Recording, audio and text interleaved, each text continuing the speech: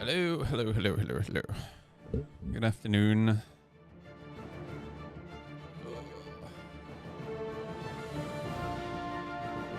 That's it, I'm officially 100 years old now. I slipped a disc in my back. Fuck yes.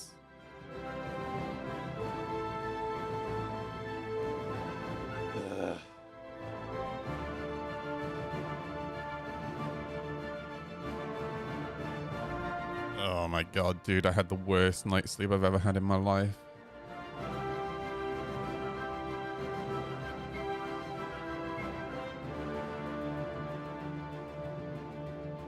Did you dare do something wild like stand up too fast? How did you fucking know, Ricky? No, do you know how I did it? I did get my motorcycle out of my garden, and what threw my back out was putting the kickstand down. Yeah. Fuck me, dude. I just felt, as I put the stand down, I just felt this little twinge. I was like, oh, that's a weird feeling. And then as I walked in the house, it just hit me like a train. And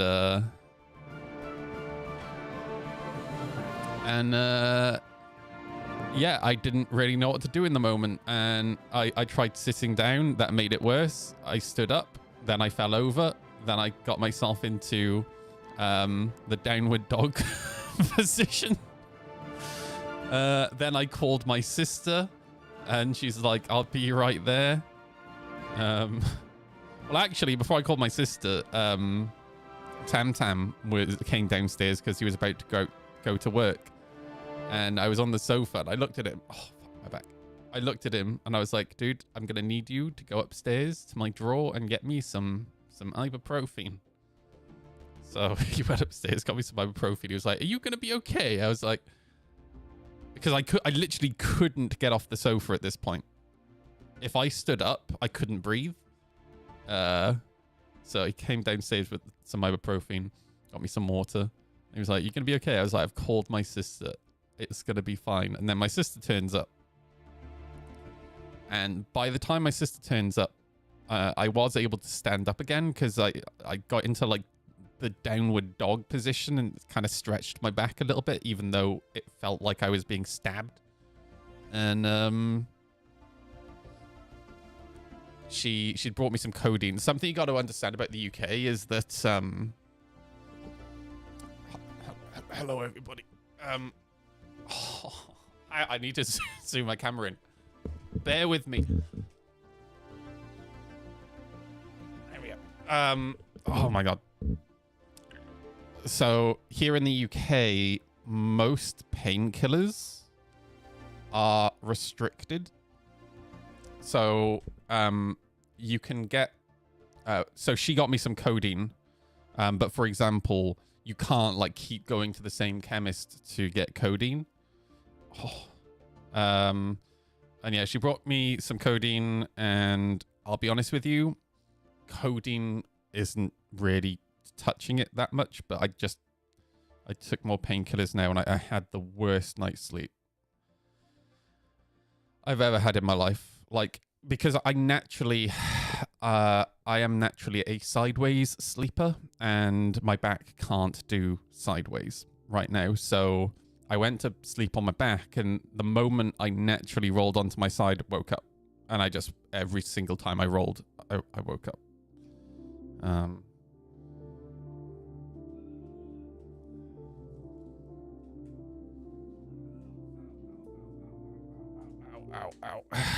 God. So, yeah, basically, if I do anything other than directly upright, it feels like death. Or if I lift my arms higher than my shoulder, it's pretty bad. Have I tried flaring? I've not tried anything other than... Ow! I'm just trying to press a button on my Stream Deck, dude. I've not tried anything other than ibuprofen or... Remember, if you guys are recommending drugs, I'm from the UK. So you have to be recommending drugs available in the UK. You're from the UK? Okay. I'll message my sister. So a slip disc, right? My sister knew straight away it was a slip disc because my sister, I'm 38, and my sister got her first slip disc also at 38.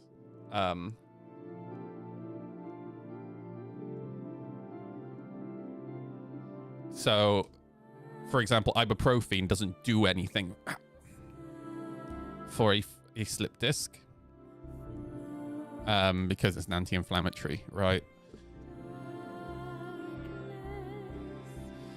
I did it. I pressed the button on my Go XLR. Fuck yeah. Well, at least I know what it's going to feel like to be like 70. Ow. Ow. Right? So that's good. Oh. How you doing, Cooler Kid? You're right, dude. Oh, God. I also had a bit of a thing on the motorbike the other day where I may have...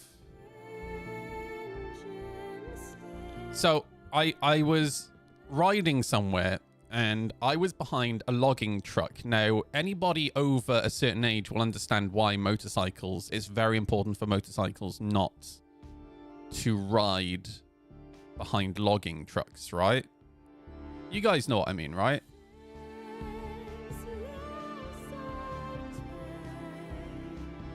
Do I need to pull up the video?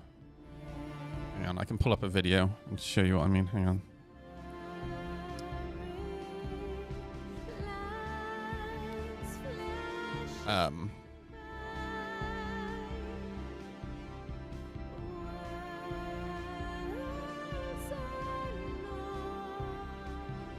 Fuck, what's the movie called?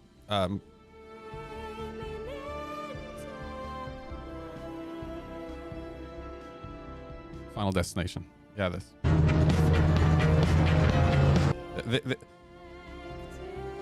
this is why motorcycles can't ride behind logging trucks. Oh, what a bike.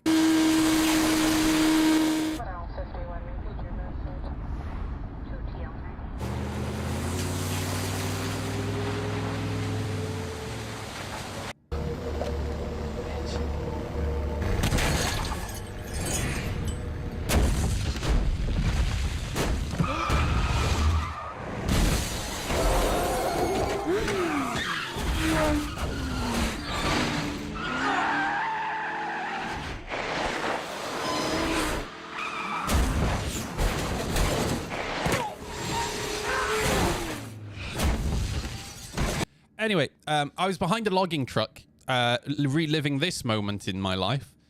And I was like, I need to get past this logging truck. So I went for the overtake and I did a absolutely 100% legal speed, never broke the law in my life. And continuing down the road, just as I was about to go round a bend, I looked in my rearview mirror and saw blue flashing lights.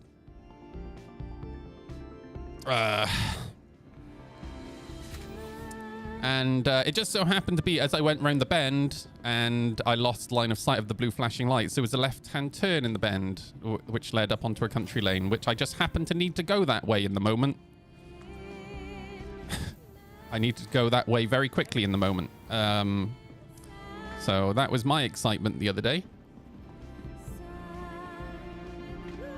And I love being a motorcyclist. It's the best. The sneaky little shits were hiding in a very particular lay-by, waiting for motorcycle, because it's the one spot we can actually overtake. The little shits. I did escape the Rosses. I did. Do you want to see? To be fair, like, I know it's... There's literally nothing incriminating on this video at all, but I can show you this. So this is the moment. So this is the overtake. Yeah, maybe this is a little bit incriminating. And they're sitting there. The little shits. And I hit 98. And then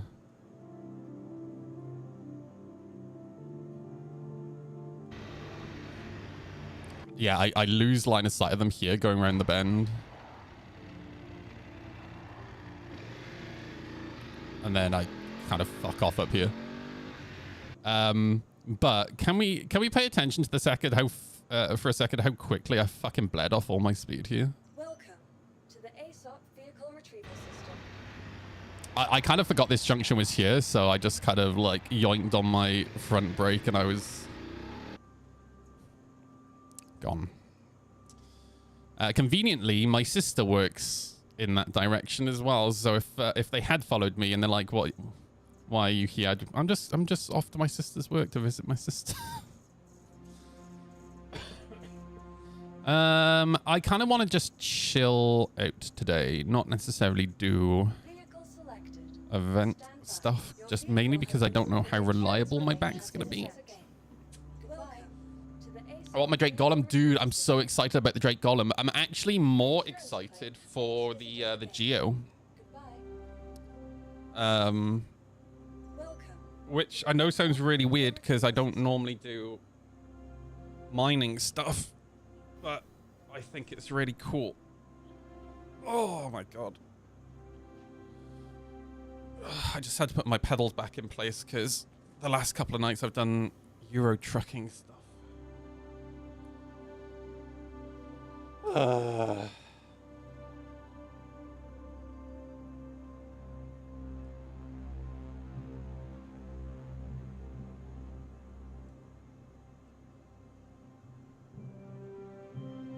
We are going to have to do some event stuff on Monday though, because Scrambled Bread,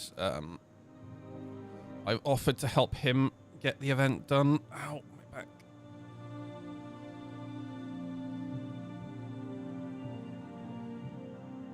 Here, let me give you guys... Let me give him a shout out real quick, because... Out.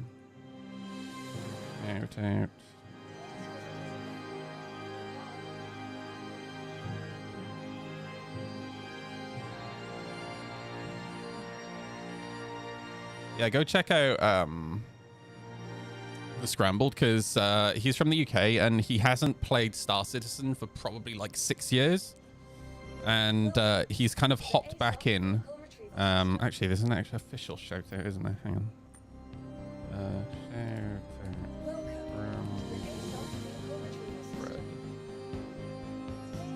How the fuck do you shout out people the proper way? Oh, I don't know. Oh, wait, it's a slash. Shout out. I'm new to Twitch. Give me a break. All right.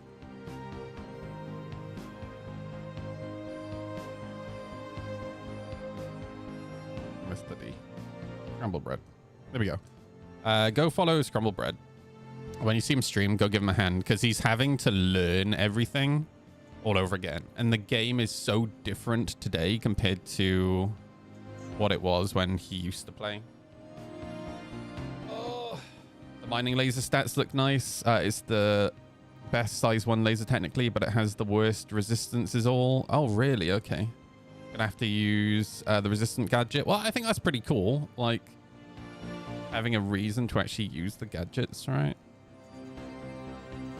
I'm tempted to take out the arrow. I don't think I have a loadout on the arrow, though.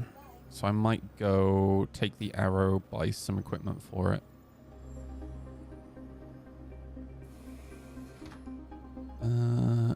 Yeah. Let me unequip these.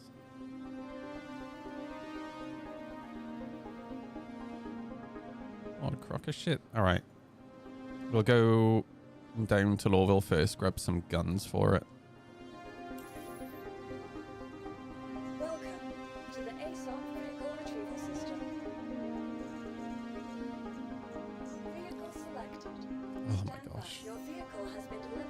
Oh, I hurt so much.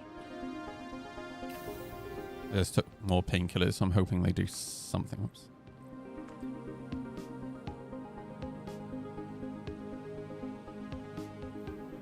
Let's go. The annoying thing about fucking my back yesterday was we've got fairly warm weather at the moment. It was almost 20 degrees yesterday. It was 19 something. and I was getting the bike out because I was going to camp last night because the coldest it got was 10 degrees. But that kind of went out the window.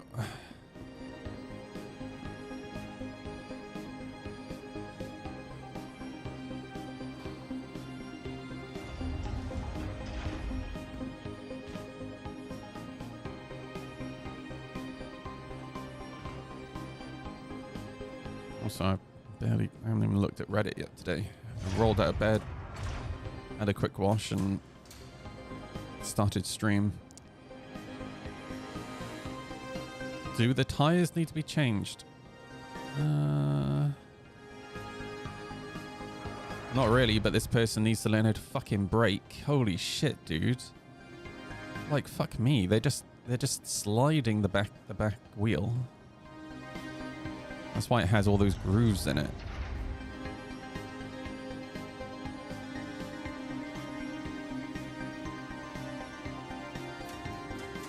You know what's fucking terrifying?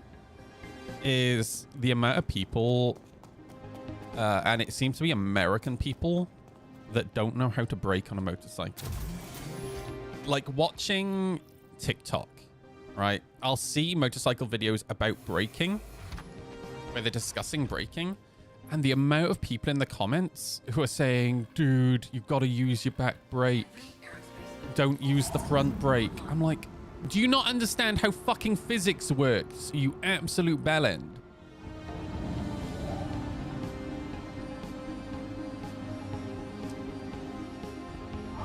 When you brake on a motorcycle, your motorcycle has momentum. It has weight.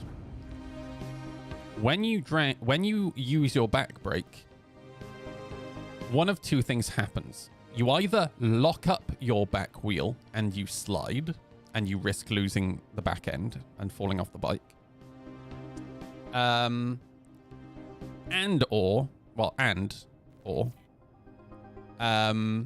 You don't lock up the back wheel, but you just increase your braking distance by about tenfold. When you use your front brake, it transfers the weight to the front and it digs the tire into the road, giving you more grip to slow down. But for some reason, there's a heap ton of Americans that don't seem to understand this fact. Motorcycle front brake versus rear brake. Hang on, there's some great fucking examples of this. Came across a good video a while ago comparing, like, somebody doing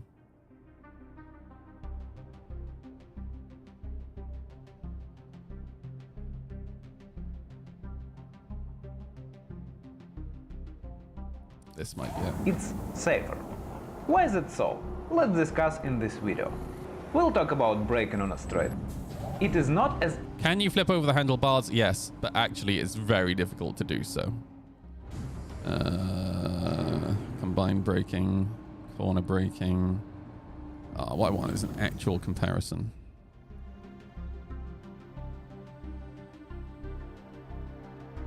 To be fair, I found the comparison video on Instagram, so it was a little bit hopeful to find it on here. But yeah, the braking distance, difference is fucking insane. American Motor guy here, most don't get it. It's nuts. But the thing is, like, the only reason it's better here is just because, like, we have both in the UK and in Europe, we have a fairly in-depth exam. So, for example, you literally can't pass your test rear braking because we have... so our test is split into 3 parts. It's the theory test, which is the written test. And to be fair, even the theory test is split in 2 because you have the multiple choice, but then you also have something called hazard perception, which is they play a series of clips to you, video clips, and during those clips there are specific moments where it wants you to click a mouse to identify a potential hazard. So that, to be honest with you, that's quite a good system. But then for the practical test, right? That's two parts. You've got module 1, module 2. Well, in the module 1, one of the things that you have to do is an emergency stop. They have a speed trap set up. You have to go over, I think you have to hit 30 miles per hour. And then when the examiner puts their hand up, you have to do the emergency stop, and you have to stop within a set distance from that speed. Well, if you're only using your rear brake, right, you literally can't stop in that space. So, for example, if you do direct access training, which is like with an actual instructor, is like 2 days of training or more to get ready for these tests, they fucking drill into you the importance of using the front brake, you know. Where is Lawville? Where's the marker? I'm freaking blind. Apparently there is. I think the big thing is, and this was a conversation I had with my housemate the other day. It's learning to trust your tires. I think a lot of people just don't trust their tires, and they seem to think that the front end will slide out from under them, like they'll lose grip. You're more likely to flip over the handlebars, but you know, you're more likely to flip over the handlebars on like a sports bike or something, so you do have to be a little bit careful there. But realistically, that's only really older sports bikes.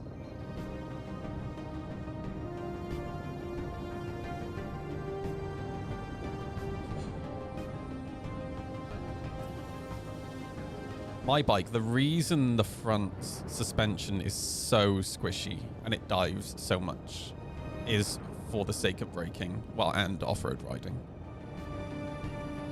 And that's the one thing I am a little concerned about if I get the front end rebuilt, is that my front braking ability might not be as good.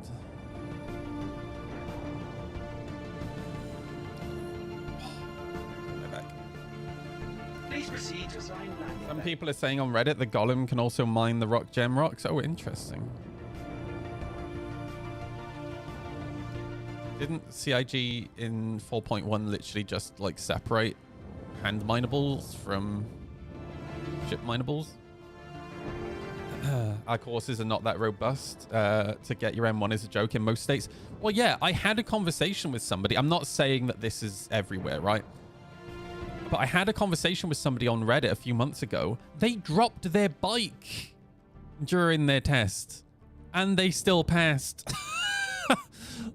What?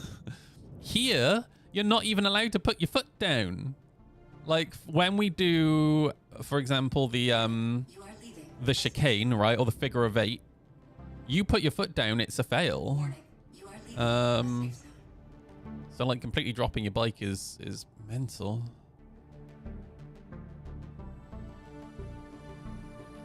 All right, let me go grab some guns real quick.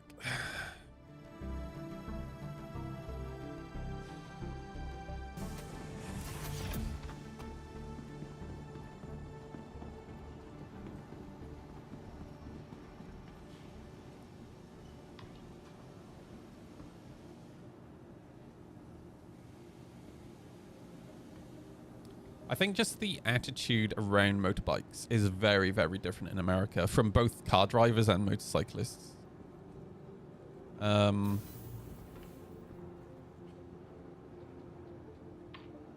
Especially car drivers. Like here, car drivers are pretty respectful around motorbikes. I would argue that most car drivers are pretty respectful around motorbikes. Like if you're in a queue of traffic, most cars will tend to give you, like, move to give you a little bit of space to get through.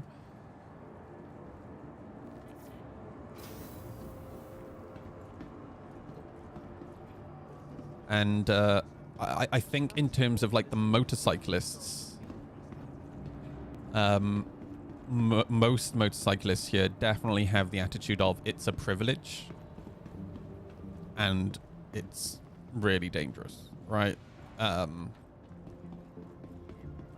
Whereas I feel like speaking to friends of mine who ride bikes in America and just reading Reddit comments from Americans and YouTube comments and TikTok comments. I think it's the other way around in America. Trespassing or attempting to trespass on train tracks is a serious and dangerous offense. To be honest, spending time around Lakenheath Heath and Maidenhall, UK driving 100% better than American, dude. So I've been lucky enough to have spent a little bit of time in America. I have been in Vegas, I've been in Austin, Texas, and I've been to LA. And the only time I was really on the road in Austin or Vegas was getting a cab, right?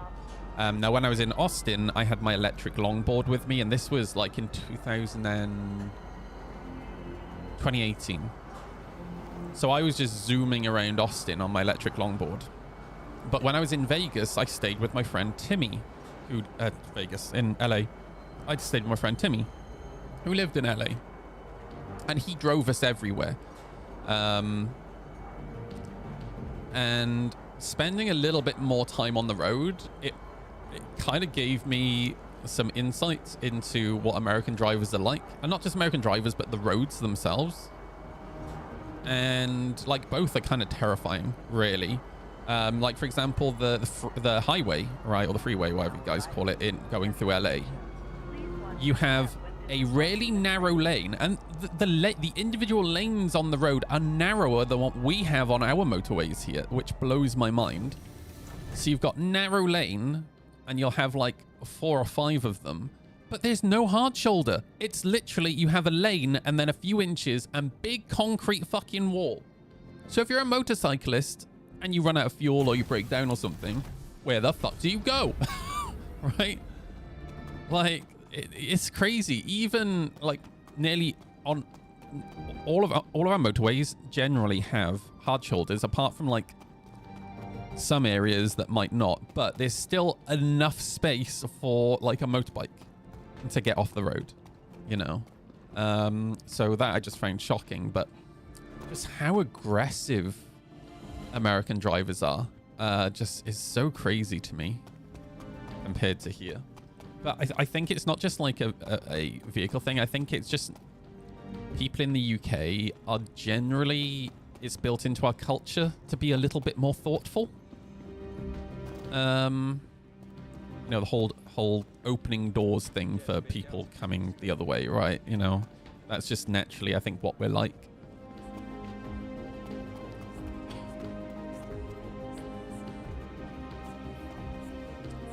Okay, so I need 2 3s.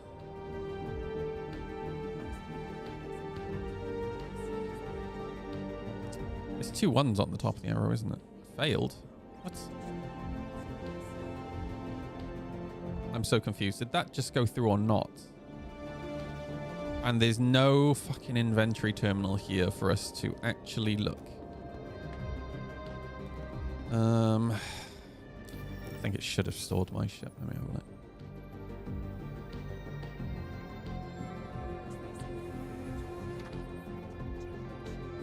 Yeah, I got them. No, those are bulldogs, so it didn't buy them. But it did buy... Wait, why do I have 3?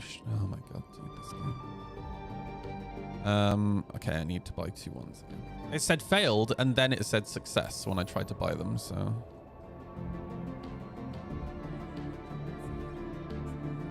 There we go.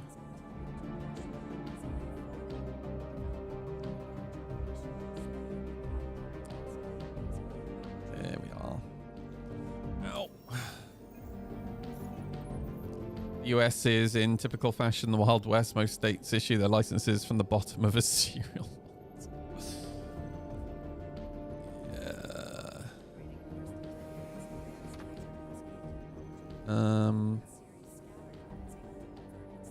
Boop. And boop. There we go. All right. I'm going to go to Orison to buy components. Just because Orison, I'm pretty sure, has most of... Well, I want to check on that.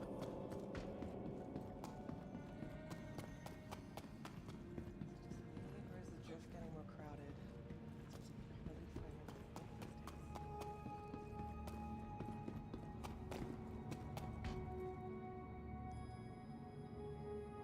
let me change this music.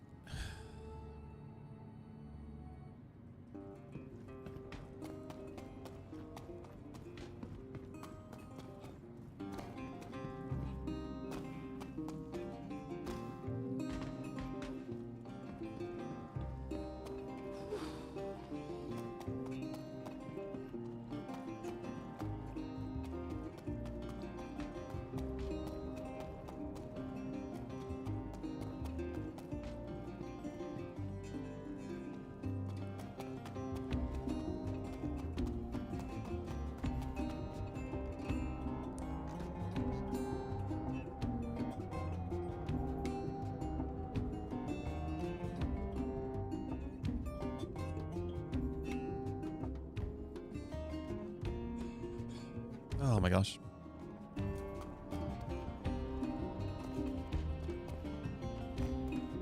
Now arriving from Tisa Spaceport. They have a new type of camera here for monitoring roads as well. So in terms of like speeding, we have average what are called average variable speed cameras. So it's not like you can only get caught by like crossing a line and being over a certain speed at a line. Now they basically, you'll have a stretch of road, they'll have a camera at the start and a camera at the end, and it works out your speed across like several miles. So those do a much better job at encouraging drivers to drive at the correct speed. But we also have a new type of camera here being used from Australia. Thanks, Australia.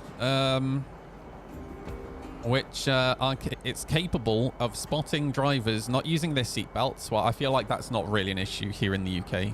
Pretty much everyone that I know uses their seatbelts.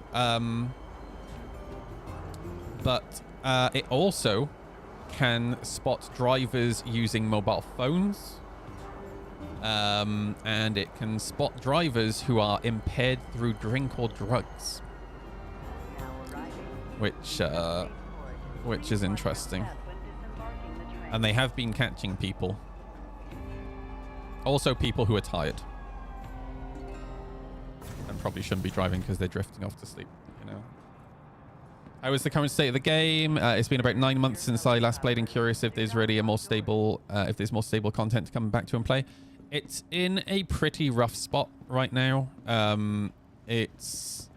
It was worse when 4.0 first came out. The game was practically unplayable. But I would say that your experience about 9 months ago is probably going to be... It'll probably be slightly worse right now, because there's so many bugs. But there is an event on right now, and it's a time-limited event with time-limited rewards, in-game rewards.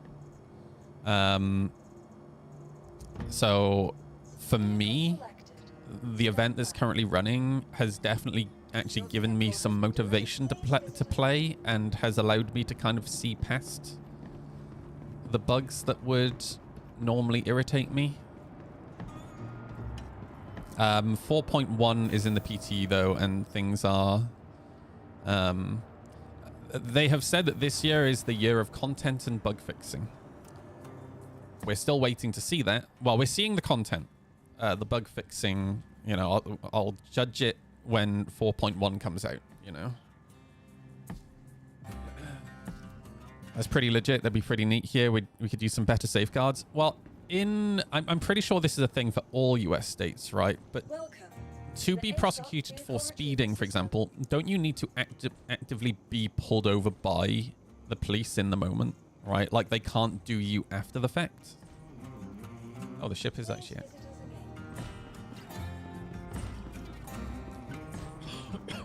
Which I personally think is really dumb and doesn't really make much sense. Because, like, our speed cameras here, they take a photo of the front of the vehicle, right, at the very least. So they have a photo of the driver. So they know who's driving the car. Yeah, all the guns are on.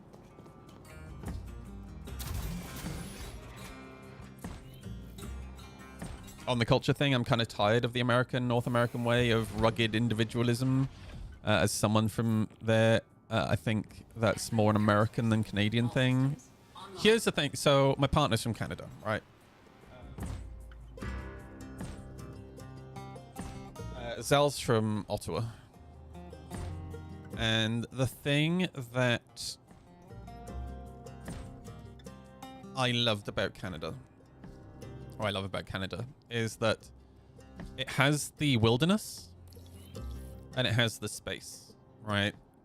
And for me, it's probably isn't such a thing for Canadians, but for me, it does feel like an adventure being there. But actually, Canadians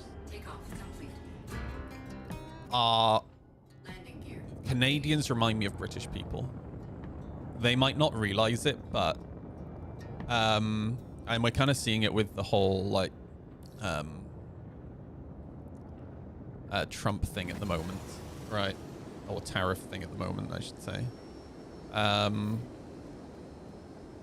In that they have a spine, they have a backbone. When they see something bad is happening, they don't, you know, they're not going to stand by that. They're going to stand against it. So they have their morals, right? But at the same time, again, they have that level of politeness there, right? And they look after each other. And that is very British. Like here in the UK, right? You can have the chaviest chav, right? Oh, bruv, what do you think you're doing, bruv? Right? But when that chav sees something bad happening, say you know, you get hit by a car or something, they'll come running over and make sure you're all right. You know?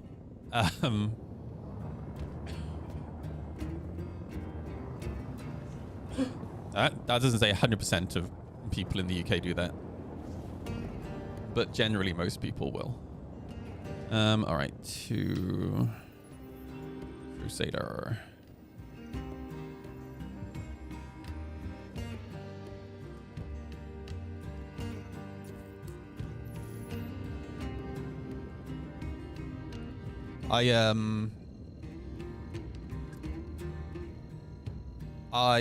This was years and years and years ago, but I had a couple of boys being really homophobic to me once when I was with an ex-partner walking down the street, and it was in a fairly rough part of town, and in the moment I was a little bit worried because it was those guys, but then there was also a much bigger group of like younger guys. I was like, oh shit.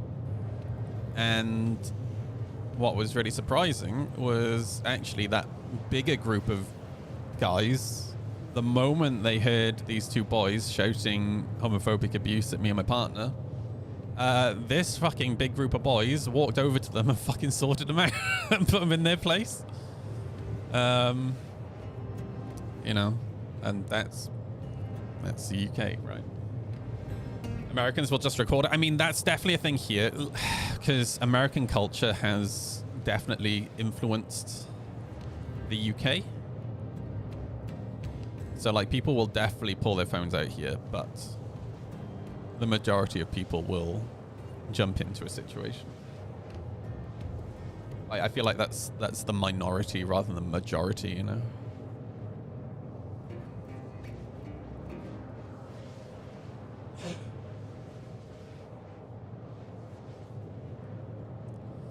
Been lucky enough to live in both the US and Canada, dual citizen, never been to the UK, but from my perspective, I can see that. Yeah, it's a very, very different culture here.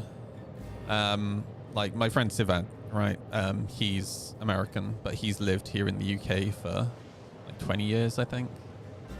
And it's interesting talking to him. Like he is still very American, but he has worked out like how to embrace UK culture, and he understands all of our mannerisms, you know, and he understands when to say certain things and when you shouldn't say certain things. He's a little less brash, I think, is the way to to phrase it.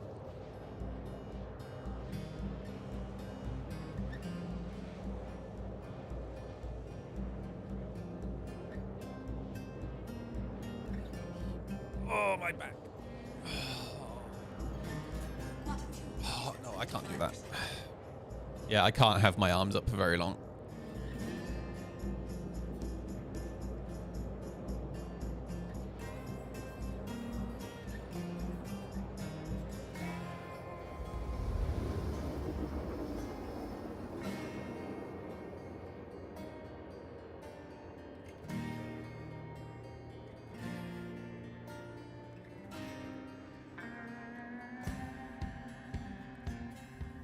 Bottom drive is now off.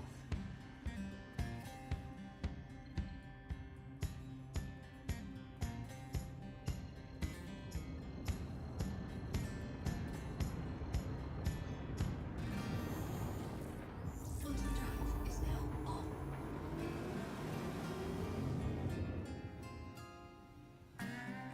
My when I was at my sister's the other day,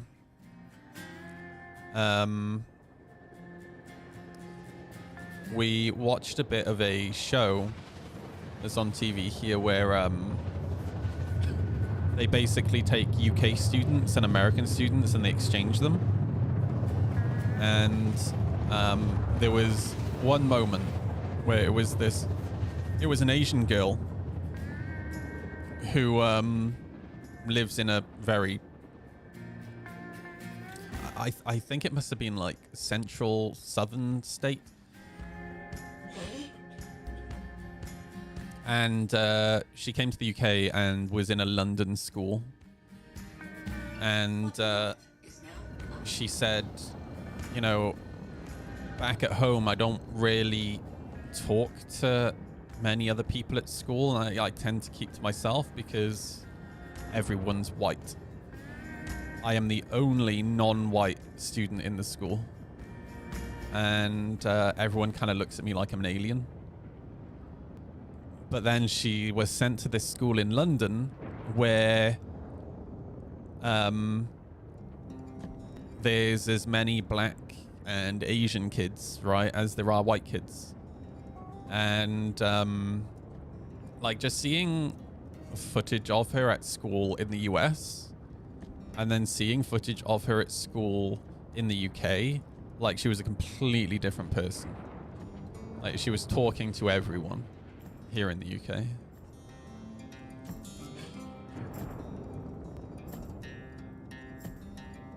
And I actually really understand that mindset, but from the perspective of the white kid.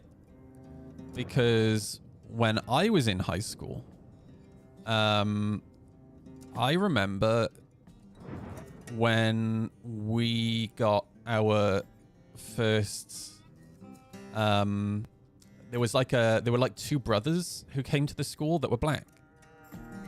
And I remember on the first day kind of like staring at them because where I lived at the time, there weren't any black families at all. And the only kind of like Asian family that I knew were the family that ran our local shop. And the nice thing was those two brothers, they actually kind of settled in quite quickly. And I maybe this is just like where British culture is very different, but like they got treated the same as everyone else, you know.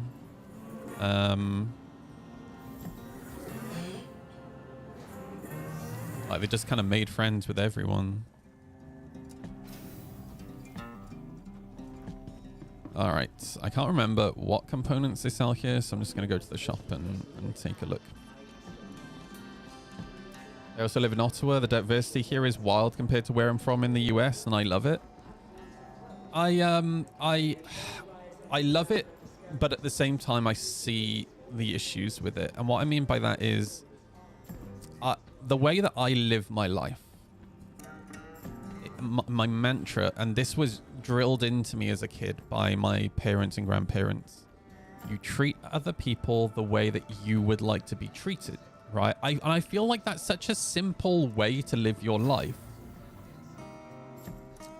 So I always show respect to everyone, all right? And I'll always make a conversation with anyone. Now, where I live, this is a very, very... I slipped a disc in my back, so that... Yeah, it's pretty bad. Can I view... No, we're gonna go this way.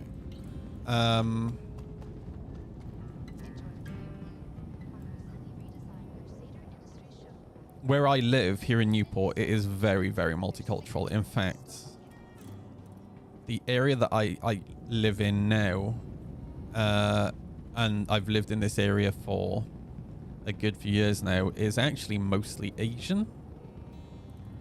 And what you do tend to run into is that when you live in a multicultural area, obviously the nice thing is that you are bringing in the best of those cultures, but you also kind of get the worst of those cultures. And it does tend to bump heads from time to time with British culture. So, for example, my old landlord, you know, the way that I was brought up is if you disagree about something, yeah, you talk about it, and you kind of, it's almost like bartering, right? Like you try to find that middle ground. My old landlord, his son wasn't quite as bad, because he's been brought up here in the UK, but my landlord, really, really pushy, you know, and like sometimes we'd disagree on things, and I would say my piece, and he would just put his foot down and like push and stand his ground and push and push and push. And I do, because of the way that I've been brought up, right, I just, that type of pushiness I'm not really a fan of, but I've learned to live with it, you know, because it's pretty common in the people who live in this area, because it's just, that's what their culture's like, you know.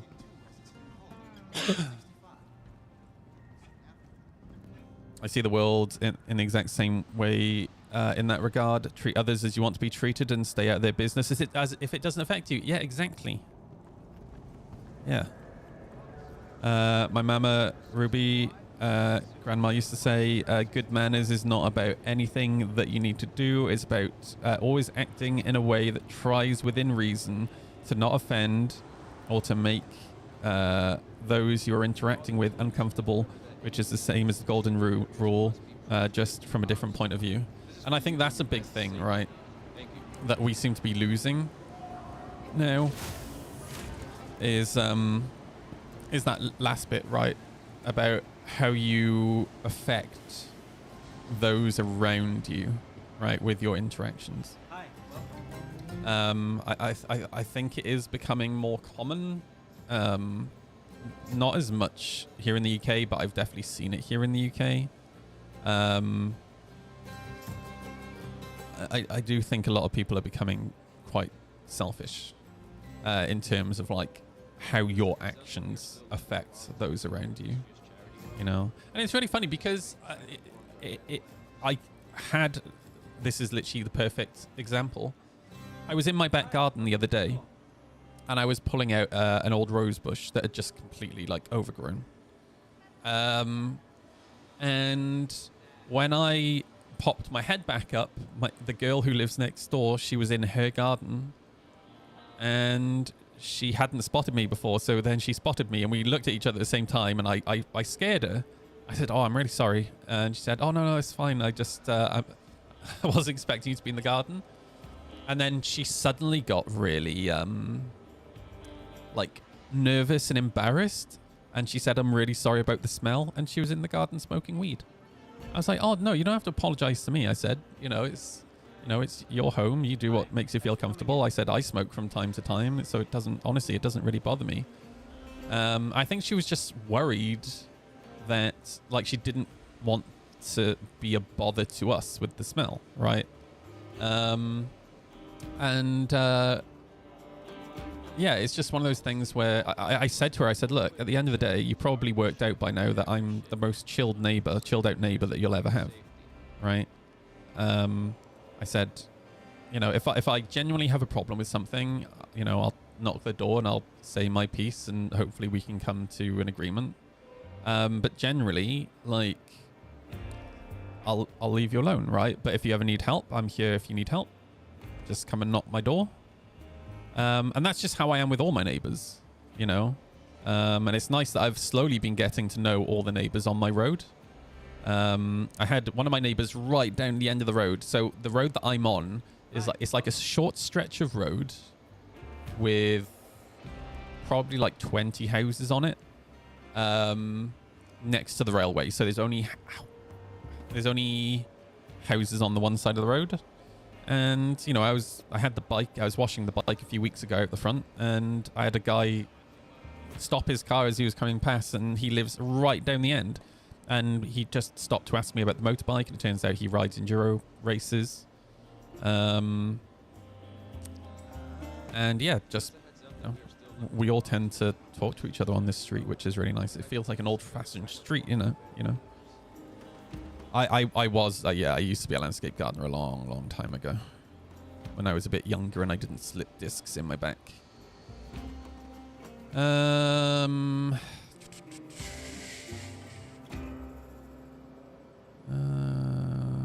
Okay, this I'll buy.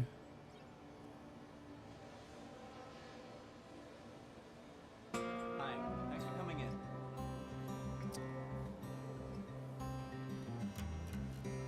Oh wait, no, that's the wrong size balls. I actually don't think there's anything here. Let me just use Urkel. I don't think there's anything here that I can use. Hi, let me know if there's anything I can help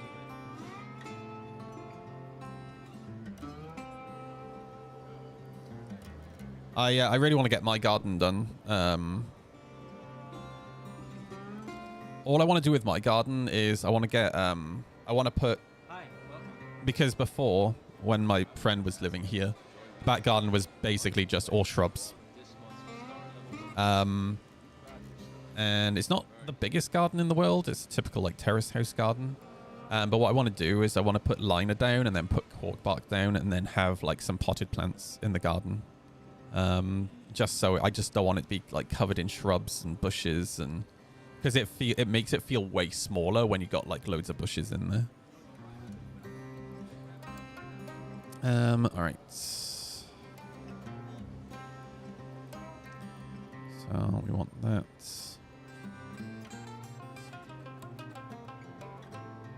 Hi, welcome. That.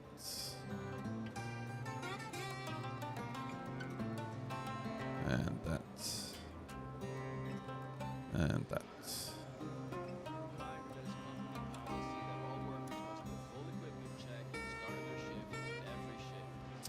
Okay, we're going on an adventure. Oh my god, fuck me.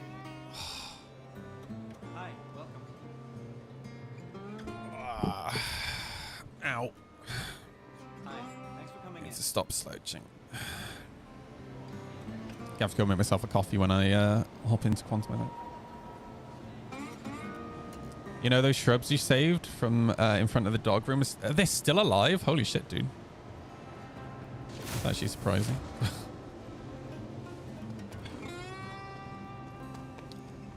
Now check the golem stats. I don't give a fuck about the golem stats until they're on live servers. Stats on PTU literally mean nothing.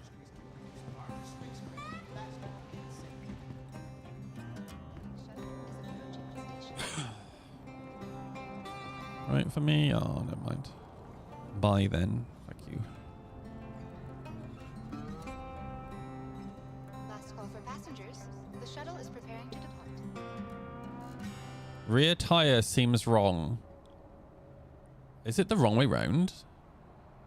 It might be the wrong way round, you know. I would need to see the side of it because water. No, it might be alright. I need to show the wall of it, my dude.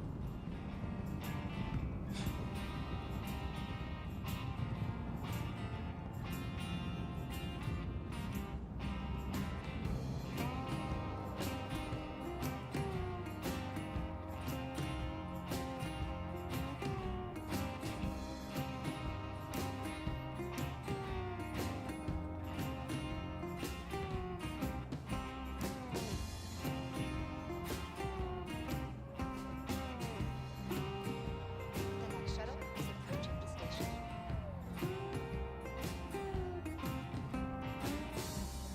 The next shuttle is approaching the station. Well, no, you get the tread going both ways. It just depends on the tire. Preparing to depart. That's why you need to actually look at the direction arrow on the wall of the tire.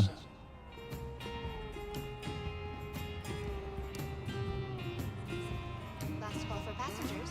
The shuttle is preparing to depart.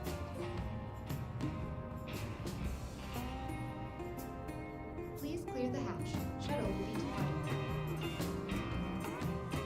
The shuttle is approaching the station.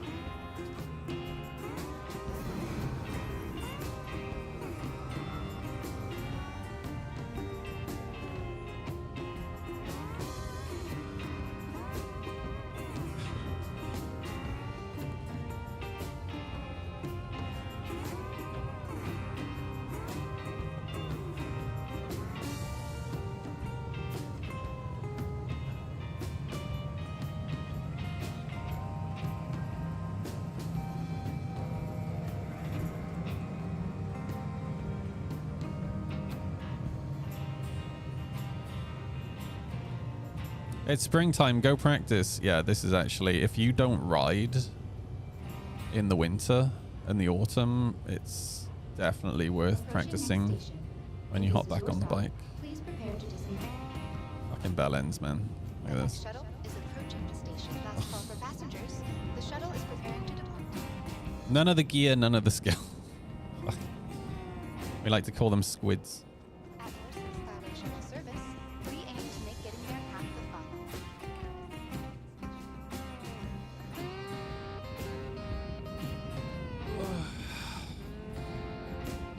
I mean, all the ground vehicles have really low signatures. They changed that a while ago, like a year or two ago. The next shuttle is approaching the station.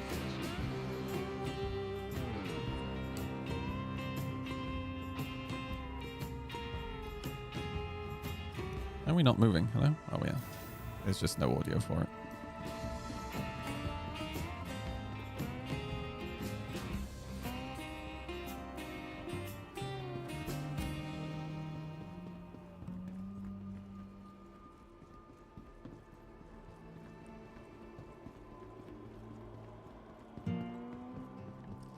Dude, the lighting looks fucking awful in this game, man. Like, people go on about how good the lighting looks. And I would agree, like, sunsets and sunrises look great. But look how flat the lighting is here. Crusader cares to improve the lives of everyone. Like, it looks terrible. 10% It's never looked good in this game. stand out home. Together, Yeah, lighting looks good in space because it's directional lighting, right?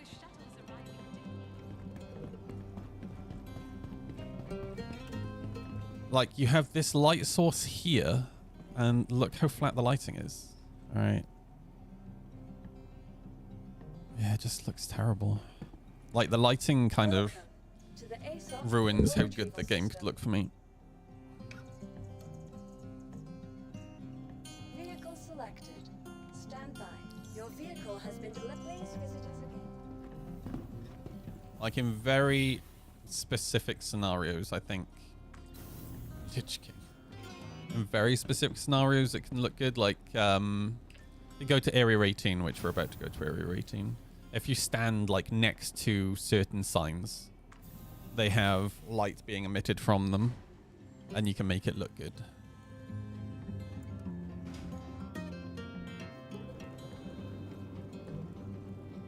Okay, no ship, nice.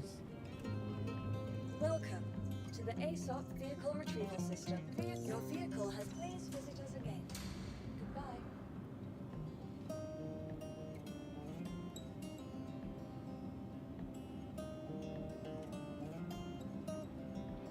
Brilliant.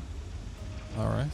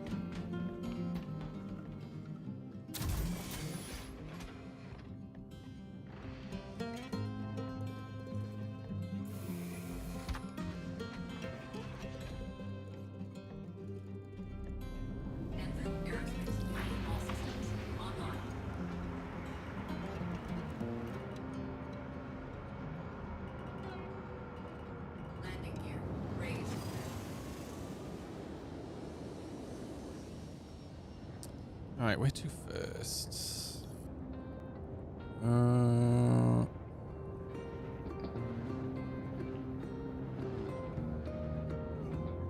Well, that's convenient.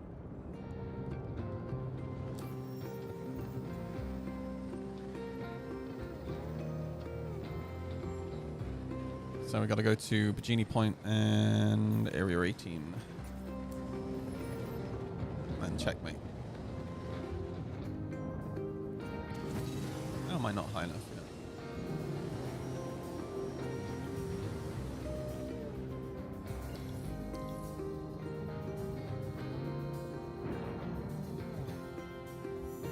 Boom. Holy shit, dude. Oofed. Yeah, I love this. Russia claims Ukraine's strike on Sudza gas pipe breaks Trump's ceasefire deal. Russia literally broke that deal within a couple of hours. Sorry, Trump. Putin. Putin literally broke the deal within like 2 hours.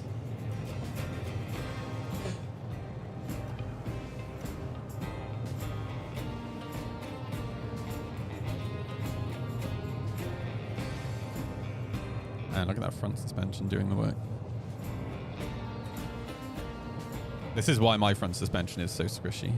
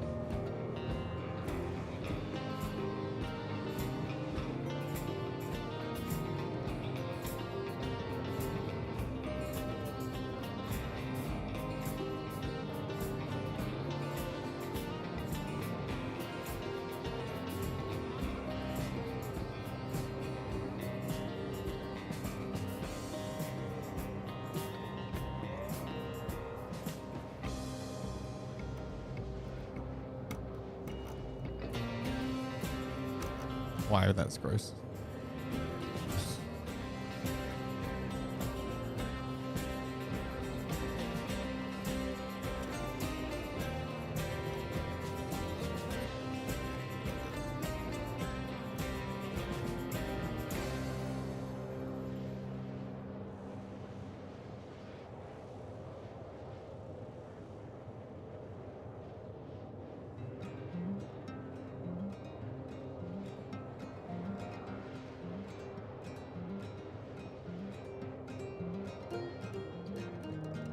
Don't mind about the fact it's a long job, just if it's an actual pain in the ass to take things off and reinstall them. Good luck with the wiring, Loom. That's probably the most frustrating part of a frame swap.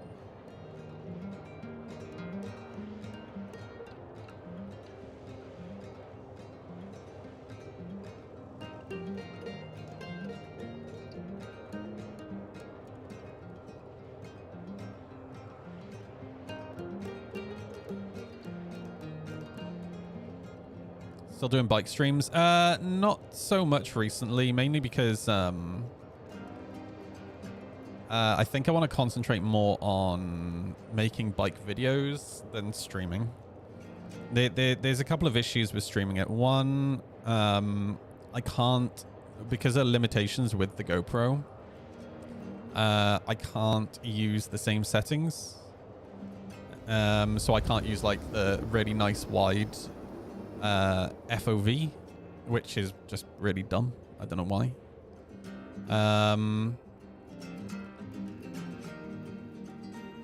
And then there's the whole signal part of it. Like I've done everything I can to make the signal be as good as it can be, but it just I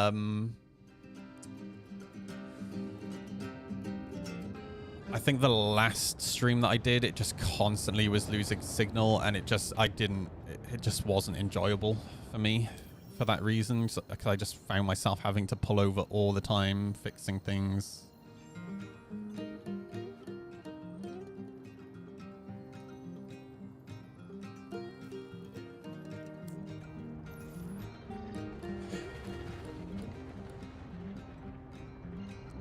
Whereas making a video, you don't have to stress about that. It doesn't affect your mood. You just ride. You don't have to stress about, oh gosh, am I doing the speed limit? I mean, I'm not doing anything right now, Catnuts. I'm just buying gear. And yeah, making a video, you can just relax way more.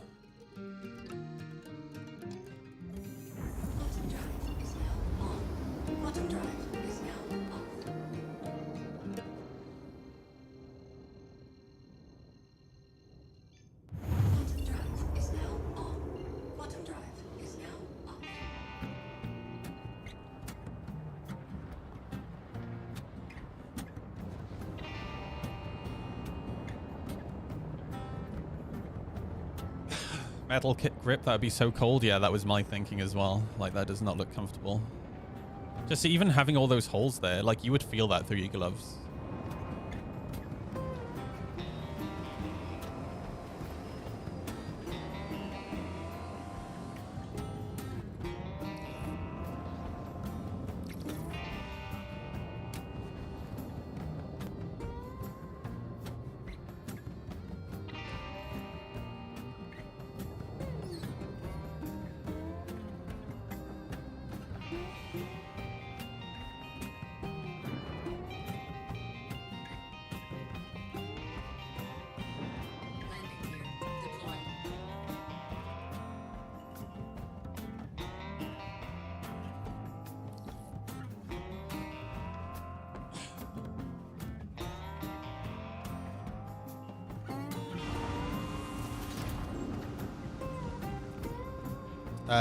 Where are the bike vids? Exclamation mark bike, I think.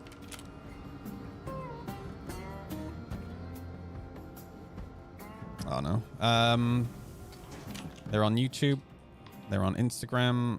They're on TikTok. Just search for Adventure Noodle.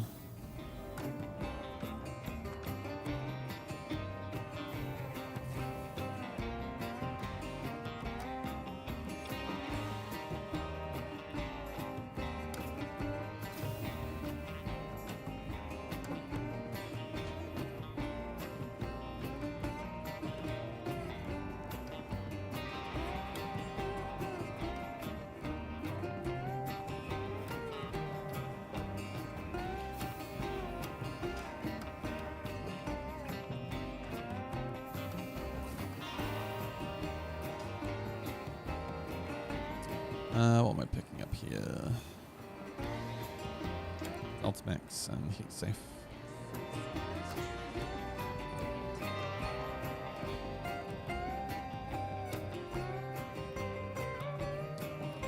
Why does this clothing store look like a friggin' platinum bay? It's only weapons. So.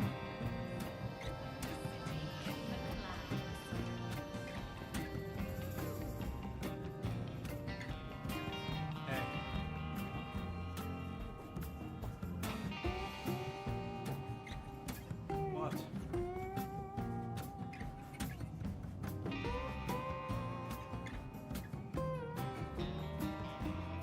Boom. Done. Okay.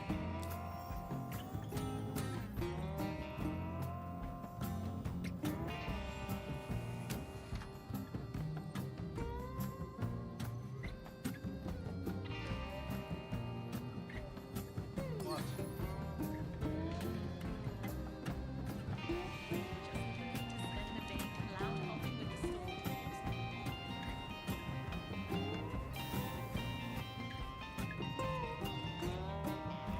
Hey, Green, you're right, dude. Should really play. I mean, there's lots of games I want to play.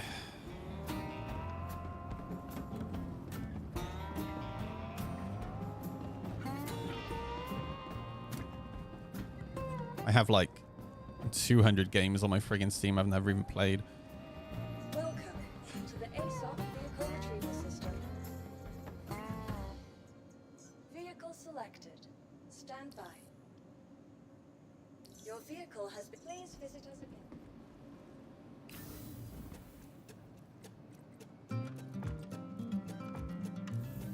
Waiting for the sun to return. I mean, it's warm here, but it is grey. There's clouds out at the moment. It's nice having the warm weather though. Just wish my back wasn't fucked.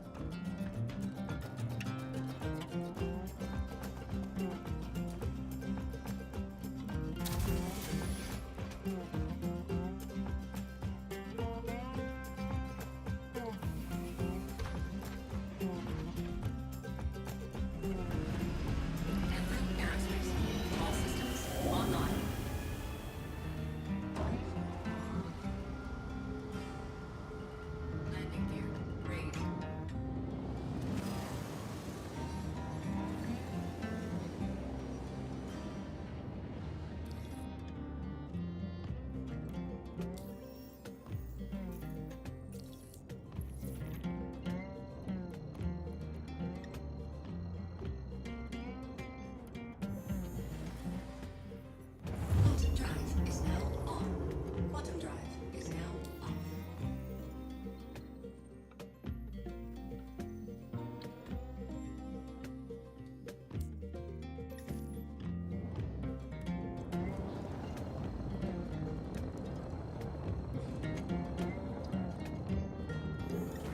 Quantum drive is now on. Hey, Gaming Minstrel, how you doing? How's life in the verses? All right. Oh my gosh.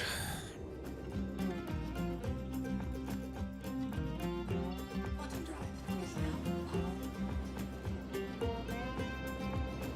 off. Man, I wonder what ship that could possibly be.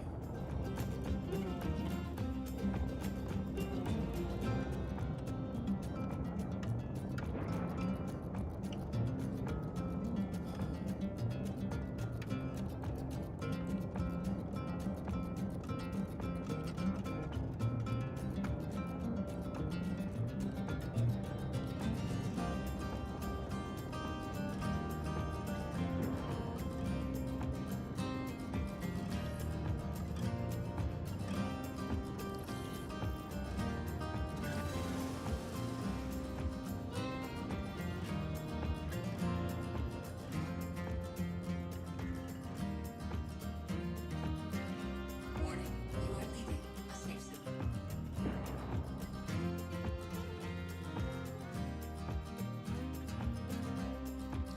Nice.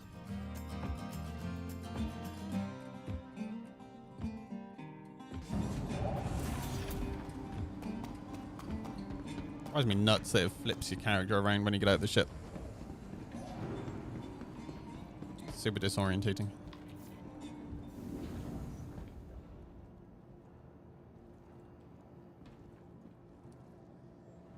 What happened to my back? I slipped the disc.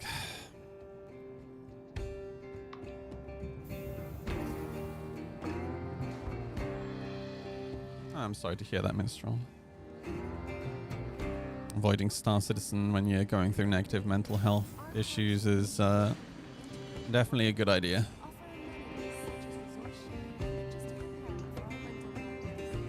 Especially 4.0.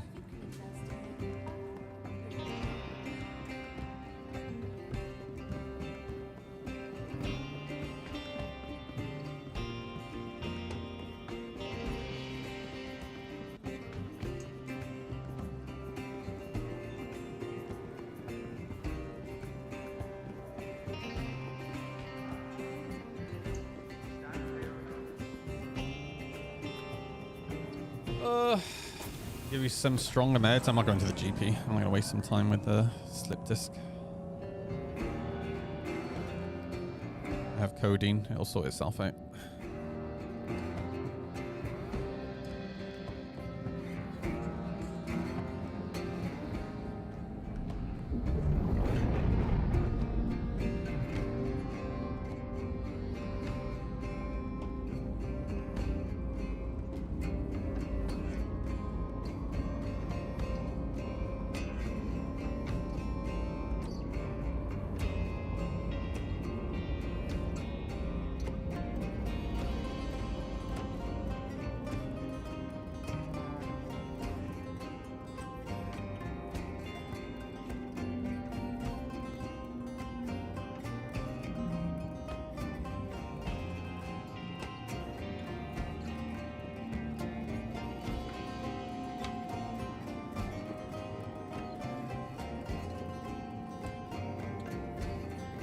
When I start the jump to checkmate, I'm going to go and make myself a coffee.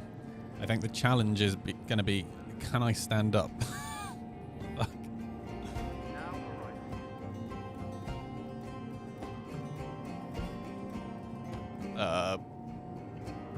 We're in the queue.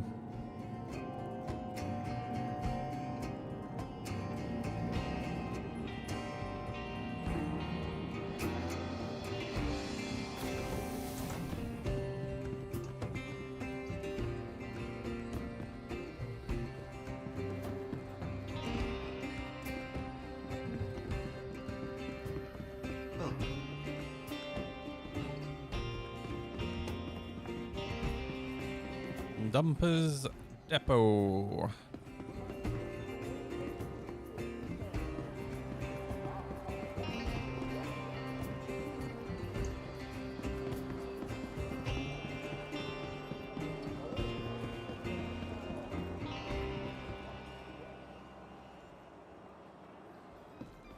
Can I ever find my way around Area 18?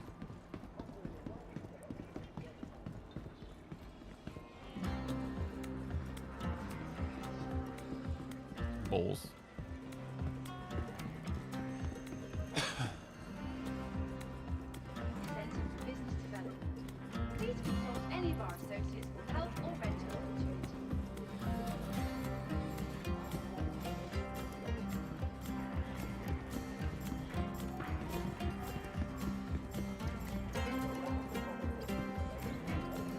It is that way, isn't it? Oh my god, I'm such a noob.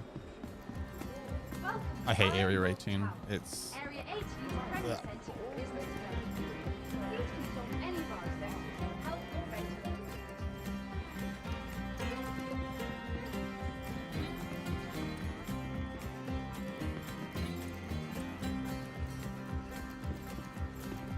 It's not as bad as Orison. I find having to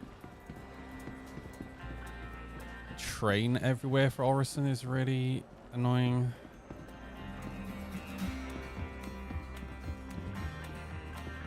I think if they just had signage here that made sense, it would be a lot better.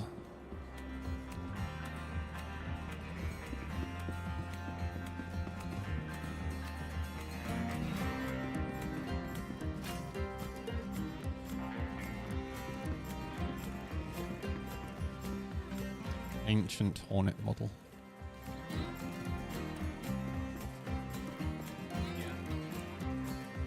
What am I playing?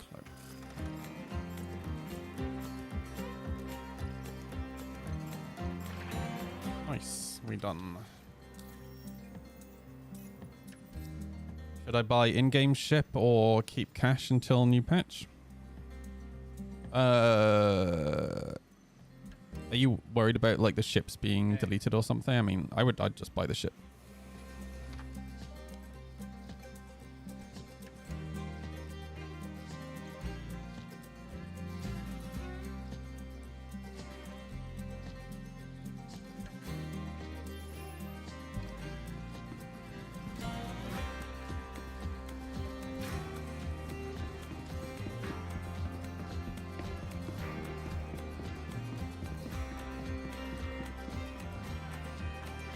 Star Citizen. I mean, it's a coin toss, right? So it's your choice.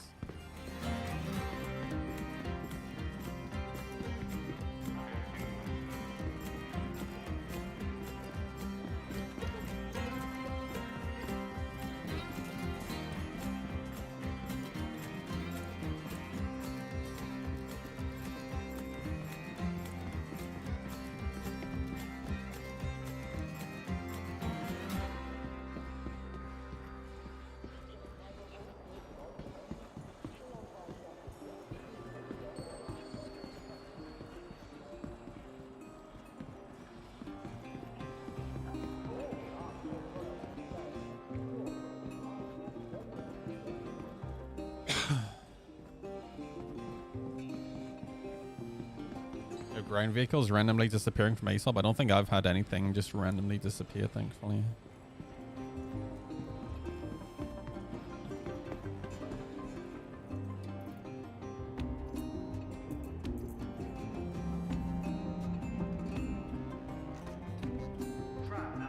Holy shit, dude. It's so slow. Fuck me.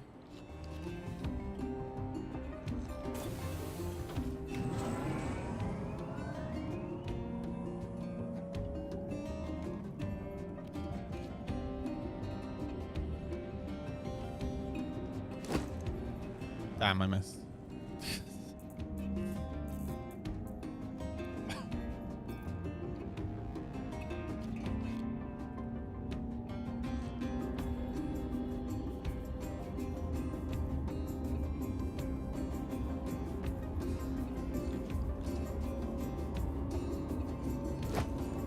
Got him.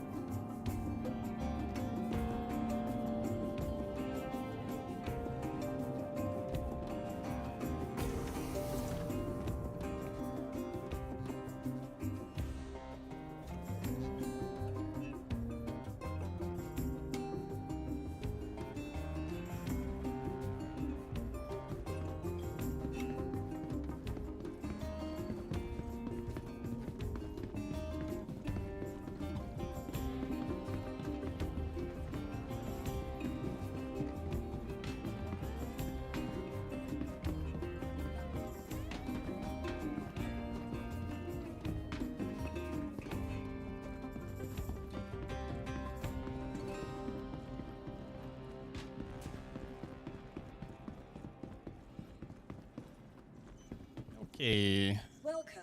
Thank To you the for ASOP Just one more stop after this one, and then we're good. Vehicle whatever our selected. transactions. Stand We by. wish Your you a vehicle has been beneficial delivered to the following. Please visit us again.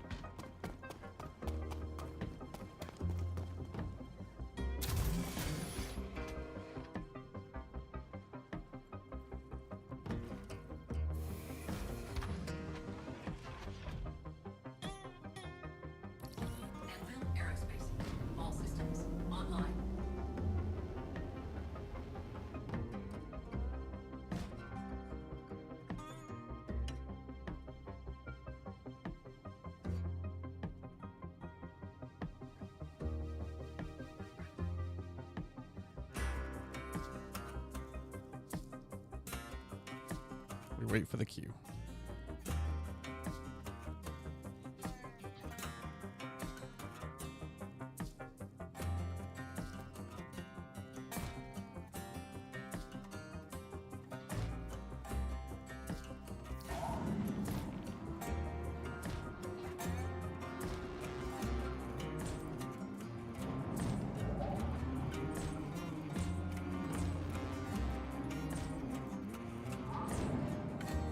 Takeoff complete.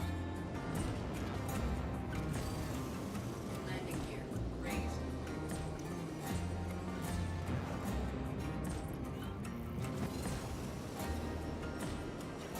Oh, I should have put my paint on while I was at Lawville.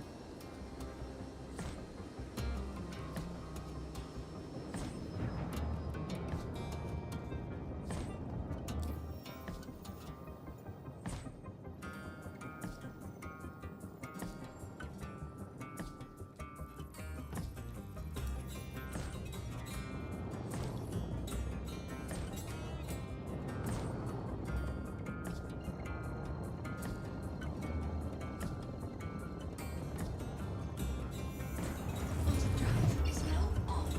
Quantum drive is now on. Quantum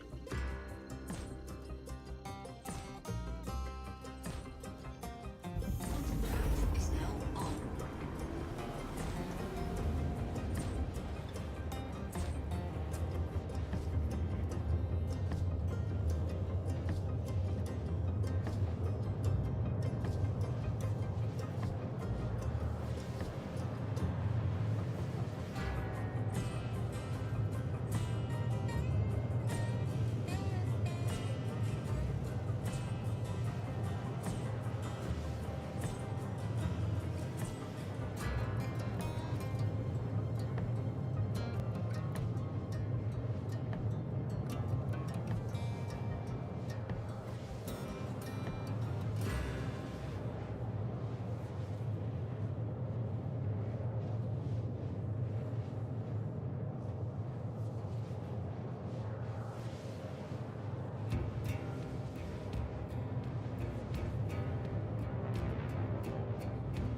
That's not true, Sivan. I lost all of my ships in the last patch. My money was fine. All my ships were gone.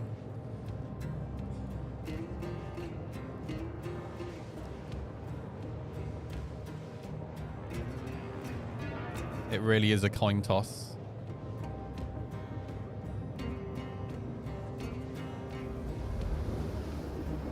I lost all my components as well.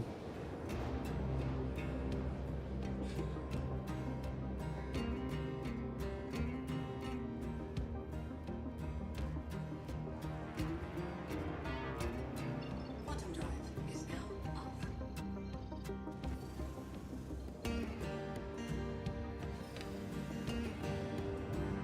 Let me stop and grab fuel real quick. But they'll come back in a future non-white patch, right? No, not necessarily.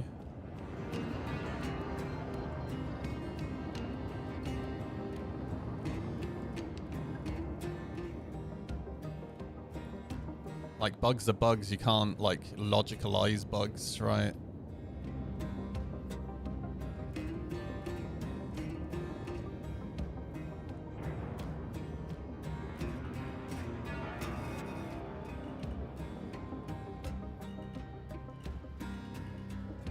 Landing gear deployed. Landing complete.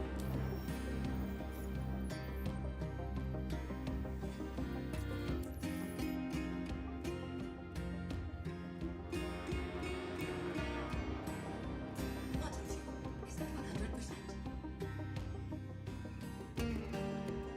Yeah, sometimes if you're lucky, they'll return, but from my experience, I don't think I've ever had anything return.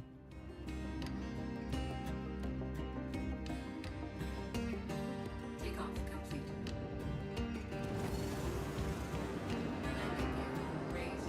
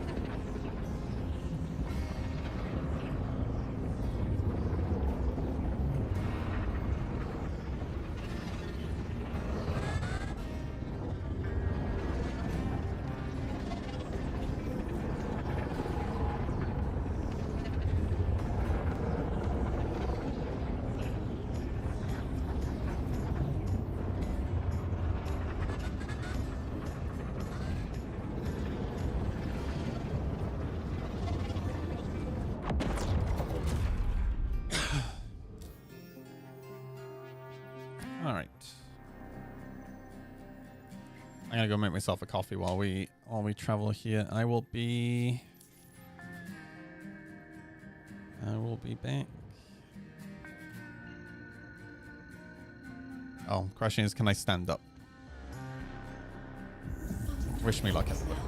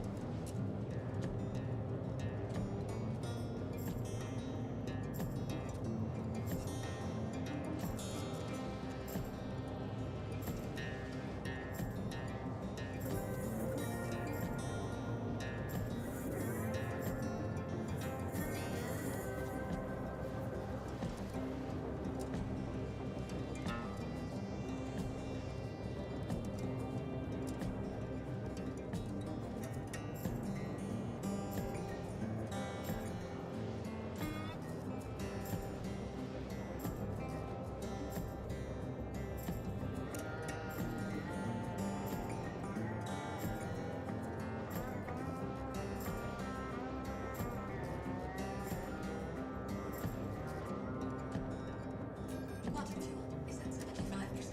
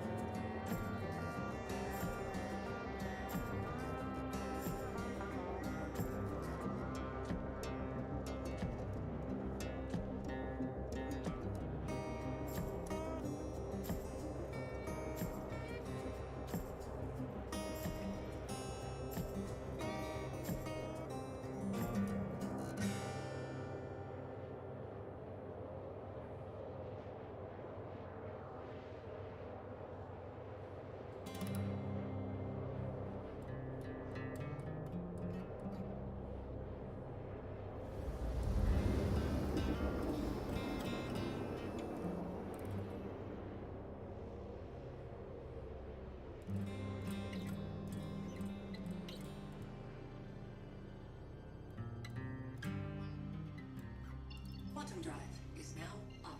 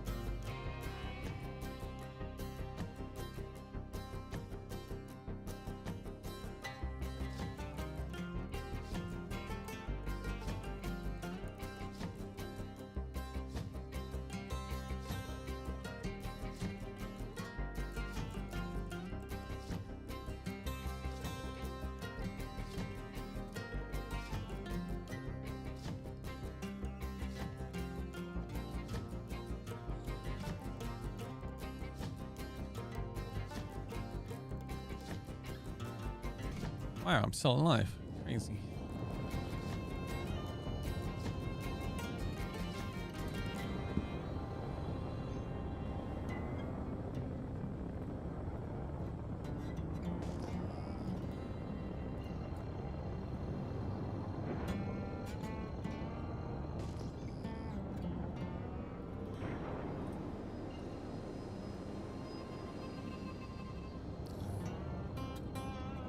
Thank you for visiting. Safe travels.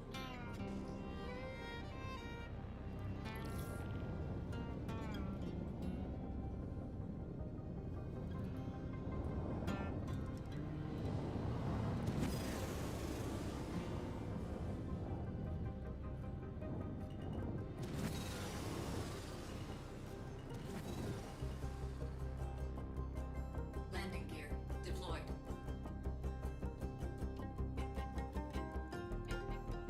Oofed. That lighting is glitched. Arrival complete. Welcome. Thank you, bud.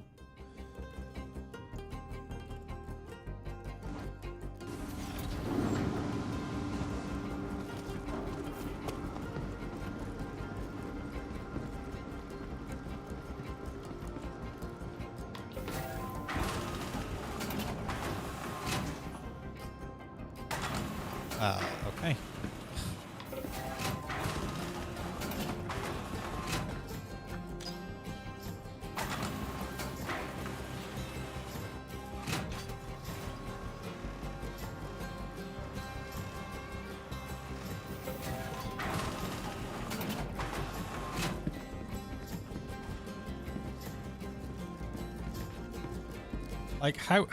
Like where is this lighting source coming from? It literally makes no sense.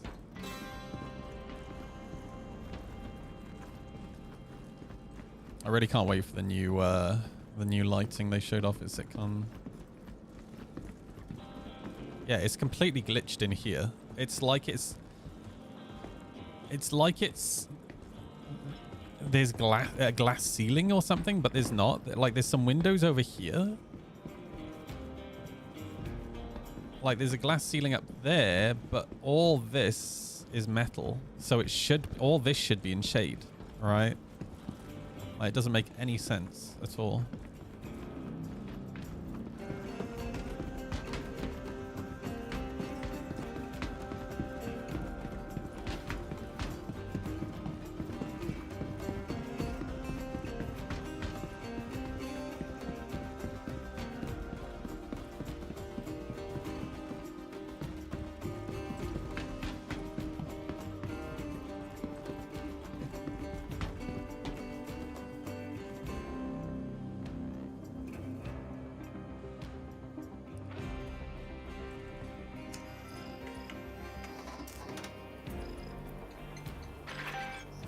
Nice. We're all done.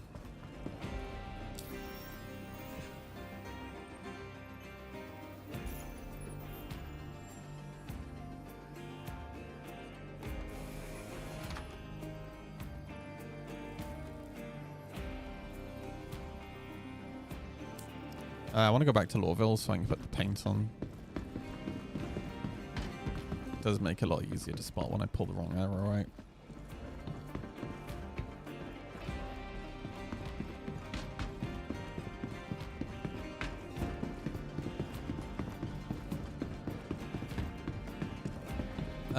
I might do some quick travel.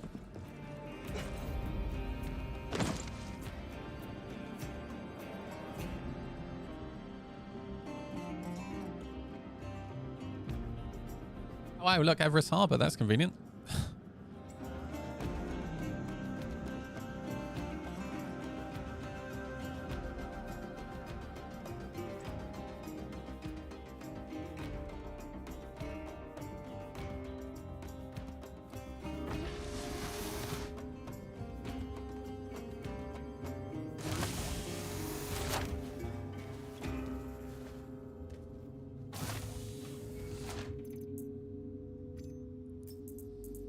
Okay.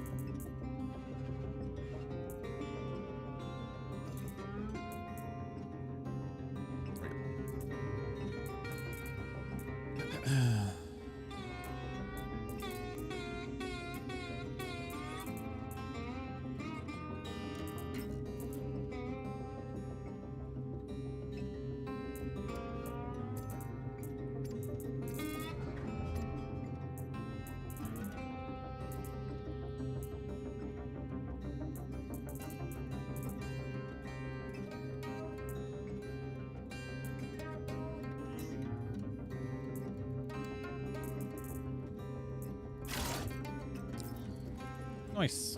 All right. Gosh. My back does not like being in this Head chair. nurse, please report to med station. Thank you for visiting Kelto RX. Feel better? Safe No medicine problem. isn't only about healing.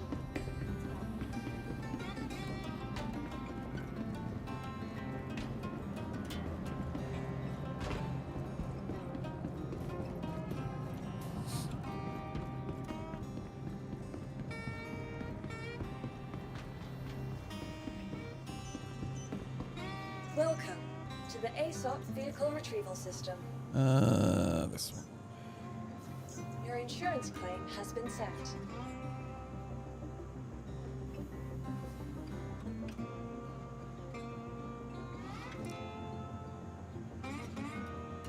Anytime today. Come on.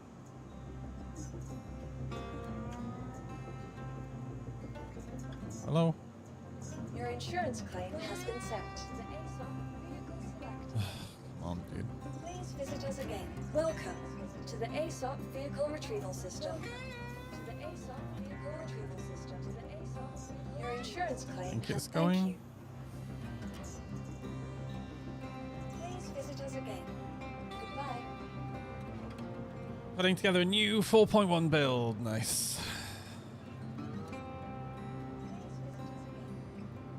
Love hate global chat. I wish I could just disable global chat permanently. Goodbye. Welcome to the I'd much ASOP prefer to Vehicle have like a Retrieval local System. chat. It makes way more sense.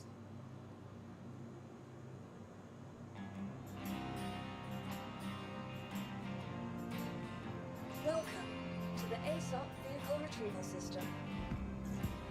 Please visit us Oh, again. the countdown isn't actually counting. Welcome Well, it's counting to the down, but it's ASOP not Vehicle in real Retrieval time. System. Well, no, it's in real time. It's just when I'm in an ASOP terminal, it doesn't count down. Add two-man pirate group people trying to hang a ram.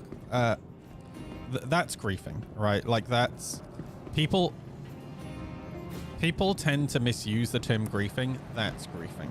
CIG have made clear that that's what they consider griefing, right? Cry because they blew up my empty ship and tried to claim that me pressing charges in Stanton was griefing because it was PvP. Okay, they're fucking more. I feel like they were trolling you, if anything. Please visit us again to the ASOP. Welcome to the ASOP Vehicle Retrieval System. Vehicle selected. Stand Alright, by. back down to Lortville. Your vehicle has been delivered to the following locations. Please visit us Yee. again.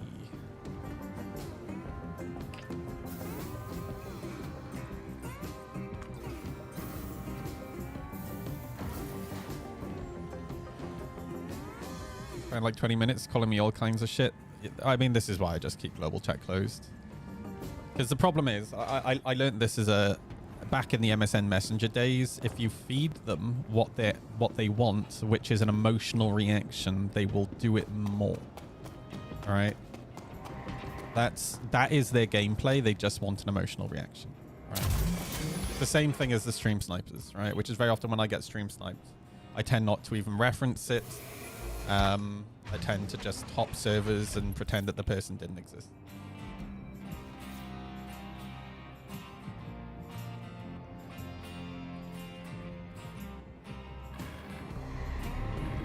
Anthem Aerospace.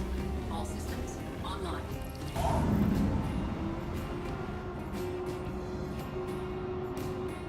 Takeoff complete. Shields offline. Landing gear raised.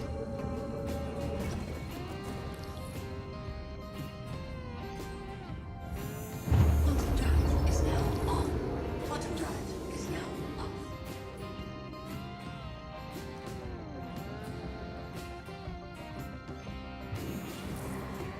Quantum drive is now on.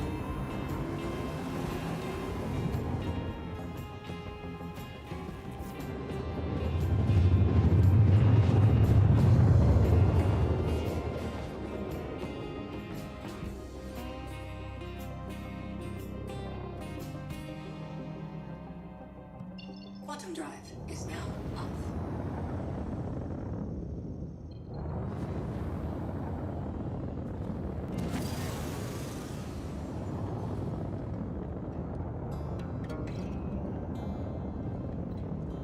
Claimer's still sat there.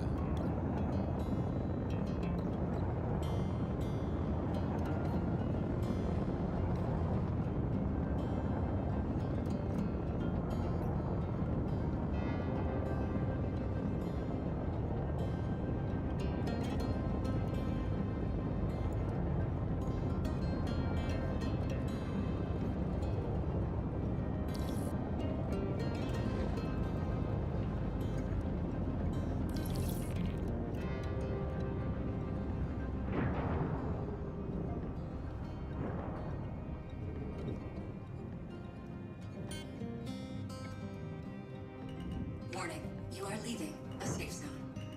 Warning, you are leaving a safe zone.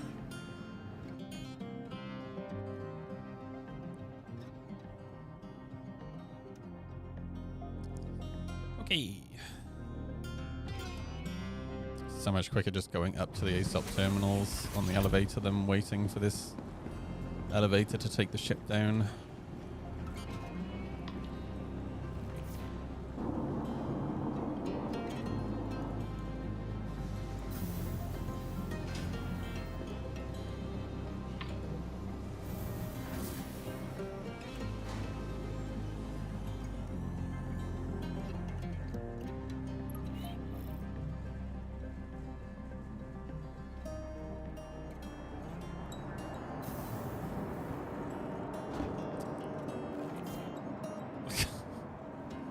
Wow. What an experience. I got Star Citizen.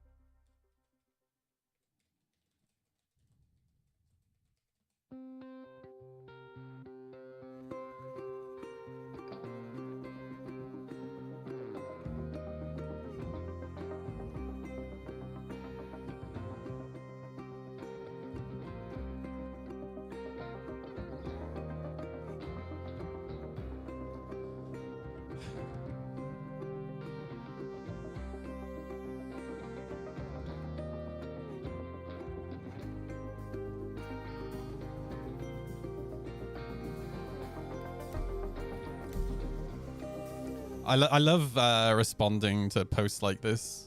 Am I in the wrong? So I was filtering today on a long road towards a roundabout. The cars I was passing were all stopped, and there were no cars coming against me. I was doing around 10-15 miles per hour. Then suddenly a car decides to swing out as I'm about to pass them. They put on their indicator after coming out and goes in the right lane. First of all, do I have the right to be annoyed about it? And secondly, if they hit me as they came out, who was in the wrong? And I said I've watched enough Jobber videos to know that if that resulted in a collision, it'd be a 50-50 insurance split. Yes, they were in the wrong for pulling out, but you should have also been filtering at a slow enough speed to stop. But yes, you have the right to be annoyed. Yeah, there's a guy. He actually plays Train Sim on TikTok and Instagram, called Jobber. Holy shit. Oh, that's rough. Yeah,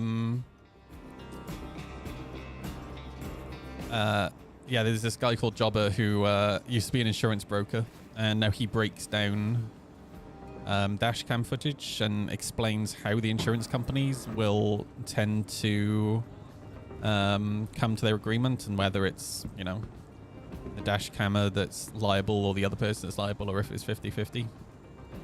And it's kind of really interesting hearing him discuss how they like legally break it down. Because a lot of situations where you would think it's the other person's fault, like, and you gotta be fucking kidding me, dude. He has broken down quite a few videos where it's a like a motorcyclist filtering through traffic, and then somebody pulls out on them, right? So they either collide with that car, or you know, they dump the bike, and you would think it's the car's fault when actually it ends up being a 50-50 split because of what I just explained there. When you're filtering, you're supposed to be filtering at a slow enough speed that you have enough time to come to a stop if a car does pull out. You know, the other one that's really interesting that he comes across a lot is when you have somebody coming onto a roundabout and they're in the dash camera is in the right hand lane, and they're obviously, you know, they've gone round the roundabout and now they're about to come off, right? So they indicate left, and then there's a car in the left lane that goes in front of them, so they end up colliding. And again, you would think that that would be the you would think that would be the liability of the person who is in the left lane, but no, actually there is precedent legally that already states that if you're in the right hand lane on a roundabout, you have to make sure the left lane is clear before exiting the roundabout. And the reason that precedent exists is because, and I can give you a great example, I show you a local roundabout where I live. This roundabout here. Okay, so... Oh, for fuck's sake, I hate it when it does this. Back up there, please. Thank you. So, this road here, this is like... If I'm going to my sister's house, this is a road that I have to take. And whenever I'm coming down this road, right, I gotta go this way. Whenever I'm coming down this road, there's always a long ass queue of traffic in the right hand lane all the way up here, because this, you either turn left and you go into town, or you can turn right and continue down the dual carriageway. And the left lane's completely empty, and the right lane is completely rammed all the way up to here, right? Well, I ride all the way down here in the left lane, because if you actually pay attention to the signs, you can turn right in either lane, right? And then once you actually go round the roundabout, what happens... Now arriving. Kisa Spaceport. Please watch your step when disembarking the train. Is it turns the right-hand lane then has to merge into the left lane, right? And the amount of times I've gone all the way around the roundabout in the left lane, and then a car has beeped their horn at me as I'm coming onto out of the roundabout, when actually it's their responsibility to merge into my lane because I was in the correct lane. And the highway code also states that you should always be in the furthest leftmost lane when available. For example, now this would never happen, but say, in fact, I can show you another great example from where I live, which is down this road. I go down here. Nope, not down there. I'd find it on the map, but I'd never find it on the map.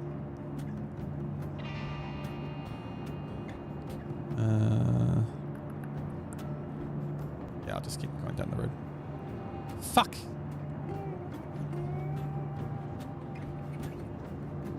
Oh my god, dude, I hate Google Maps. Alright, stay. And it. Alright, we'll do it from the map. It's fine. So it's coming down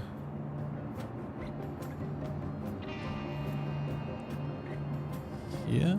No, that's not what I clicked on. Thank you. Come in. Clicked there. Come in. Clicked. For fuck's sake. No, that's also not where I clicked. That's also not where I... This is close enough. So...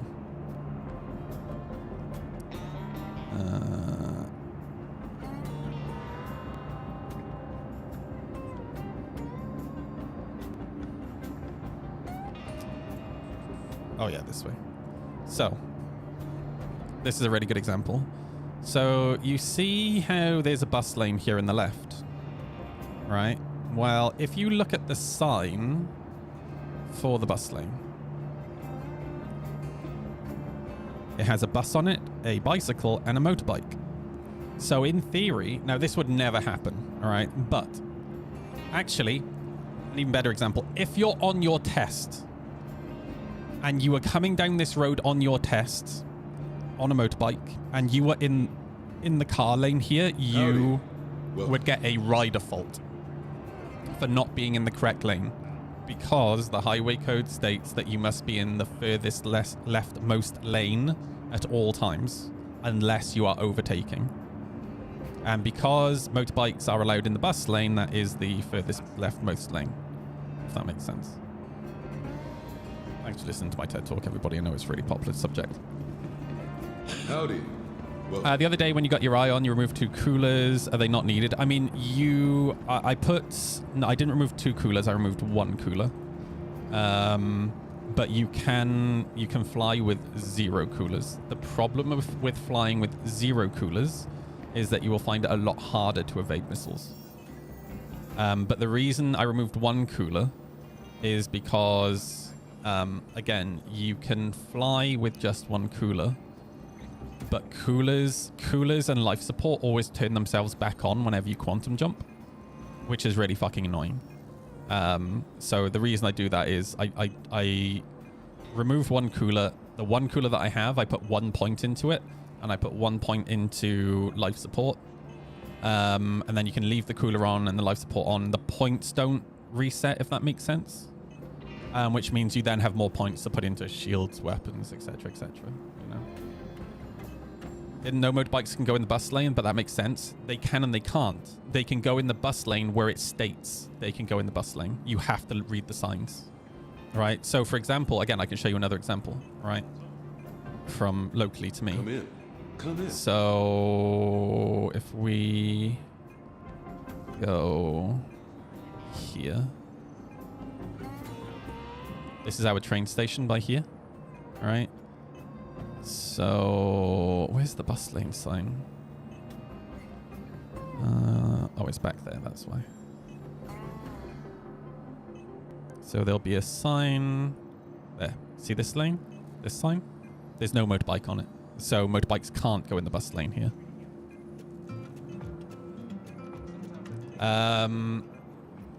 However, there is a motorcycle advocacy group right now that is pushing to have all bus lanes changed to allow motorcycles, because quite frankly, it's fucking confusing, especially in places like London, any big city, as to whether or not you should be in the bus lane. And it's fucking crazy in some places, because you'll have a stretch of bus lane that allows the motorcycles, and then suddenly it changes to not allowing motorcycles. And if you miss that sign, you're fucked. And the thing is, on a motorbike,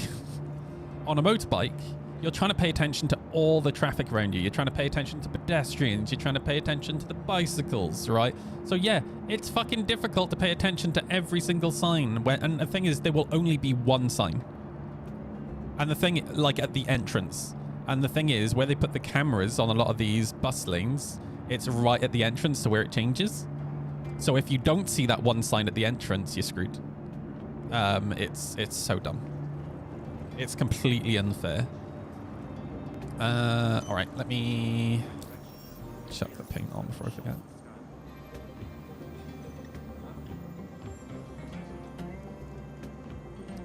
The thing is, motorbikes take up such little space, right? That yeah, I do not see the harm in motorcycles using bus lanes. It's wild. I think that their reasoning, the that particular stretch that I just showed you outside the train station, the only reasoning I can really think of, because you're allowed in, there are only 2 bus lanes in the whole of Newport that motorcycles aren't allowed in. And that's one of them. And the only reasoning I can think of is because it's like the coach pickup and departure point in Newport. Read my copy pasta, grab the yellow man by the balls. Oh, hang on. The rule is always where you're going to speed to allow you to deal with whatever happens on the road in front or beside you. The only accident I ever had with another car, I was traveling 52 and a 60 and a car pulled out in front of a line of 6 cars at speed. The first car T-boned her and the other 5 cars all rear-ended each other. I was 5 out of 6 and had more damage in rear than in front. The insurance ruling was that the 5 of us were all in the wrong. Yeah. And the idiot who pulled out of an A road was just fine.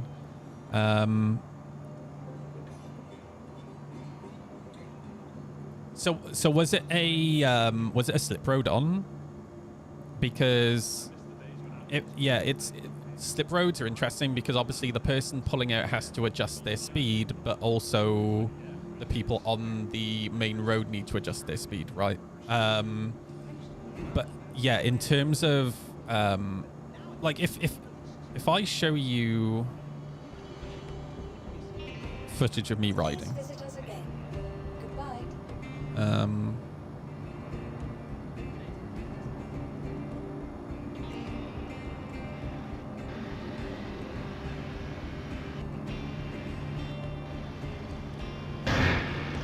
All right, so in fact, this is okay. Here we go. This is that road I was just talking about, where I take the left lane. On this day, it was really quiet. I think this was weekend. I think.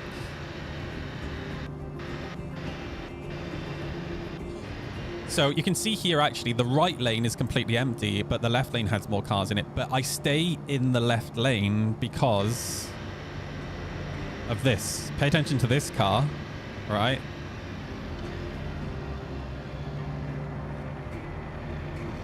Now I'm in front of that car, right?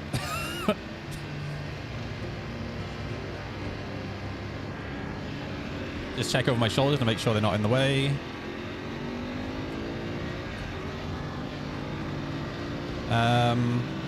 What was I going to show? Oh, yeah. So I just kind of want to find an example of me following behind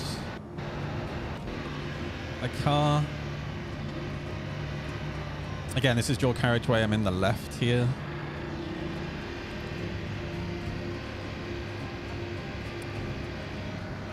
When you ride motorbikes, this is kind of where you have to really have your head on a swivel and pay attention to what you're doing. But what you'll notice here is I fall back. You see how the car's pulling away? I'm intentionally letting the car pull away because it is drilled into motorcyclists, right? The 2-second rule. All right, you always give 2 seconds space. So, for example, you see how he's alongside this white line here. What I do is, and I'm always doing this, I just count 1, 2, and if they're within the 2 seconds, I fall back a little bit more. All right, unless it's raining and you give 4 seconds. But yeah, I always give myself space.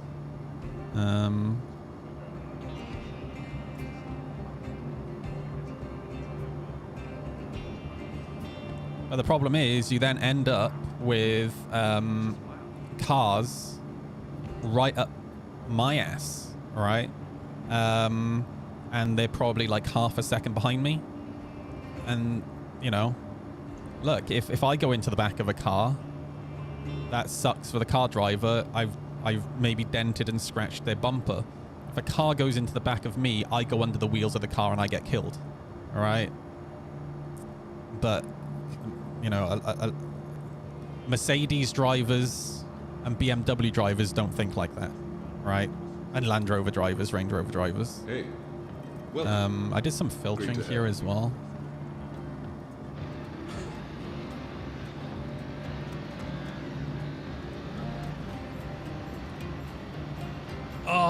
never mind. No, I don't, because the battery died. All right. Did I? No, I didn't call out the ship. Welcome to the ASOP Vehicle Retrieval System. Vehicle selected. Stand by.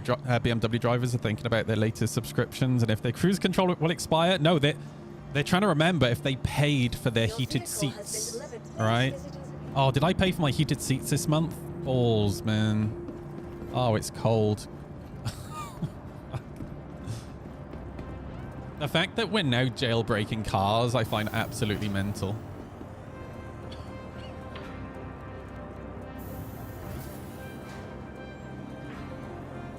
Oh, there was no slip road. That's bad.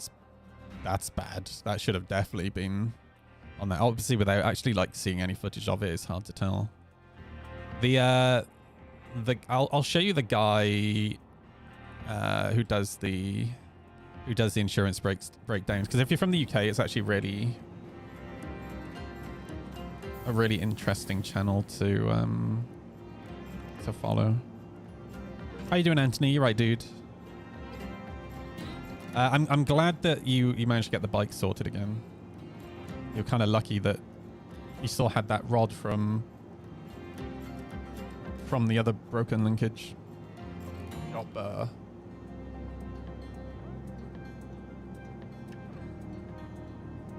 Yeah, here we go. This is his channel.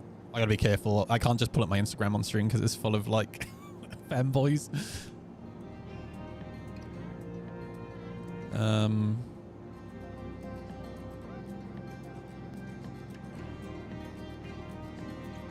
let me pause the music. Oh, here's the perfect example. I have to log in. Fuck. Hang on 1 second.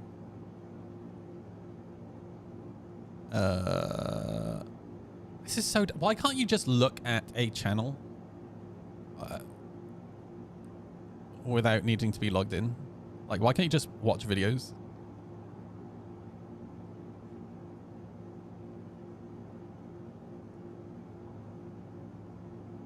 Hello? Why do I need to log in a second time?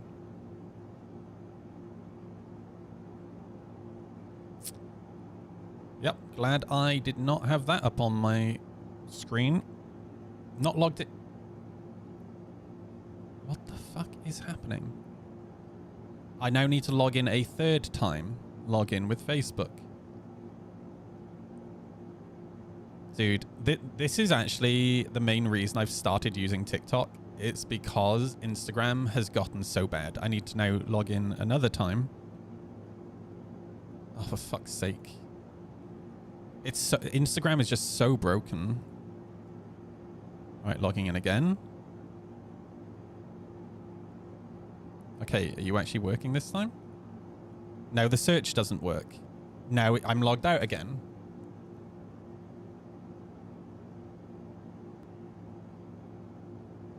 Log in. Log in with Facebook. Log in with Facebook. Log in with Facebook.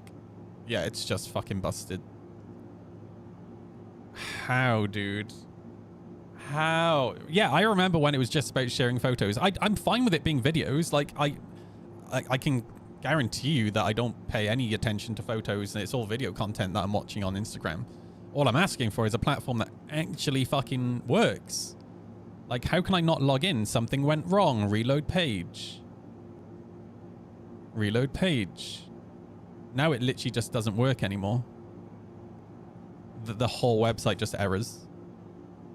I just want to show a fucking video, dude. You know what? I got him on TikTok as well.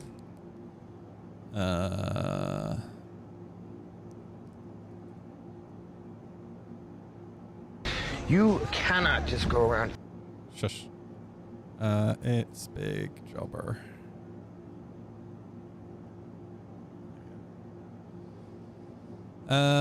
Yeah, this is the perfect example of what I was talking about with the roundabouts earlier. You fucking bellend.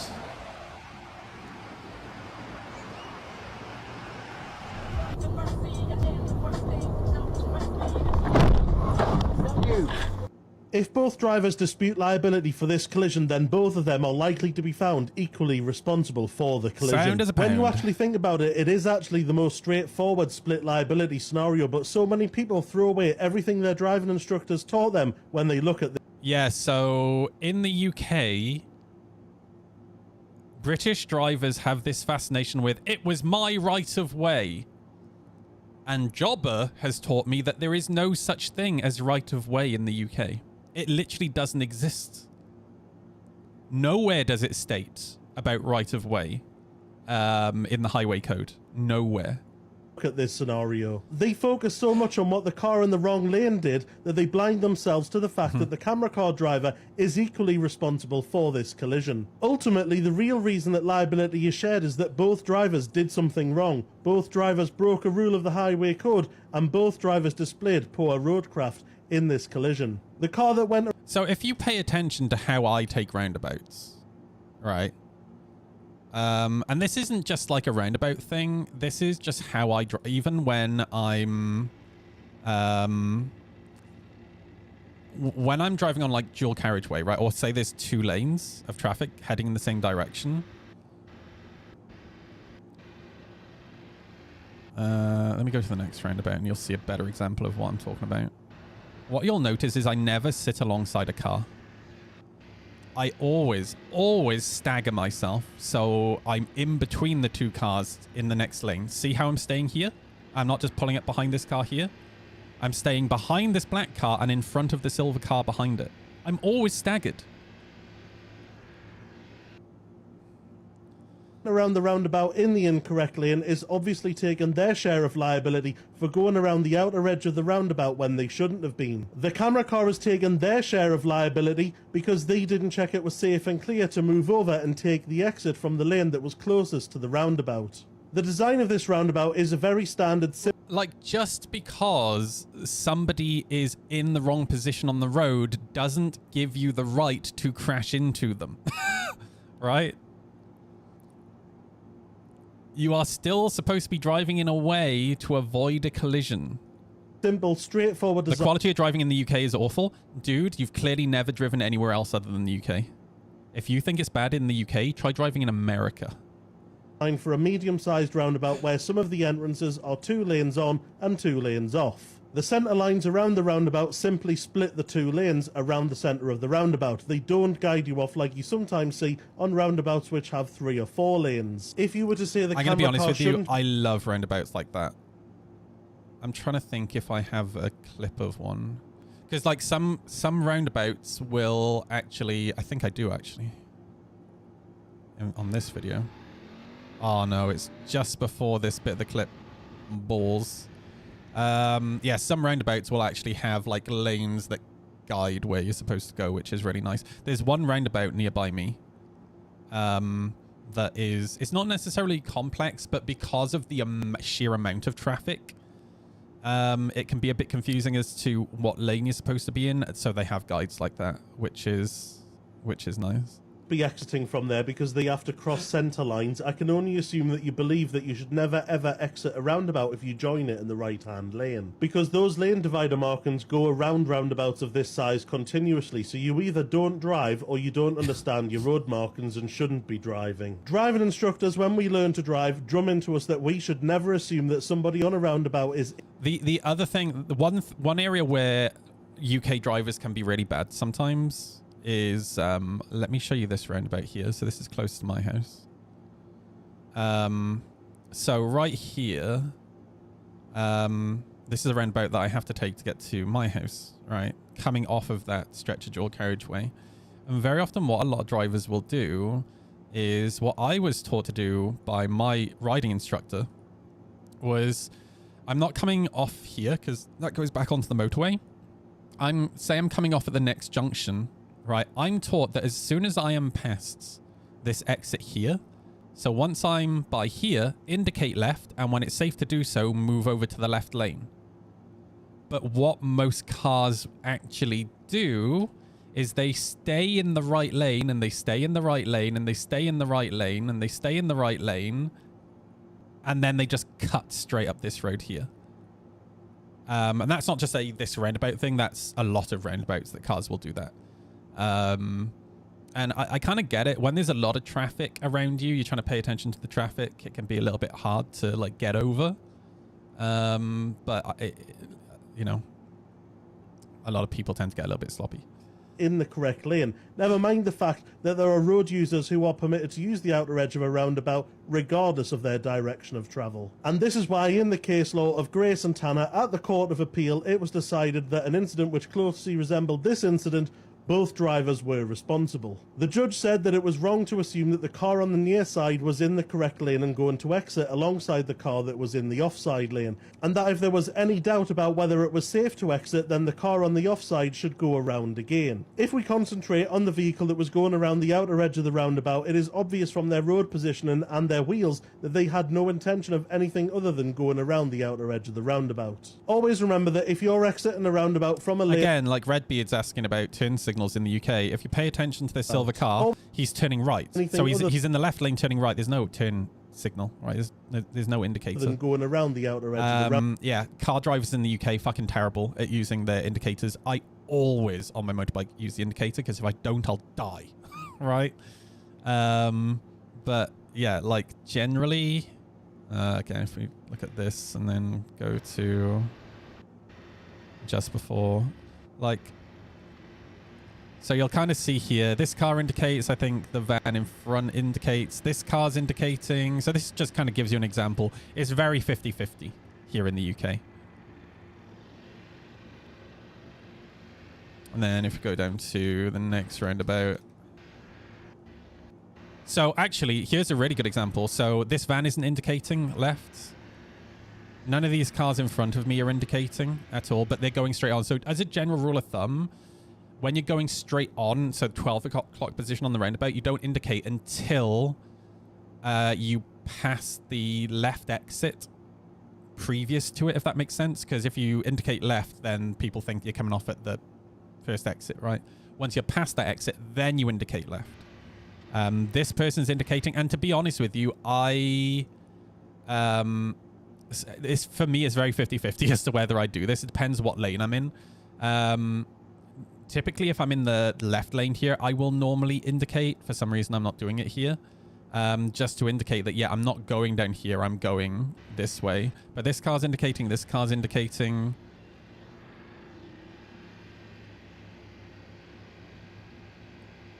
And yeah, you'll see now we're past the exit. Both this car and this car are indicating left. See?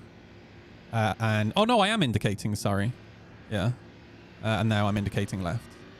So yeah, it's really 50-50. It kind of depends. And I tend to find that it also depends on kind of where in the UK you are as well.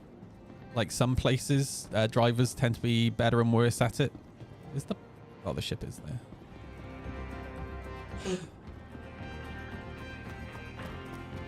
People almost never use indicators and roundabouts here from what I've seen. That's probably maybe because they're just not sure how to indicate, right?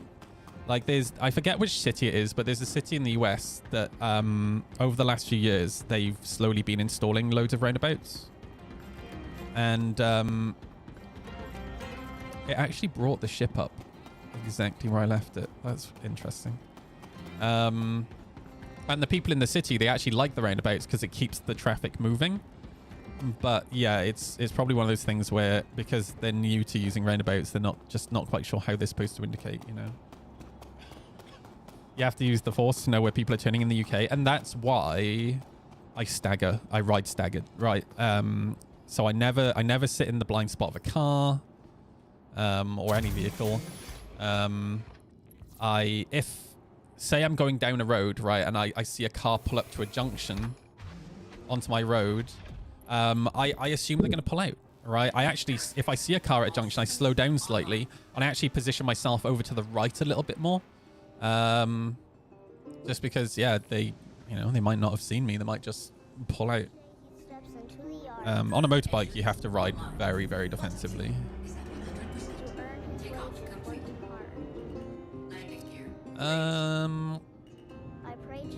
Right, I'm gonna go to Crusader. To return my daddy to because in fact, I'm gonna go to Everest first, grab the Connie, and then go to Crusader. And it's probably does anybody want to join to do event things? Because I kind of want to stockpile. I want to stockpile a little bit of cargo for when I'm playing with Scrambled on Monday.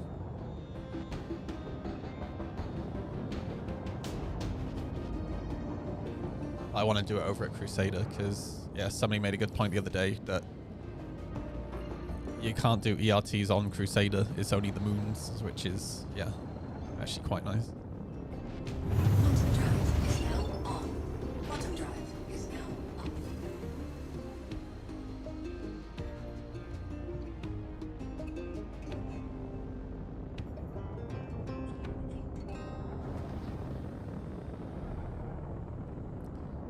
To get rid of my global chat. Drives me nuts. I can't wait to have the new radar that's in PTU. It looks so much better. That and the collision physics rework. Those are the two things I am most excited about. And the Geo. And the Golem, actually. Even though historically I've never been into mining that much. It's mainly because I don't like the interior of the mole. I love the exterior, but not the interior. And I don't really like the Prospector. But the Golem... Yeah, I can get behind the Golem. And the Geo is just fucking cool.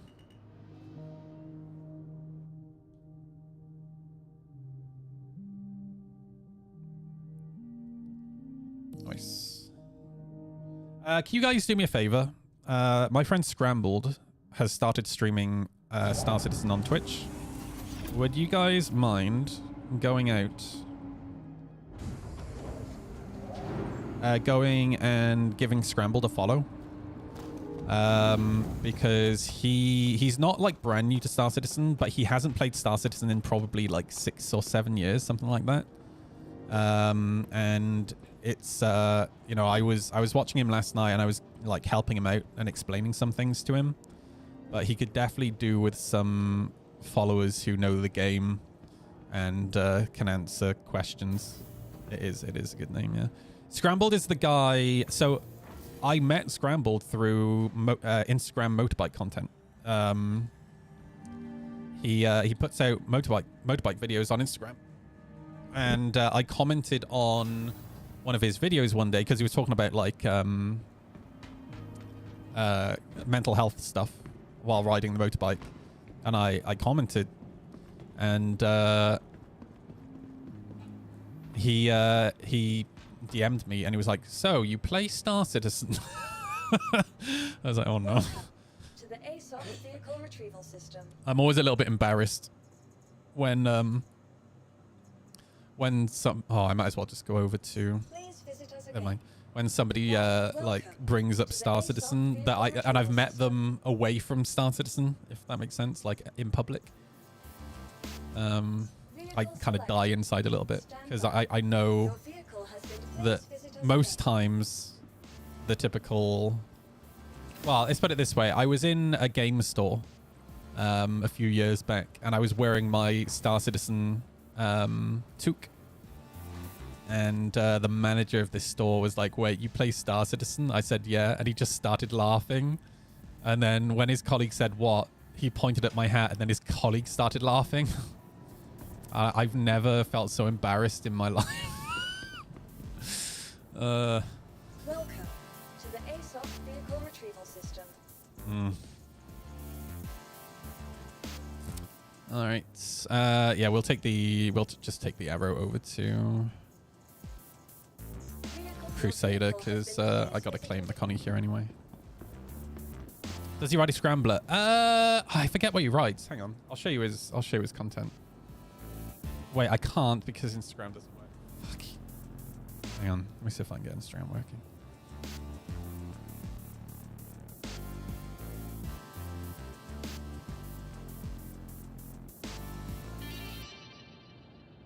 Dude, how can I not be logged? This has to be a bug just like today or something. Do I have Firefox? I have Firefox. Jesus Christ.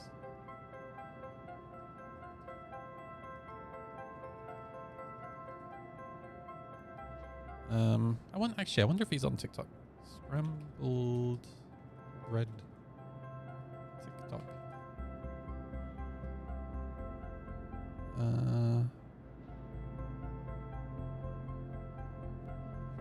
don't think so.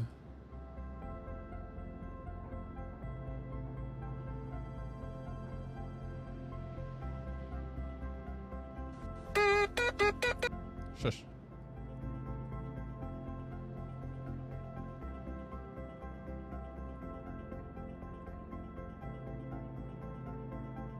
Oh, yeah, he's not on TikTok. I can't show you his stuff. Dude, I'm so irritated by Instagram, man. I wonder why it won't log me in. Because it did log me in for a minute, and then when I clicked to go to a different page... Wait, I'm logged in now. And now it just logged me back out again.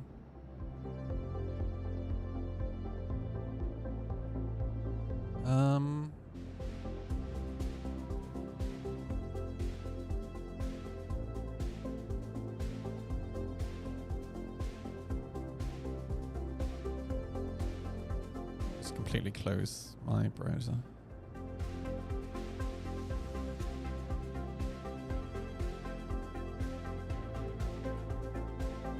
Okay, I'm logged in. Oh, I think it's working now. Yeah. Okay, that fixed it. All right. Oh, so dumb, dude. Ooh.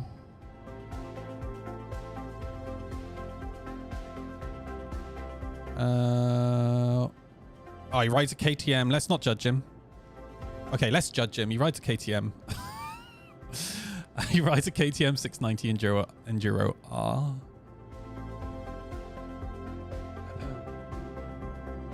Wind, man. Jesus Christ. Jesus Christ. Look at that sky, dude. Fucking wind, man. Jesus Christ. Oh, me and Owen, we were riding across the old... this is his bike. There we go. We were riding over the old Severn Bridge a couple of weeks ago. Oh my god. It was hard just to maintain a lane. It was so fucking windy. I gotta be honest, it is a nice bike. It's a really nice bike. Way lighter than mine.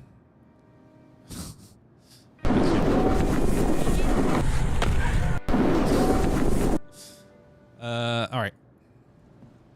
Wait, where's my... Did I just call out my ship? Welcome to the ASOP Vehicle Retrieval System. Your Please vehicle give may ship. visit us again.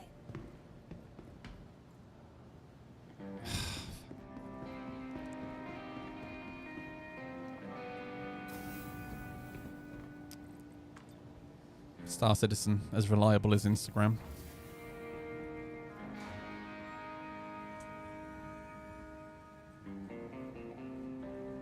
No, the ship never came out, dude. It's broken. The ASOP doesn't work. Welcome to the ASOP Vehicle Retrieval System. Vehicle selected. Stand by. Like, these are bugs that they have to fucking fix, man. Welcome to the ASOP Death by 1,000 paper cuts. Like, these are all the things that just completely slow you down and make the game feel so much more tedious.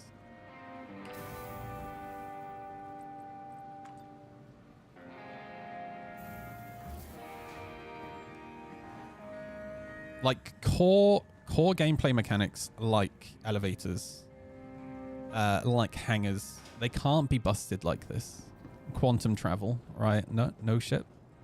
Welcome to the ASOP Vehicle Retrieval System.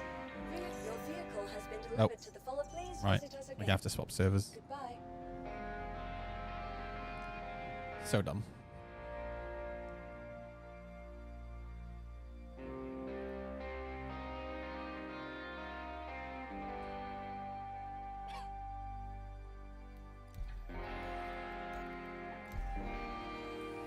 Atlas Geo and CIG Greed.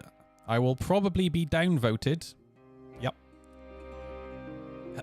But I think this thing is the perfect example of CIG greed.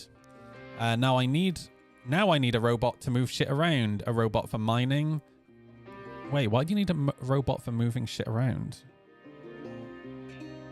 A robot for mining? Why do you need a robot for mining? At some point, they will 100% release a robot for combat. Well, yes, we already know that's a thing. How can this thing not have a tractor beam, a mining head, and maybe a gun? Plus, this thing solves nothing for a player. That's not to do with greed. That's about encouraging players to make choices. Okay, with the same mindset and the same argument, why don't we have ships as tanky as a Polaris, as stealthy as a Saber, and as maneuverable as a Fury? It's literally the same argument that they're making, right? I want to be given choices. I don't want vehicles that do everything, all right? You know the problem with having ships that do everything? Everyone just flies the same ship, uses the same vehicle, right? Like, it just turns into, it would turn into such a generic game, all right? Like, I want a reason to use an Arrow. I want a reason to use a Connie. I want a reason to use a Polaris, all right? Welcome to the ASOP Vehicle Retrieval System. To the ASOP Vehicle Retrieval System. Vehicle selected. Stand by. Your vehicle has been replaced. Remember the ghost meta? Yeah, please no. Yeah, you're fairly new. I remember every meta, Alexis. All right. Like, I remember the F7C Mantis meta, right, of 2.4. And I remember every single meta since. Like, meta is just boring.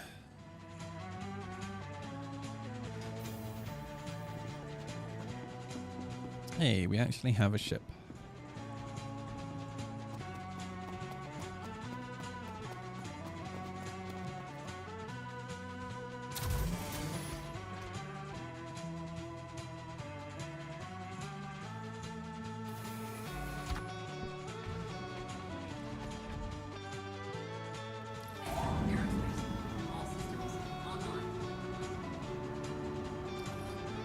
You know the horrible thing about the Mantis meta back then? You could still buy guns, ship weapons on the RSI store. Like, that was a good move from CIG to get rid of. And I would argue that they shouldn't do subscriber weapons and subscriber armor. Personally, where am I going? I'm brain dead.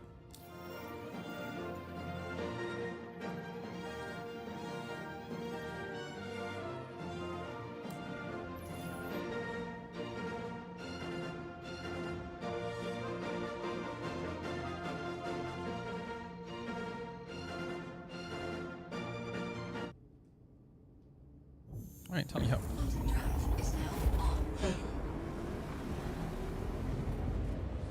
Plus, this thing solves nothing for a player. It just scratches no itch or anything. For you, stop talking on behalf of other people, dude. I think having these machines in this game is fucking awesome. Does it solve a problem? Well, you say this thing solves no problem, but you just said, now I need a robot to move shit around. I need a robot for mining. Okay, so how can you need a robot to move shit around, need a robot for mining, but it doesn't solve anything for a player? You just cancelled out your own argument, dude. I fly ships because I want to, right? I use the Atlas. Actually, the Atlas, in my opinion, when it works and it doesn't fucking kill you and lose all your cargo, makes complete sense, dependent on, like, what you're using. Like, if you're moving lots of 32 SCU containers, actually, the Atlas is fantastic and it makes complete sense. But in terms of it scratching no itch, well, that's on you. All right? But personally, I think they're fucking awesome and I want to use them. Why would I use that thing over a rock? Because you think it's cool. The rock is really fucking lame to me, right? So yeah, I would use a Geo over a rock.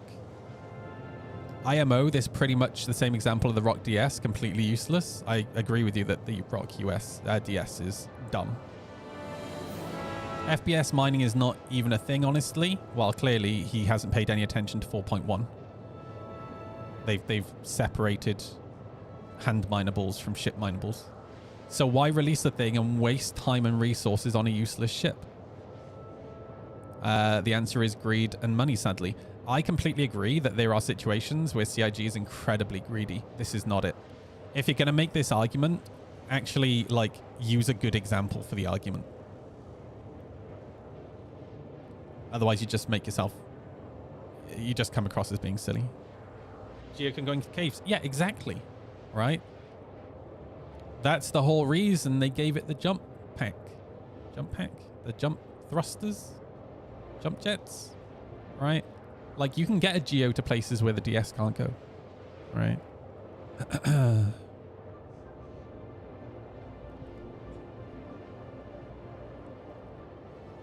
Just got my first bike at 16 and I'm super happy with it. A 97 CBR 1100 Blackbird. Oh yeah, this is going to go really well. I can tell you now what would have happened to me if I had a 1100cc bike at 16. I'd be dead before 17.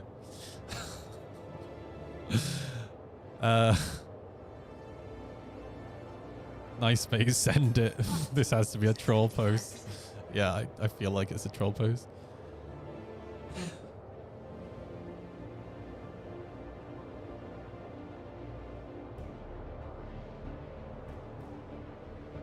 Oh, shoot. Have they almost got these finally? Oh, these things are really cool. Ukraine just got a bunch of new F-16s as well. When are they supposed to get them? Because I've known about this for like a year now, but...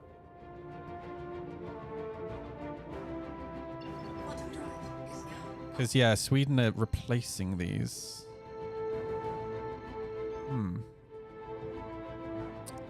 All right, let's get to Tresler. I'll set my spawn point there as well.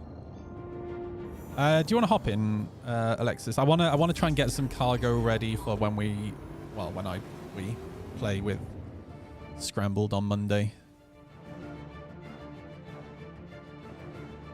I just want to make sure that we can complete the event for him.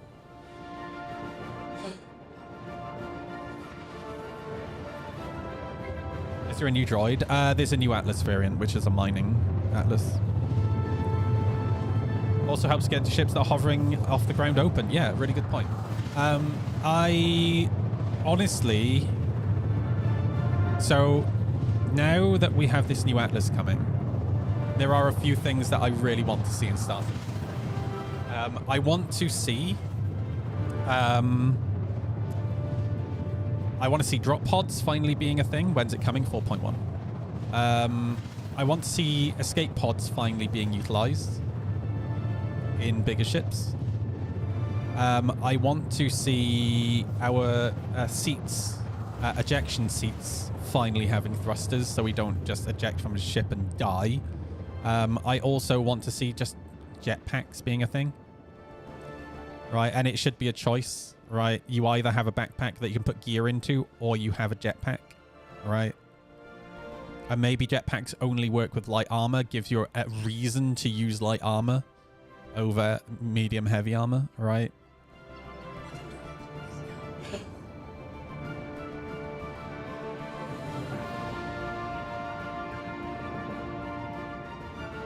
There's Tresler.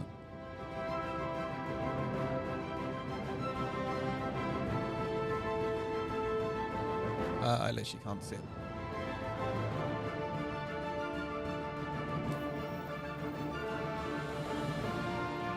Not Tresla, freaking.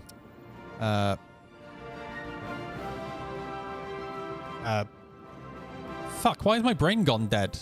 Not Severus. Fuck.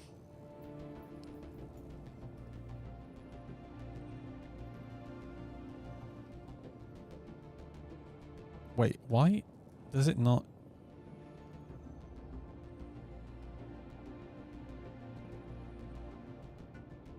Yeah, Seraphim, thank you. Why does it not show? Why do none of the other stations show up when you search for port?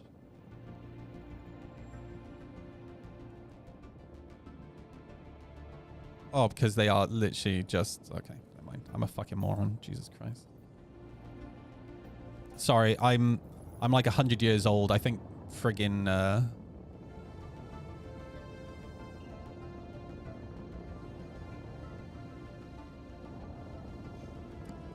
In my head, we're still in 2016. Alright, I want to set my spawn point here.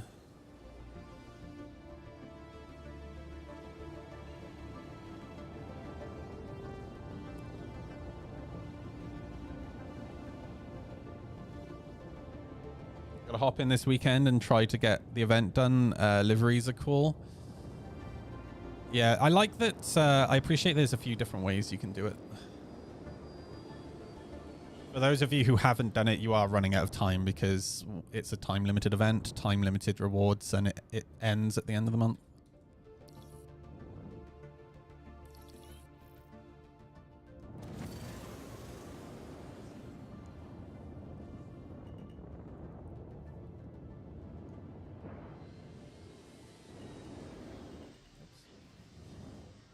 Landing gear deployed.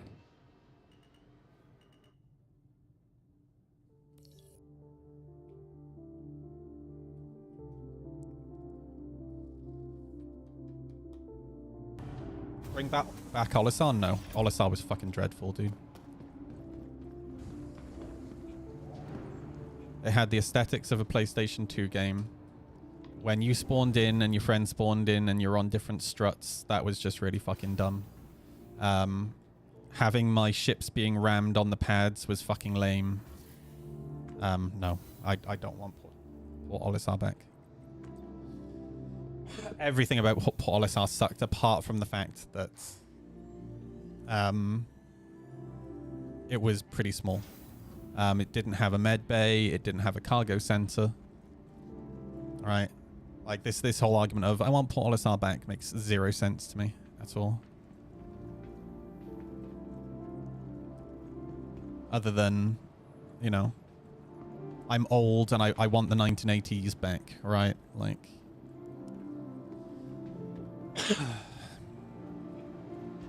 when in reality it sucked.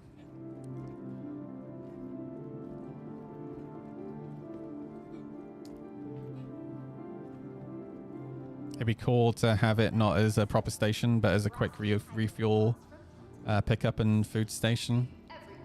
Well, what you're talking about are outposts, right? Which were on... This is not what I want to use. Which were on the roadmap at one point, right? Again, a lot of people don't know this. But the stations that we have in the game right now are either the medium or the large stations. There are supposed to be other size stations, right? I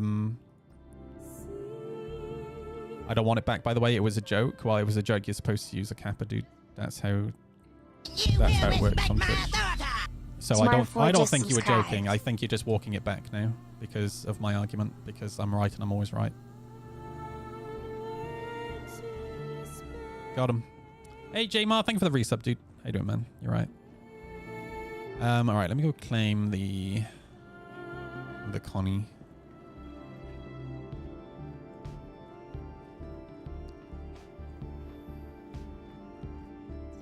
Yeah, there were so many people who were like, oh man, I miss Port Olisar, I want Port Olisar back, and it was awful, man. And here's the thing, right? People also say they miss Port Olisar, but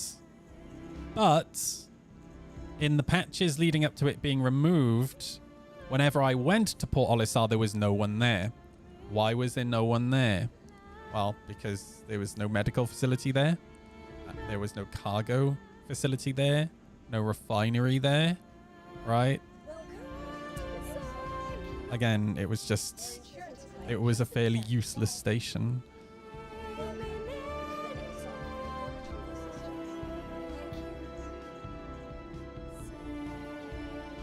But I do agree that I look forward to having the small outposts in the game. Because I want to not necessarily have to take an elevator everywhere, you know? But yeah, Port Olisar is not the answer. The small outposts are the answer, right?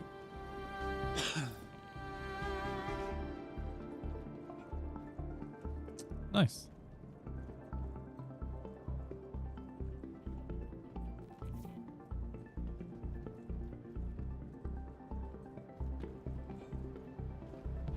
I miss not having to use elevators. And that's the right way to phrase it, all right? It's not necessarily missing Port Olisar.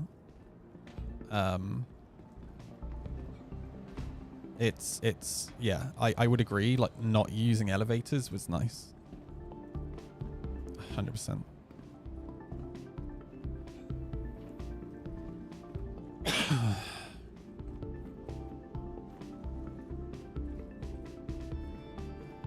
Alright, let me get rid of my global chat. Go away. Thank you. Yeah, was my safe haven from the elevator gremlins. I mean, what issues have we really had with elevators? There was the single patch where elevators would kill you, but that was like a single patch, and it wouldn't kill you all the time. It was just if you were stood in the wrong spot and you were unlucky. And it was only in 4.0 where elevators just stopped working completely. All right, I can't think of other elevator bugs. Like there was a bug for a while where elevators weren't invisible from the outside, so you could see them flying through space.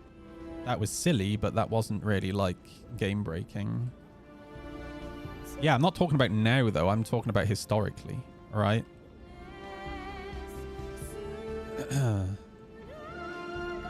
Like we're talking about back when Port Olisar was in the game. And the only bug I can think of was that single patch where if you just happened to be stood in the wrong place, right, and the elevator passed through you, it would kill you.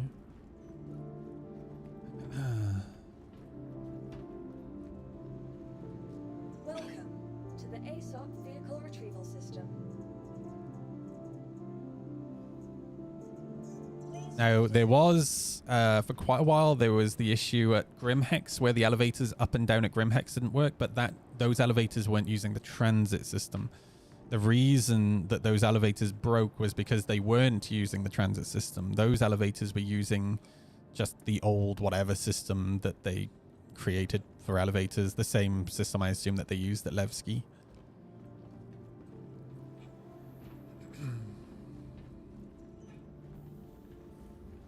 In fact, I don't even know now if they use the transit system. Because the whole point of using the transit system for elevators is that an elevator is not tied to like a single shaft. Giggity. It's so they can go to whatever hangar and whatever door here. If that makes sense. I don't miss Levski. Like I don't miss Levski as it was. Like, I think as a location, it was cool. Okay, what I don't miss about Levski was the frame rate. Like, playing the game at 10 FPS was not an enjoyable experience. Yeah, frame rate at Levski was really, really bad. Once it comes back into the game, I'm sure it'll be a much nicer experience. Like, I loved the bazaar at Levski, and I also loved the little parking garage area at the back. And also, like, it's really funny because a lot of people are going on about the roads in the new Arena Commander map. Oh, we finally have roads in the game. There were roads at Levski. And that was really cool. Yeah, the roads that we're getting in 4.1 in the Arena Commander map is not the first time we've had roads. And yeah, I kind of just enjoyed driving around Levski. Like, that was cool. You doing the event? We are going to stockpile some cargo for the event. I've got a friend who's coming to play with us on Monday. I just want to stockpile some cargo so we can definitely get it completed for him on Monday because he's going to be restricted on time. All right. Connie should be good to go. The ASOP vehicle retrieval system. Vehicle selected. Stand by. Your vehicle has been loaded.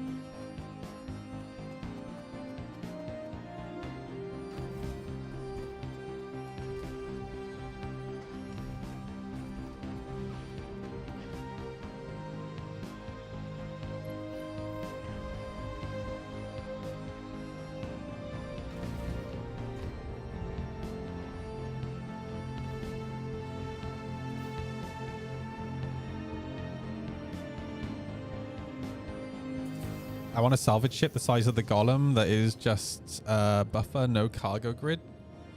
Ooh.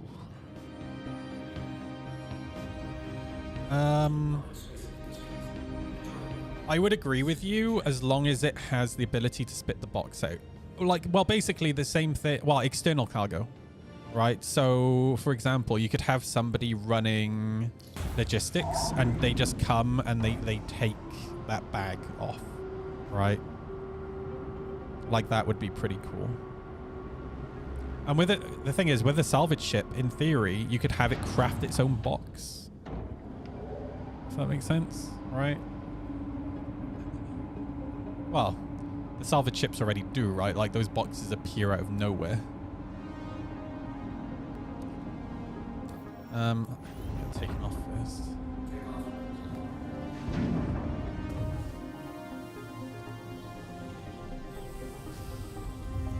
Boom, boom.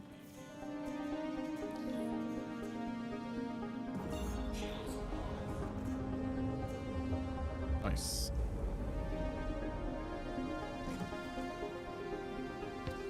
All right, let's grab some missions.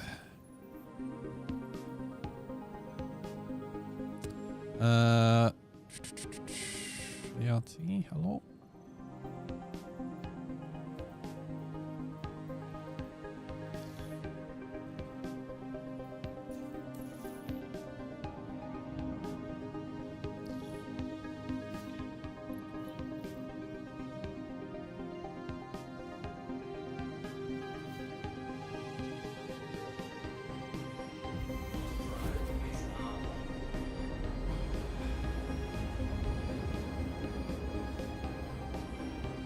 Feel it could work well with a support ship that picks up the boxes. Yeah, that was like just one of my. Honestly, I used to when the first day I ever played EVE Online. Well, the first week I played EVE Online. Why am I not?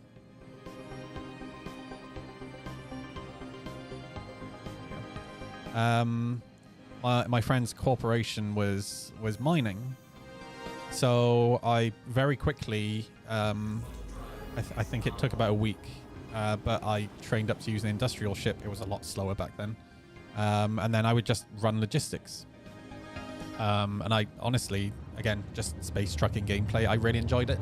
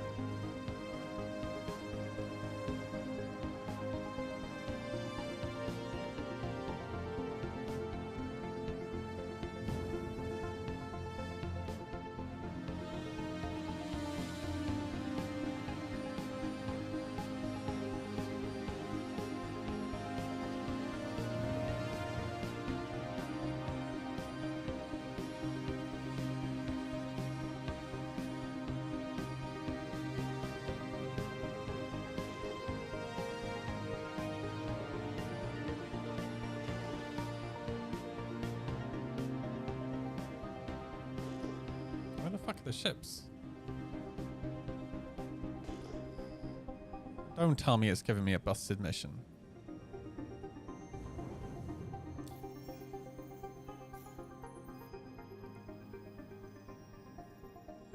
I think it's giving me a busted mission.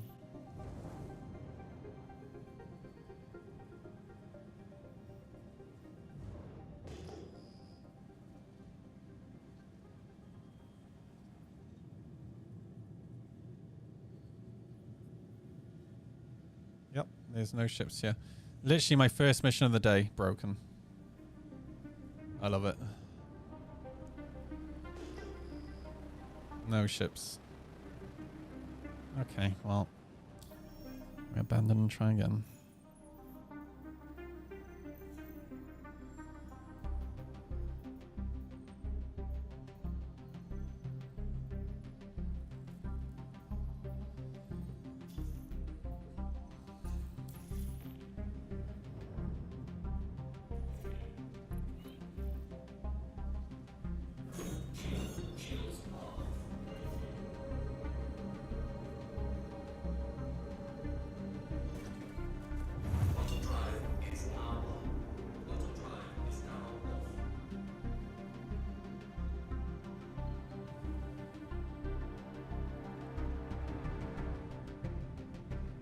You have an invite? Yes.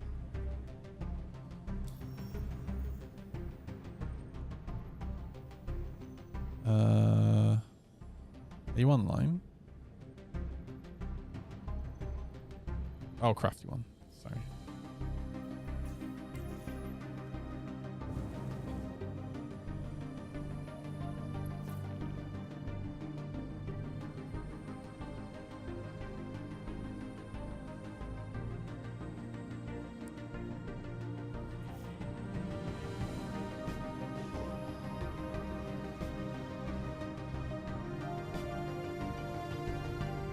Oh no, I think this one...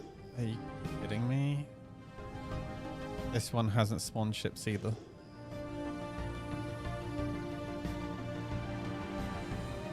Let me just wait here for a second. Maybe it's just being really, really slow. Literally my first day at Crusader doing this, and we get no ships for missions.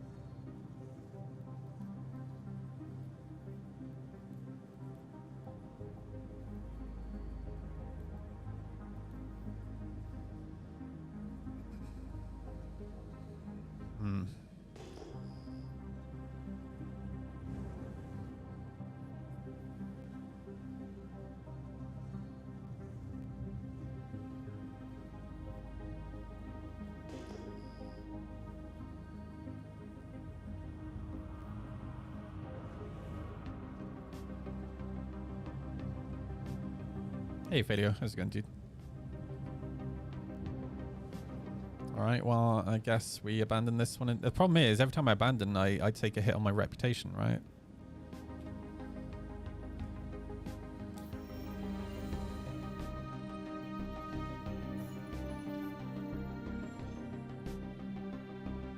Oh, we're good.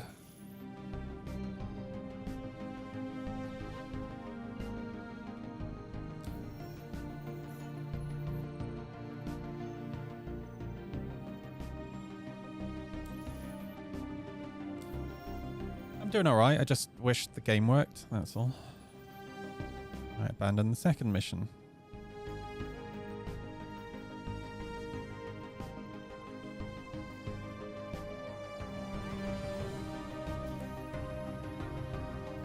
Alright, today more.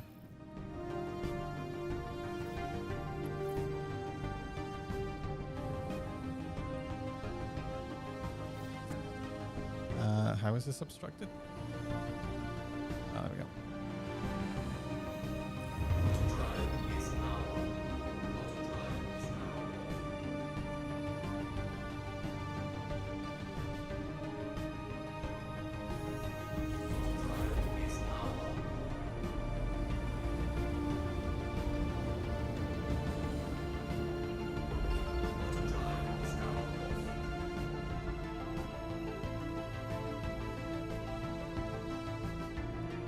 If there's no ships at this location either, we're gonna have to swap servers again.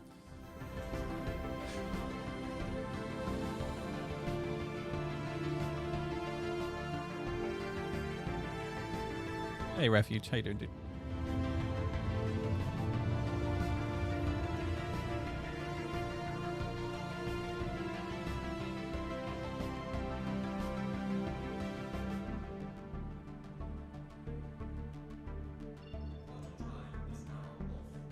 How was the traffic at Seraphim? Did you need to wait for? No, it was instant.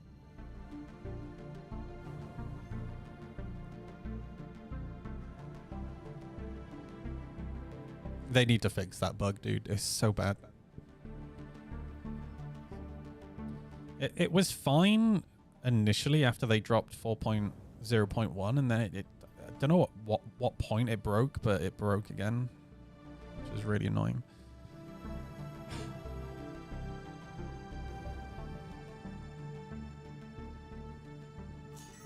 Hey, we have ships. Finally.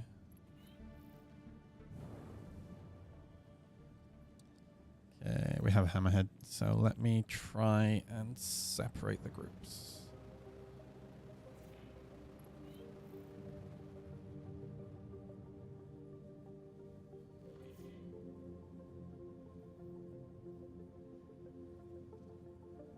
Never mind, I've aggroed the Hammerhead.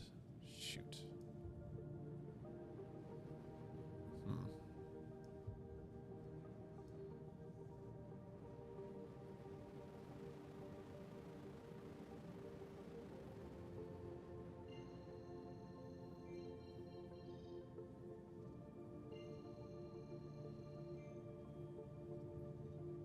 Yeah, I've aggroed all of them. Bollocks. If I get far enough away, I can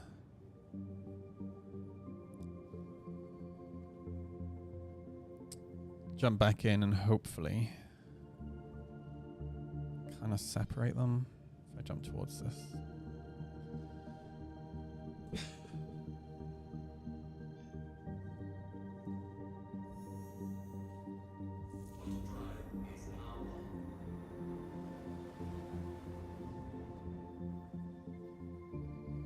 I can't wait for the new quantum system, man. I was really hoping it was going to be in 4.1.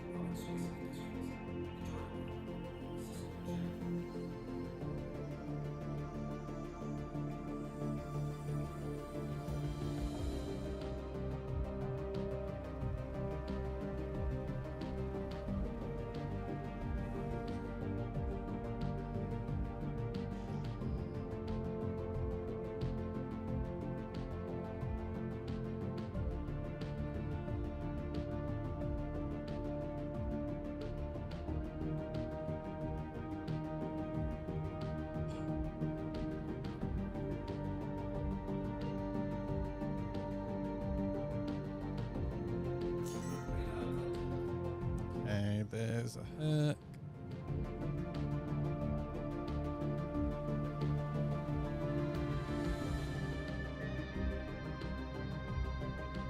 They're all kind of bunched up.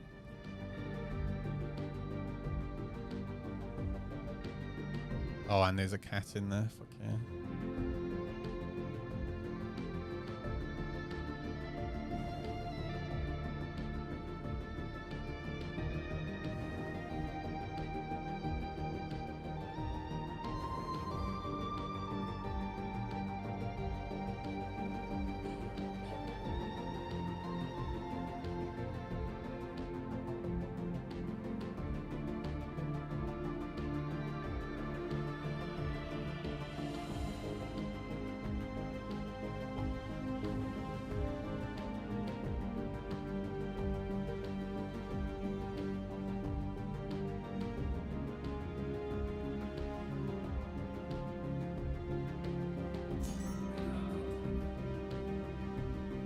They are super close to each other.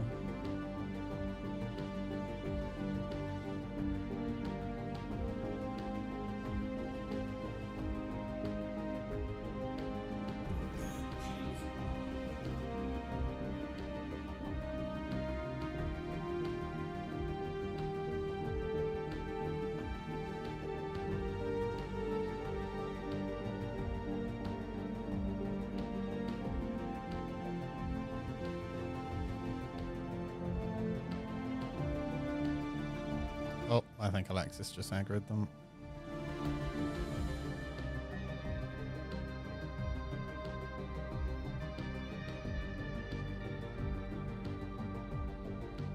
Including... Wait, the hammerhead's separating.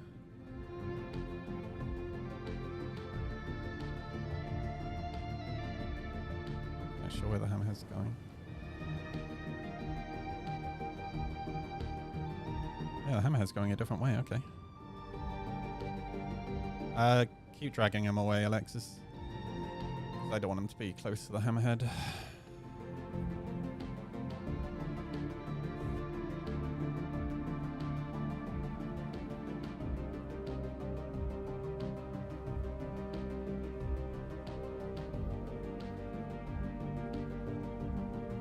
I just got radar locks. Drag him away from the hammerhead. Right now, you're just flying parallel to it.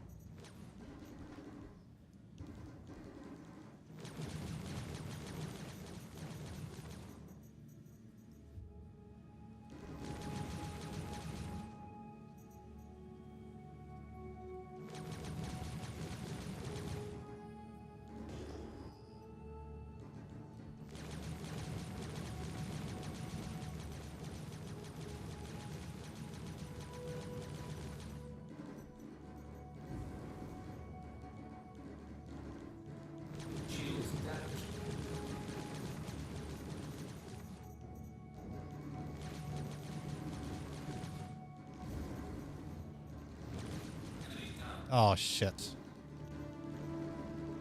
Okay, it didn't die. That's good. Alright.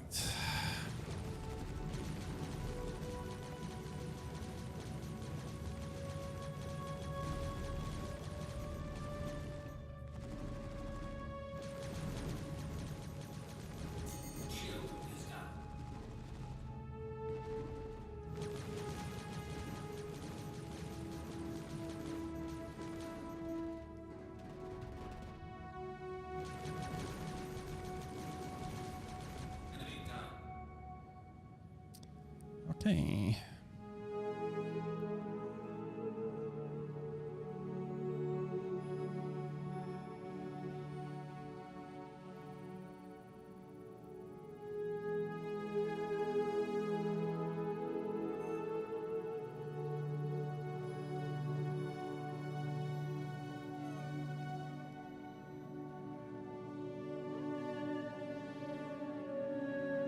Copper 36, Corundum 13.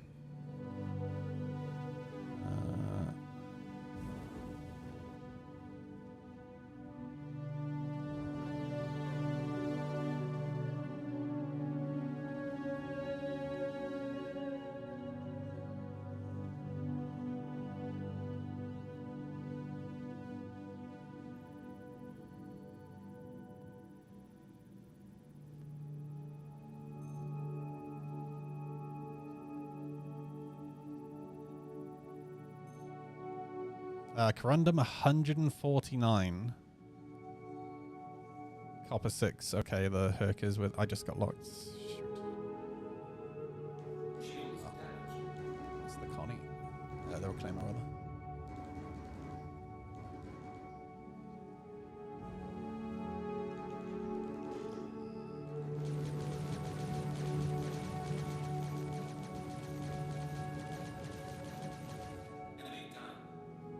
this.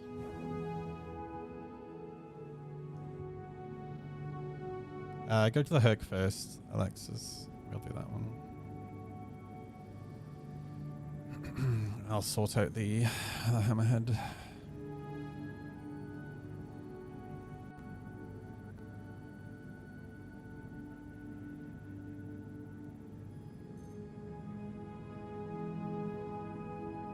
Random 27, copper 6, so it's probably not worth doing the reclaimer.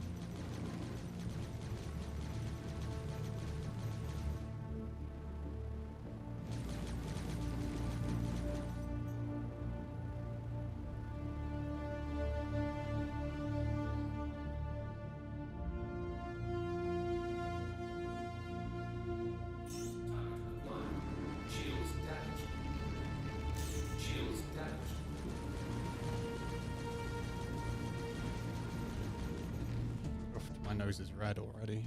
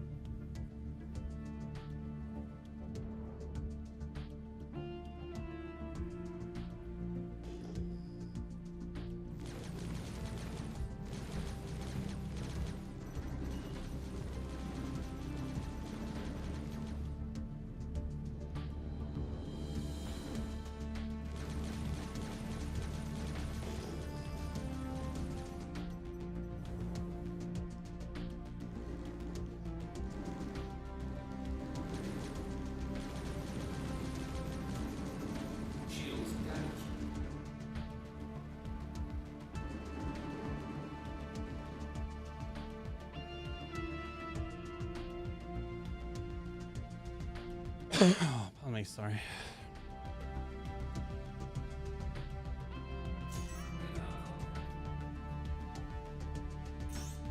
Oh, for fuck's sake.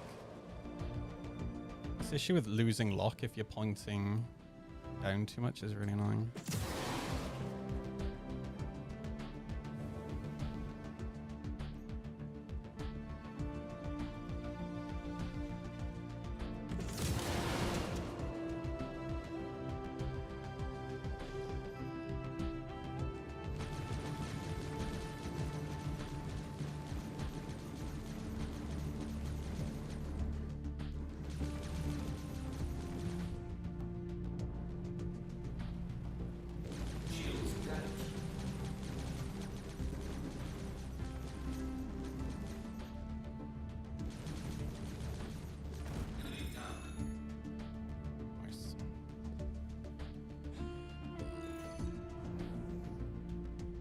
I'm gonna go repair and I'll come back.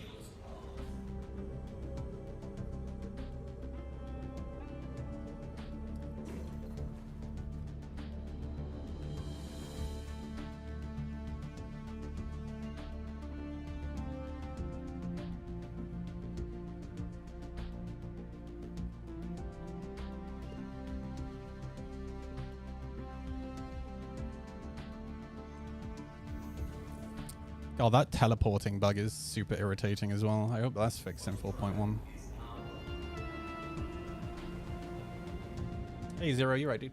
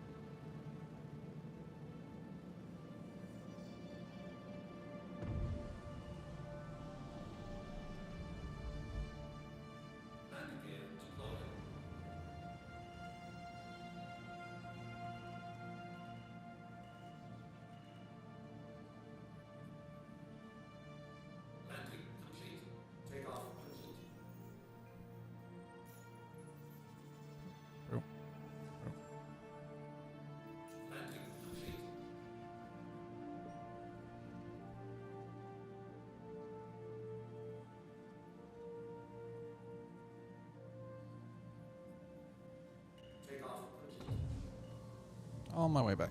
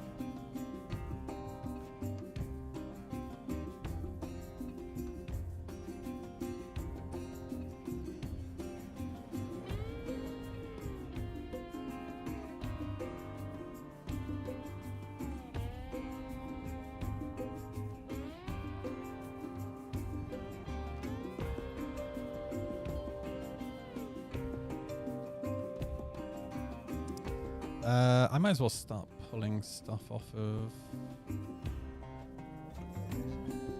the Black Cat.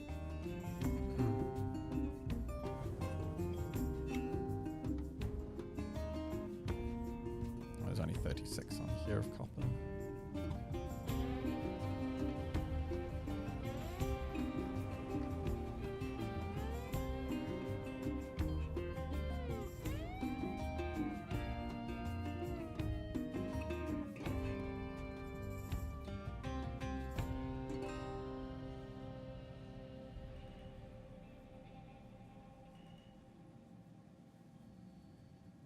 What?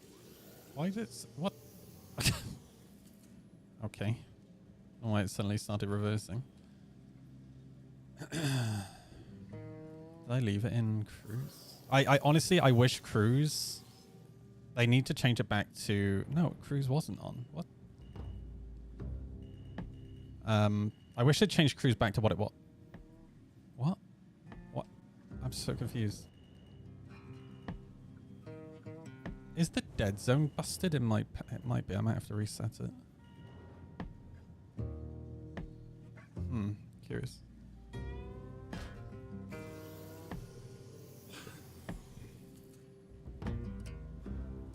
But yeah, I wish they would change the cruise control back to when you like brake to slow down, it just turns it off. Because just swapping to coupled mode and having cruise control on is super frustrating.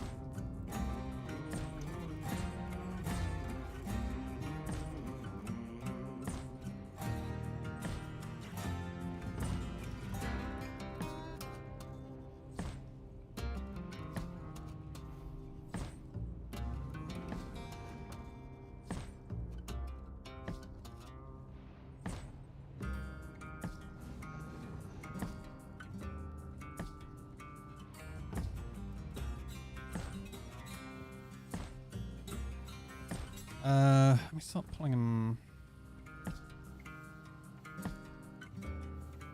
from here first. Dude, this bug. Please, CIG, fix.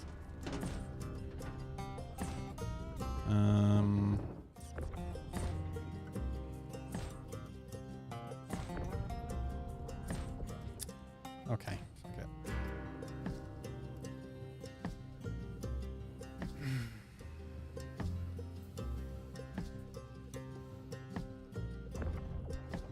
So annoying.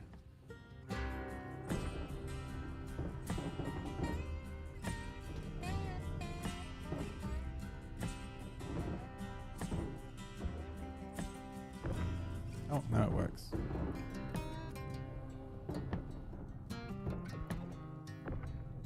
Scrap. Tungsten, I assume all of this is tungsten, no idea, because that shit doesn't work.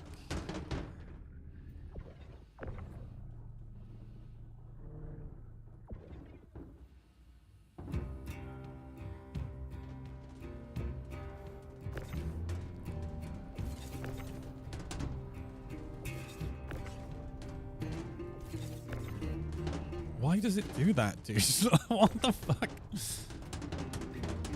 These salvage guns, salvage lasers, they still need so much work, man.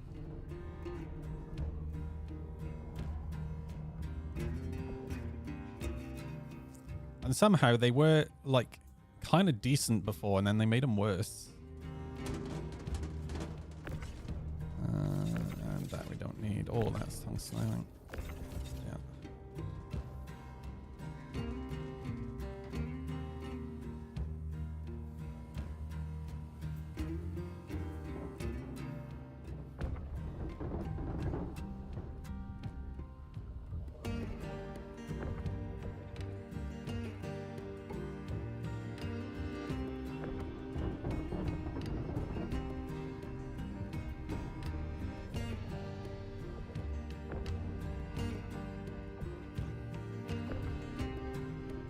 Yeah, it's quartz, so I assume the other one's quartz as well.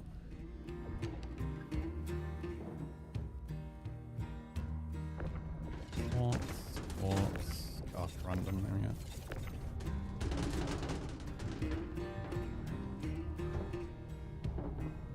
Oh, come on.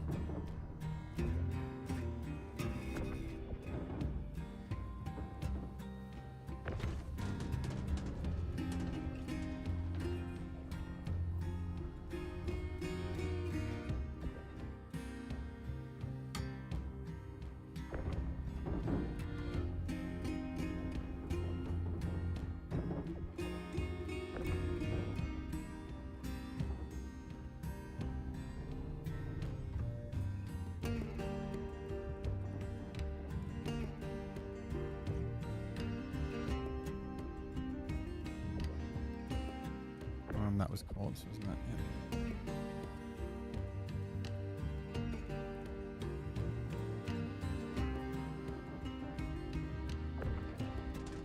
That's quartz. Tungsten, tungsten. Copper, there we go.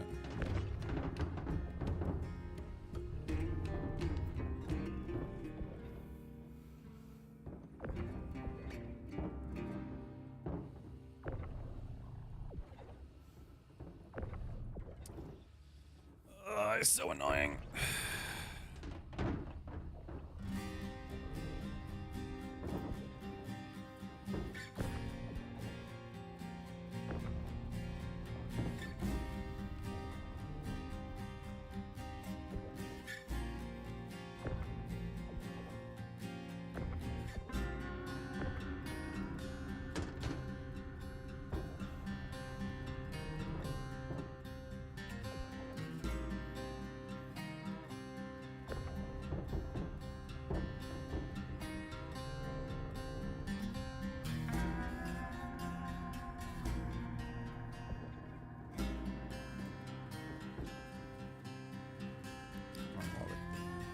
That's iron, random, iron, iron.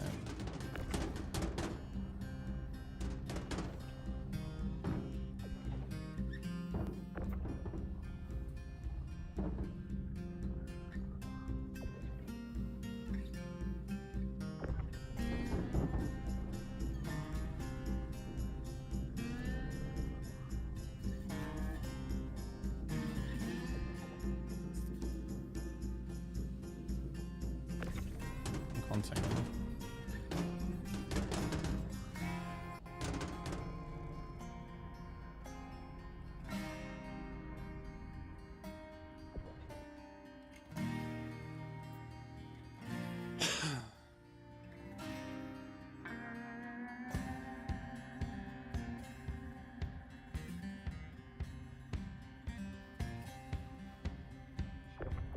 Titanium, tungsten, tungsten, titanium, titanium, iron, quartz, copper.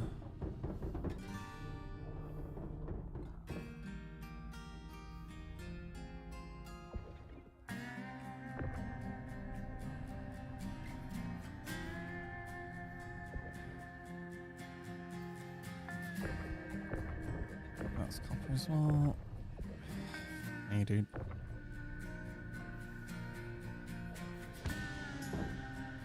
The year of bug fixing.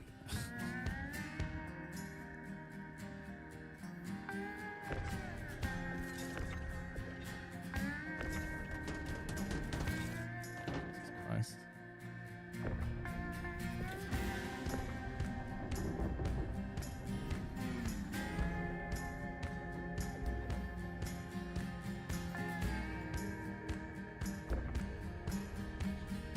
Oh, has that clipped into the ship? I hope. Oh, good. Okay.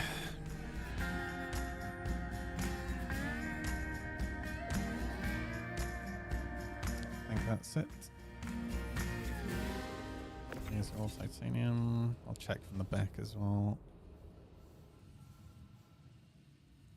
That's scrap. Medical supplies. This is probably all titanium or iron or something. Titanium, titanium. Let me have a look from the back.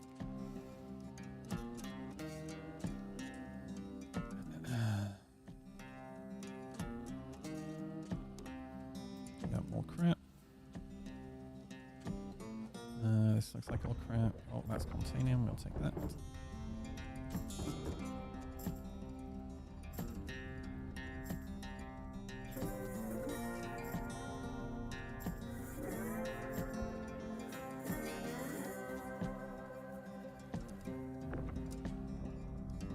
Titanium, titanium, titanium, tungsten, tungsten. Oh, crap.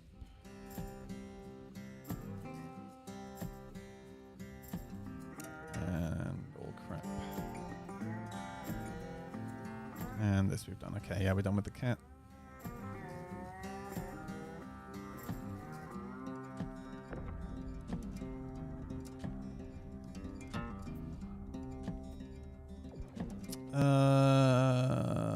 Okay, since we're still waiting on Alexis and Crafty, I'll go start emptying the reclaimer as well. There was only a little bit on the reclaimers, so hopefully I can just find it and pull it out.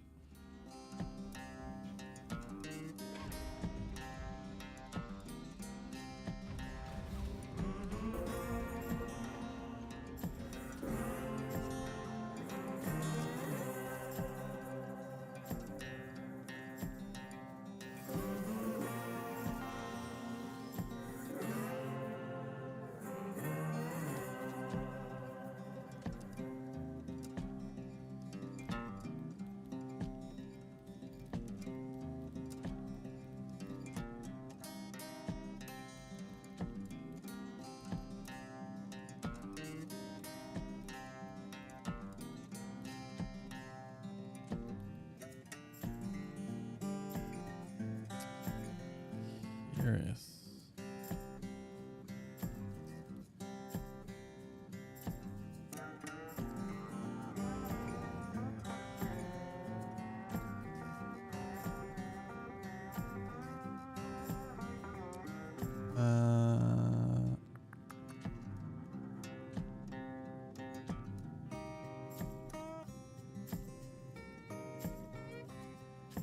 Oh, that's, I think, the hammerhead.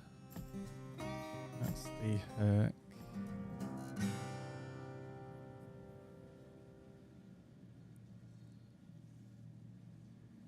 Oh, there's the reclaimer.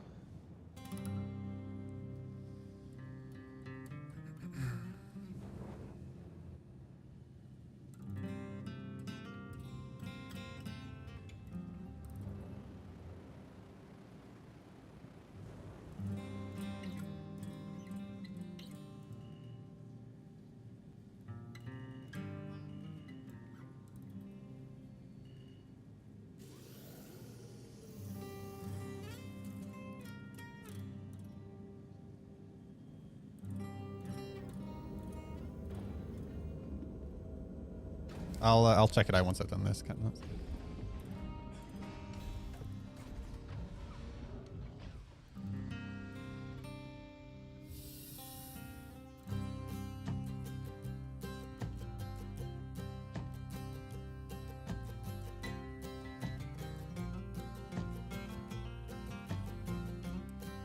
Ah.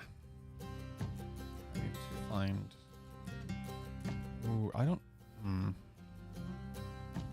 Squeeze past.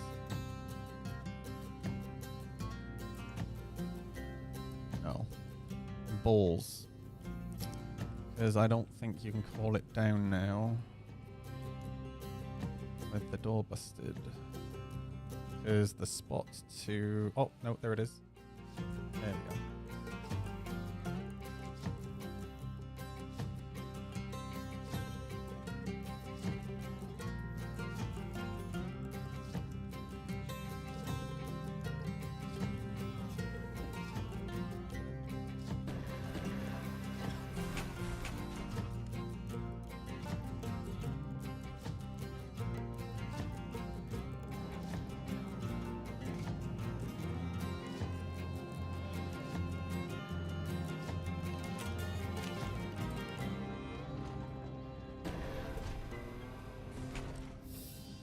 Alright, where's the good stuff?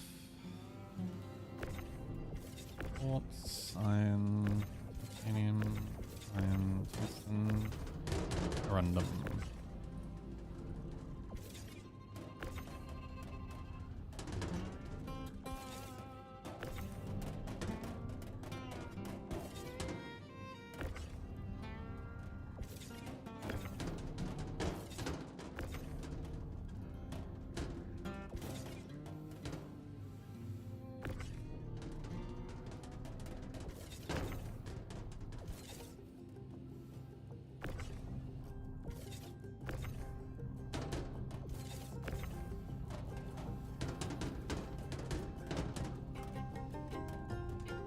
Oh my god, it's literally... For fuck's sake. I can't move it forward or back. Hurry up.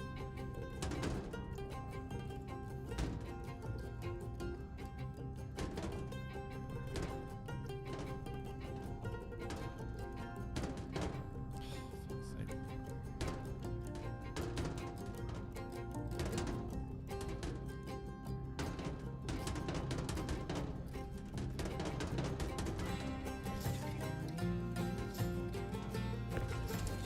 Quartz, scrap. Iron, that's scrap. That's quartz. Titanium.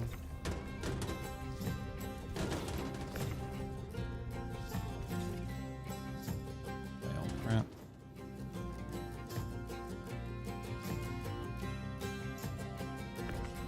Iron, corundum.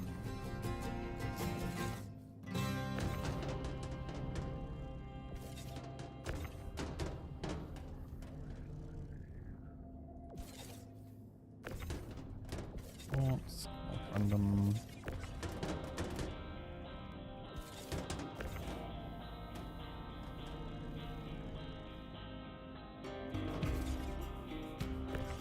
It's copper.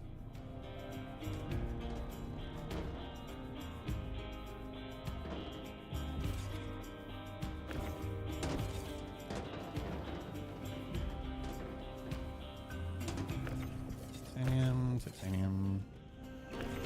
Titanium, titanium, quartz, copper.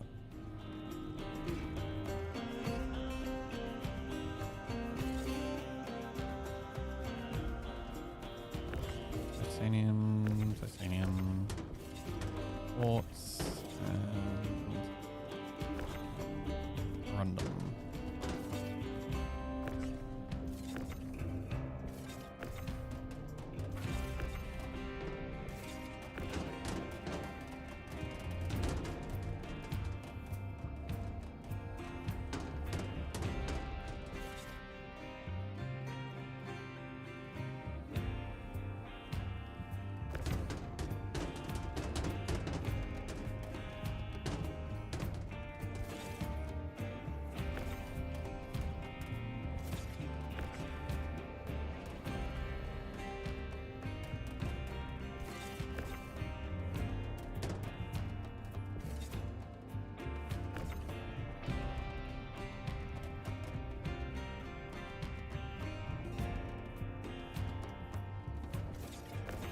Same.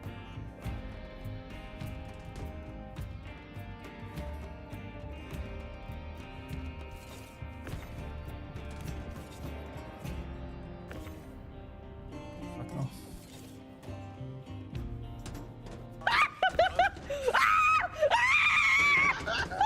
Hey, Anna. How are you?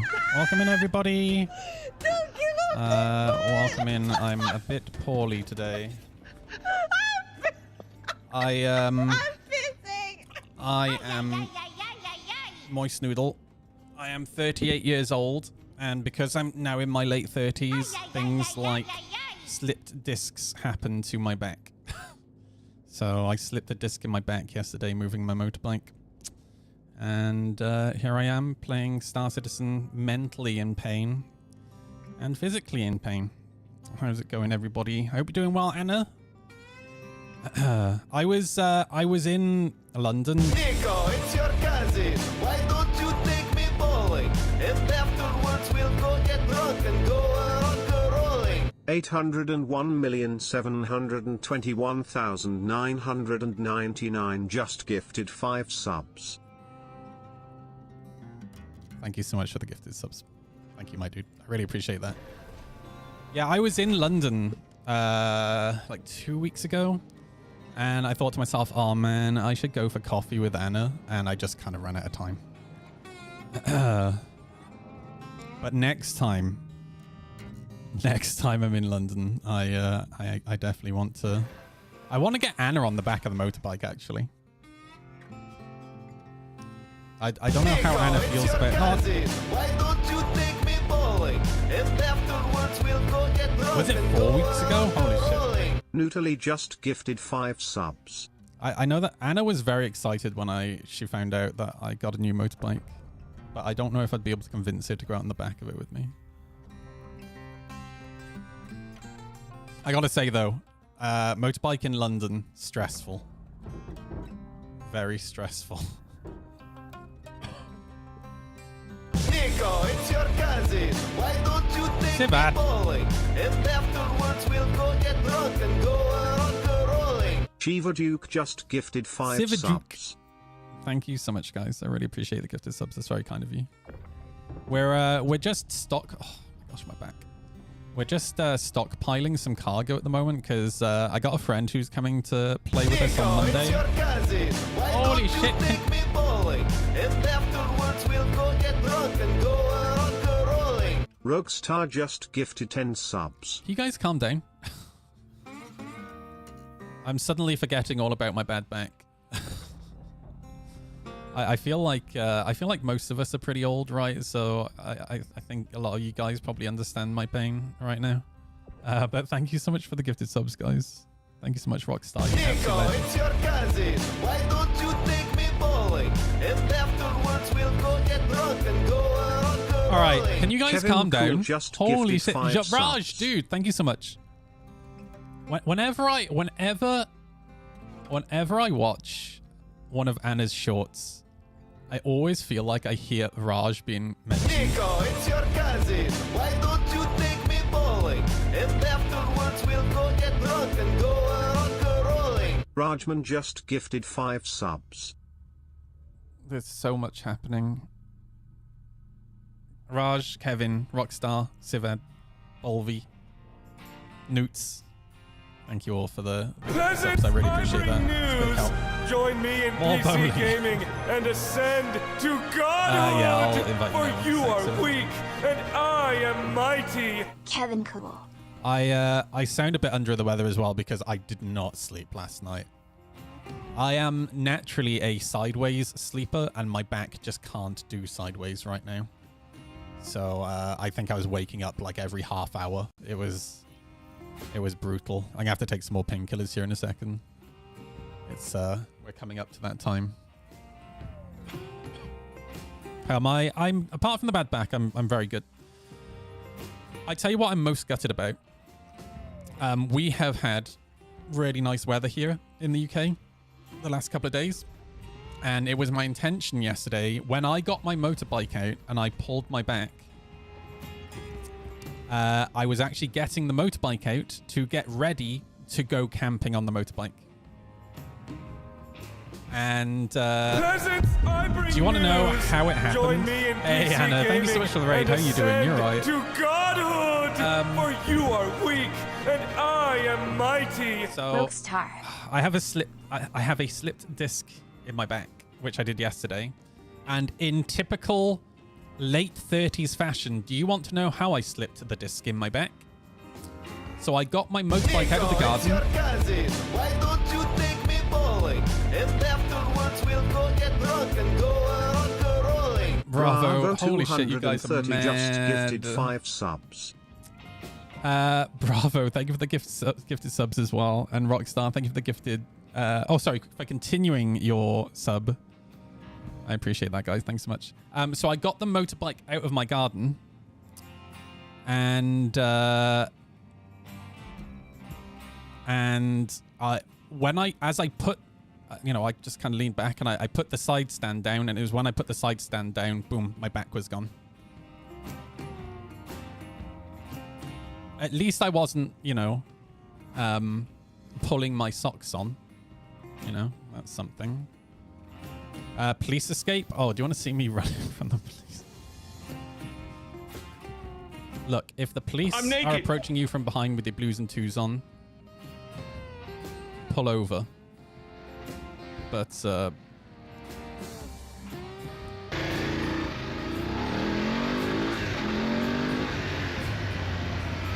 or you could wait until you're out of line of sight of the police and just take a cheeky left. That's, that works too. All right. Let's grab another ERT. I think we are done here. What about the undercover coppers? You know, the scary thing is that we have an undercover, an unmarked police bike, and it's a Hayabusa. For those that don't know what a Hayabusa is, what's the top speed of a Hayabusa? Hang on. Hayabusa top speed. 186 miles per hour. Well, 186 to 200 miles per hour. Yeah. That's all right. I think it's Yorkshire. They have a H2R. And the H2R's top speed is 240 miles per hour. And that's an unmarked bike as well, the H2R.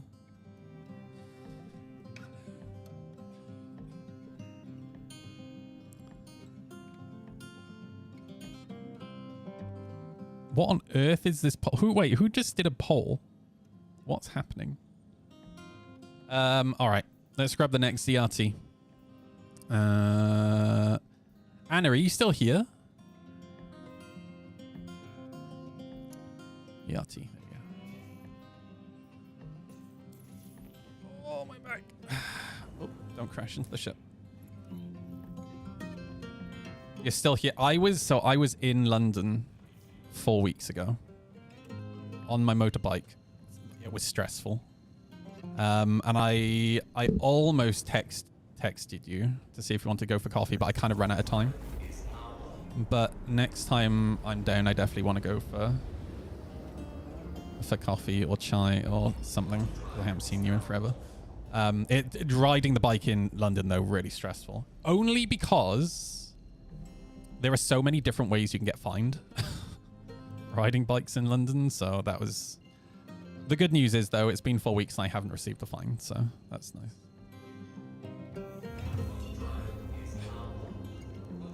People that cycle in London, I also find madness. Dude, I want to get you on the back of my bike one day. I reckon we'd have a blast. Maybe not in London, but I feel like we could. I don't know how you feel about motorbikes, but I feel like we'd have a blast. I've actually been taking my friend Anthony's wife out on the back of my bike, and I've had Anthony on the back of my bike as well. It's been fun. Whoop. Okay, we have Herc, Connie. You've never actually been on one? Oh, dude, you would. So the nice thing about my bike is when I put the top box on, you actually have a backrest. So you can actually kind of get comfy. And I have all the gear as well. So, like for a pillion passenger. So you'd have helmet, gloves, jacket, all that jazz.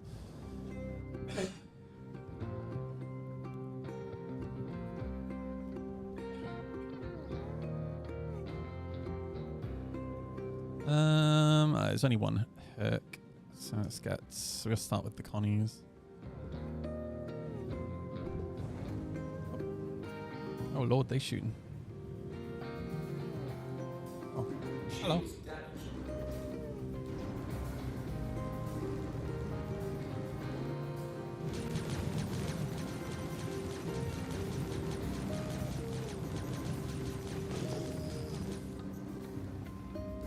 Okay, where we're kind of stockpiling. Oh my god, it's so jittery. We're kind of stockpiling cargo from ERTs at the moment because on Monday I have someone called Scrambled Bread coming to play. I met Scrambled Bread on. He's a motorcycle Instagrammer, and I commented on one of his shorts one day, and then he slid into my DMs and he was like, "So you play Star Citizen?" I'm always a little bit anxious when somebody says that to me.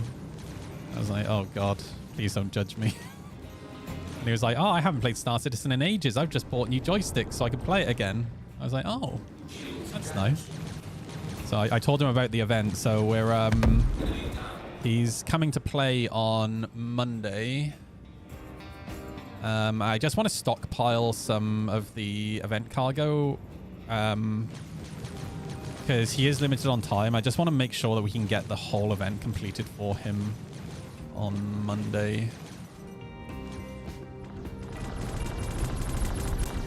So yeah, if any of you guys fancy coming to play with us on Monday, if you want to get the event done, we've actually spent the last couple of weeks pretty much every day helping people get the event finished, which has been really nice. All right. So, bully the Herc.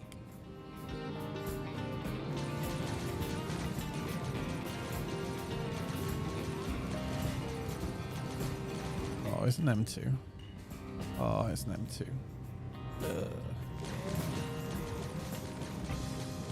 Better than nothing.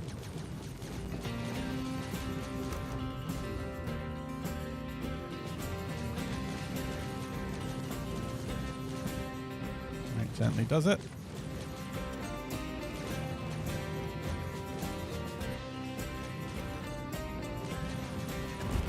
Nice. All right, what do we have? Do a cheeky scan. So it's mainly corundum and copper that we're looking for.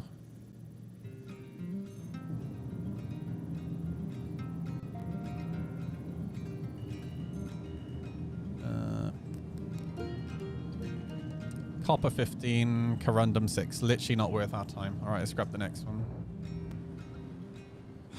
17th in takeoff crew. That's a good like 25 minutes of waiting, Sivan.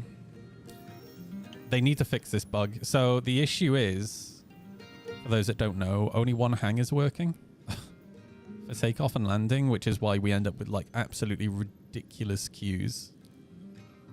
And they kind of fixed it for 0.1 or 0.1. And then it came back again. So, like, it worked for like a day. Where'd that mission go? Hello?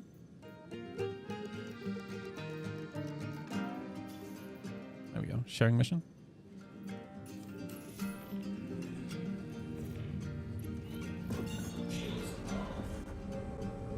This one's in space as well. Hell yeah.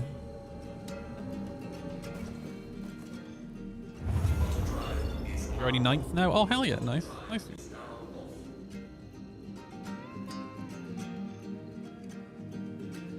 Actually, it's been really nice helping people. Like, it's once I completed the event, I kind of felt like I didn't really have much to do. But then I figured I could help other people. And it kind of gives me a reason to play, you know? 600 people on the Shard and one hangar seems reasonable. Yeah. I mean, that's not how it's supposed to be, right? But unfortunately, yeah. Each station, and it's by size, right? So technically it's not one hangar, but like if it's a small hangar, then it's only one working small hangar or one working medium hangar or one large. Oh, we got another Herc. A 600i.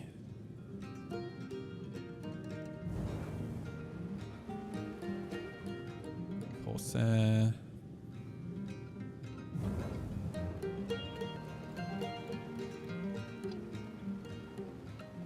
Another ship here somewhere. Oh, there it is. And another 600i. Okay.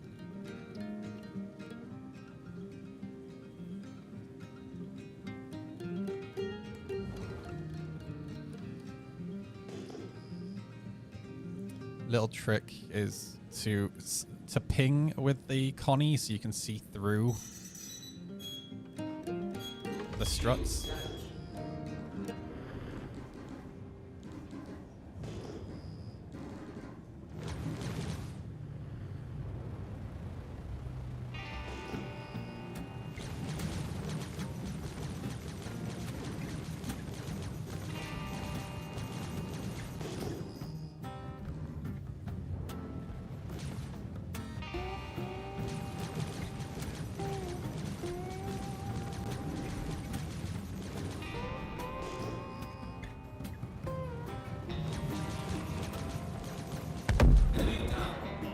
Okay.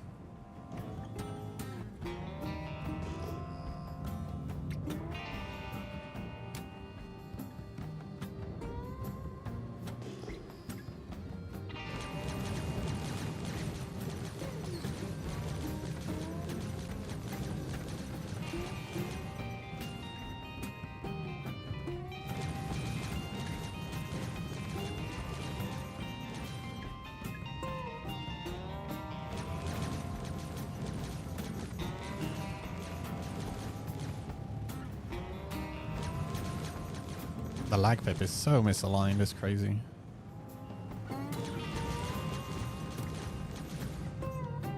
Hey, I thought I saw a Reddit post this morning all about Thumb, by the way. I meant to send it to him, but I was so sleepy. Somebody was angry because they got pirated by Thumb, and they were screeching about him being a griefer.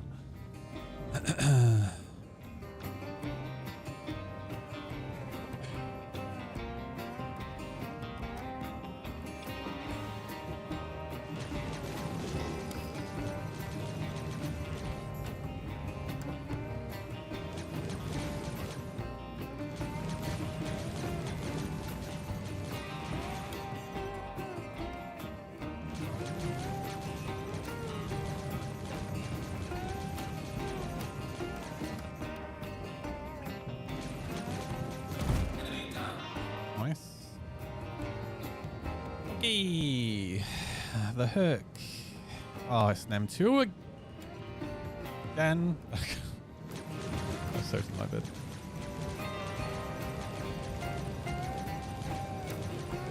It's a little bit close. Hey, how you doing today, rabbits? You're right.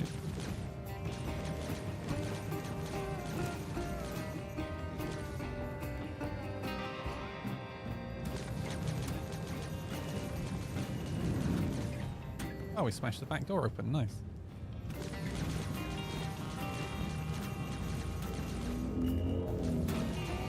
Gently does it.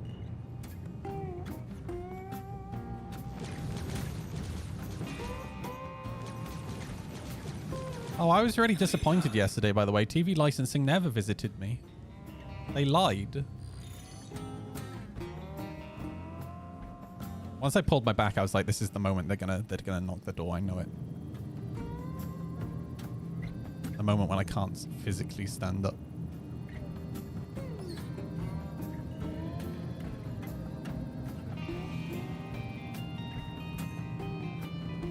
Okay. Corundum 10, copper 6. What on earth?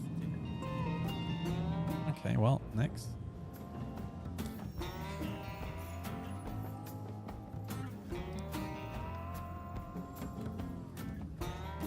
Oh, how we're being suddenly so unlucky. ERT. Oh, let me share it. Sharing.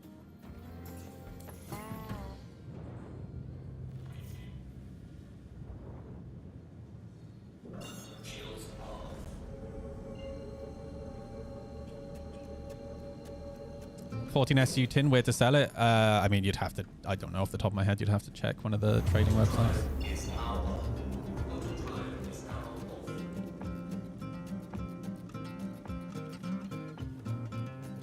Want to be able to afford a lobster dinner? That might get you a lobster dinner, who knows?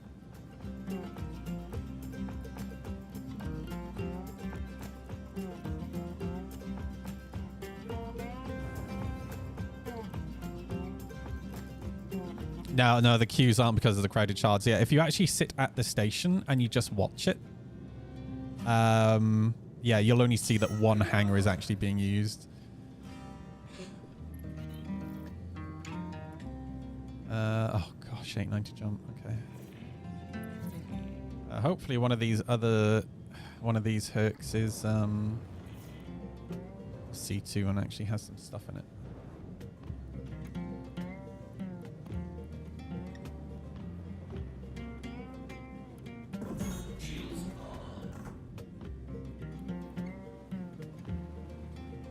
On Burl Leon, don't let me down.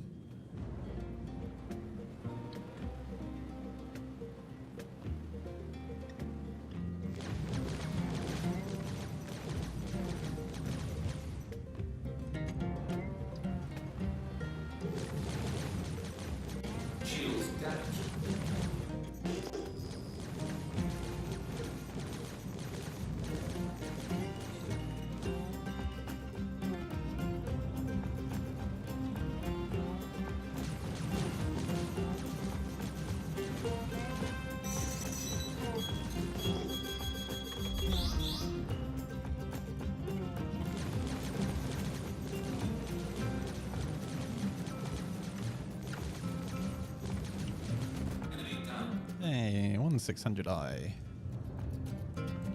I can't wait for the 600i interior rework. Like, I'm not really an Origin person, but I've never liked the interior of the 600i.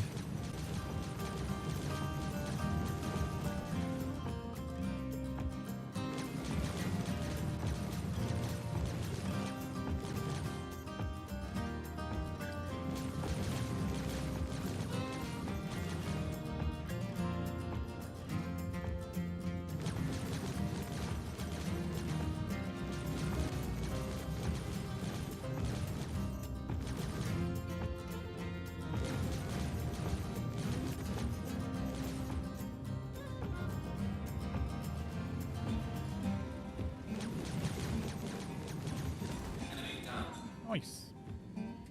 Alright. Heck. Oh, I think it's a C2. It's a C2!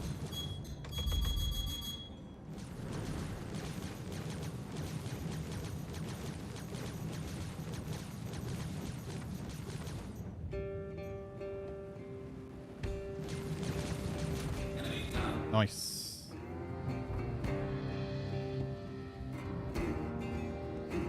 Here comes the 890.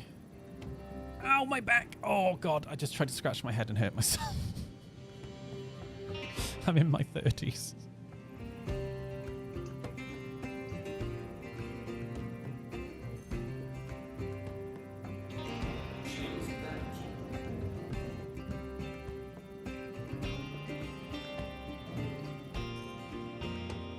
Corundum 123. We're getting loads of Corundum today. Copper 1. Wow. How generous.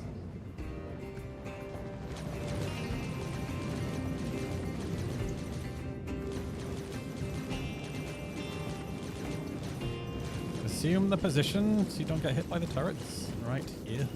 Please just don't teleport.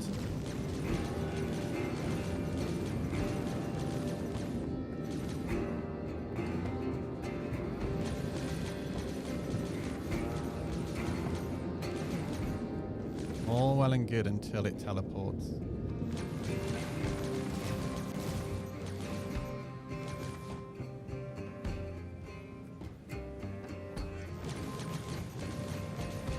Oh, click the button. Ow. All right.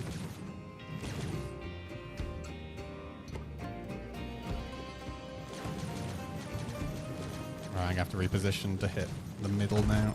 Oh, no, never mind. Held it. All right, back to the C2.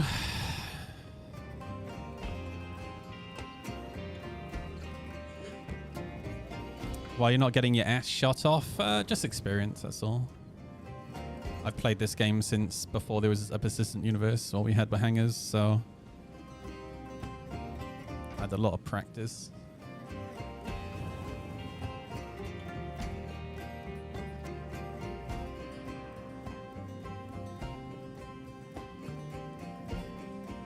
I don't think we can actually get the cargo out of the 890 though, right? Because the elevator doesn't work when it's soft death. Whoops. I bet. Oh, I just yeeted it. Whoopsie daisy. Let me park by here.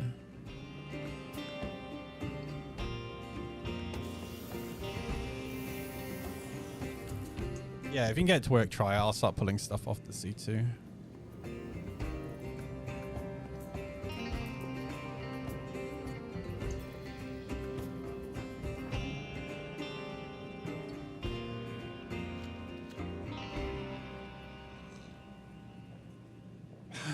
Man, like the old AI where they don't shoot, my experience is the AI are cracked and all turrets nuke you. I mean, again, it's just experience, dude. Like, bear in mind, I used to PvP all day, every day, right? Why won't it drop the bottle?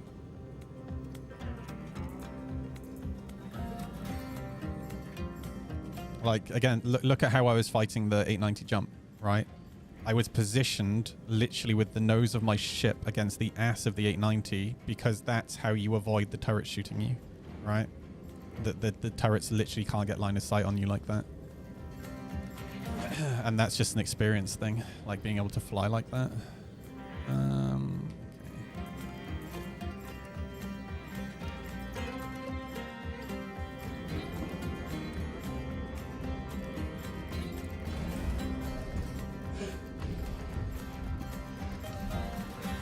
Oh no, really, Sivad? Shit, dude. That is literally my worst nightmare.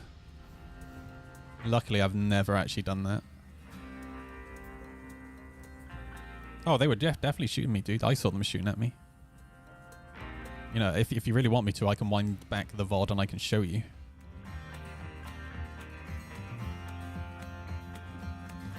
Okay, placeholder. Nice.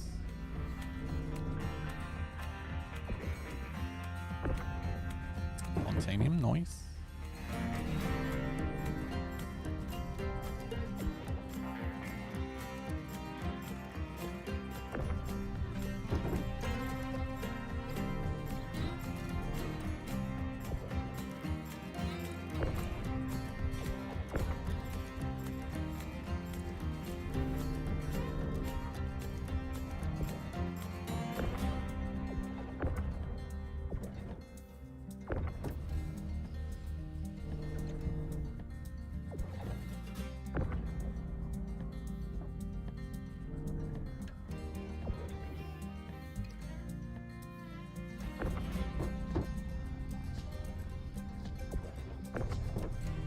I mean, that's not the problem, Alexis. The problem is, how do you open the elevator?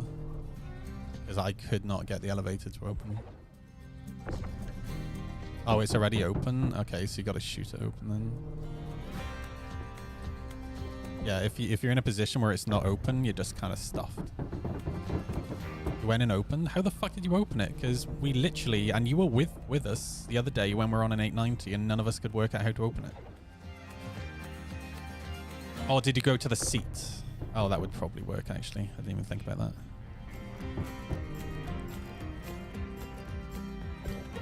Yeah, when I tried it, it definitely wasn't working.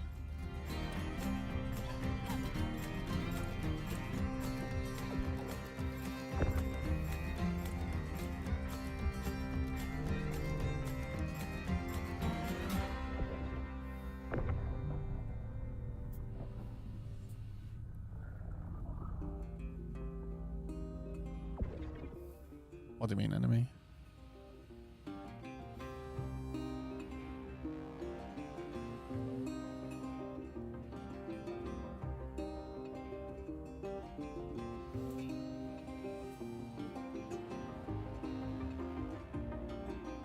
I know what you mean.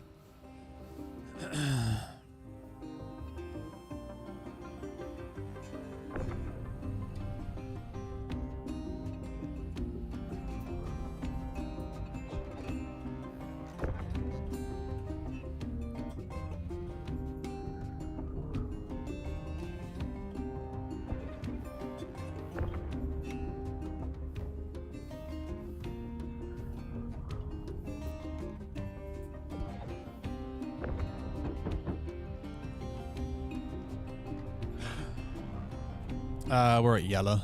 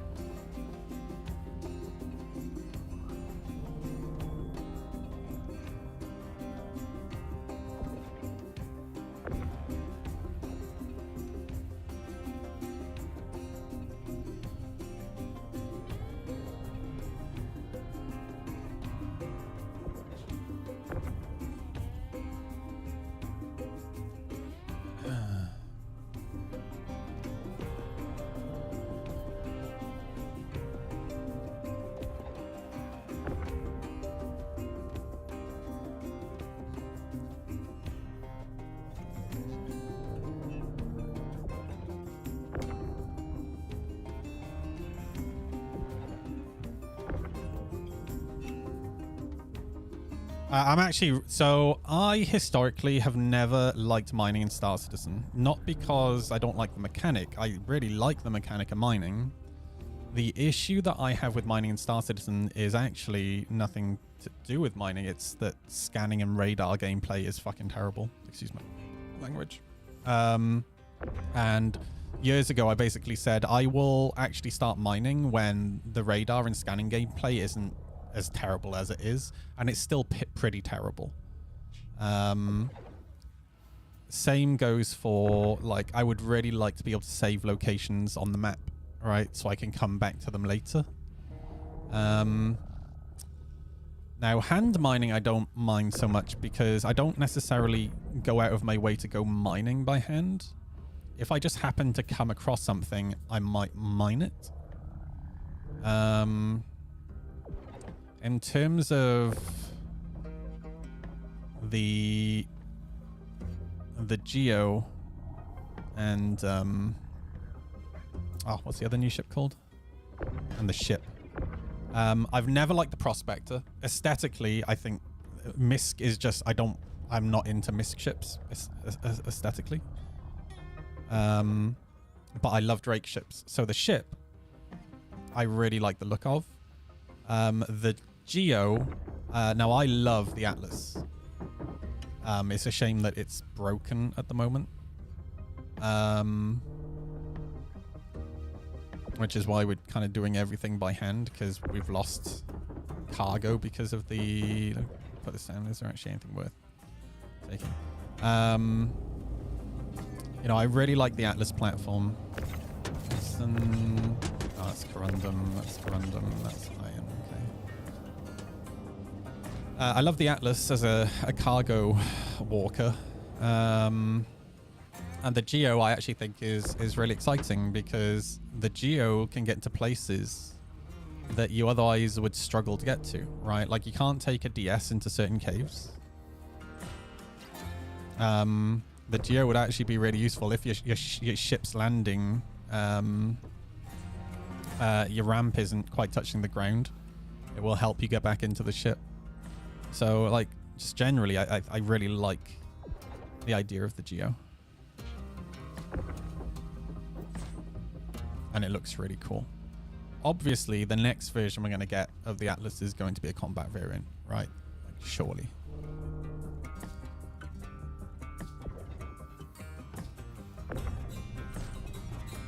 I do just wish that scanning and radar gameplay was better than it is, because that's what lets mining down, in my opinion.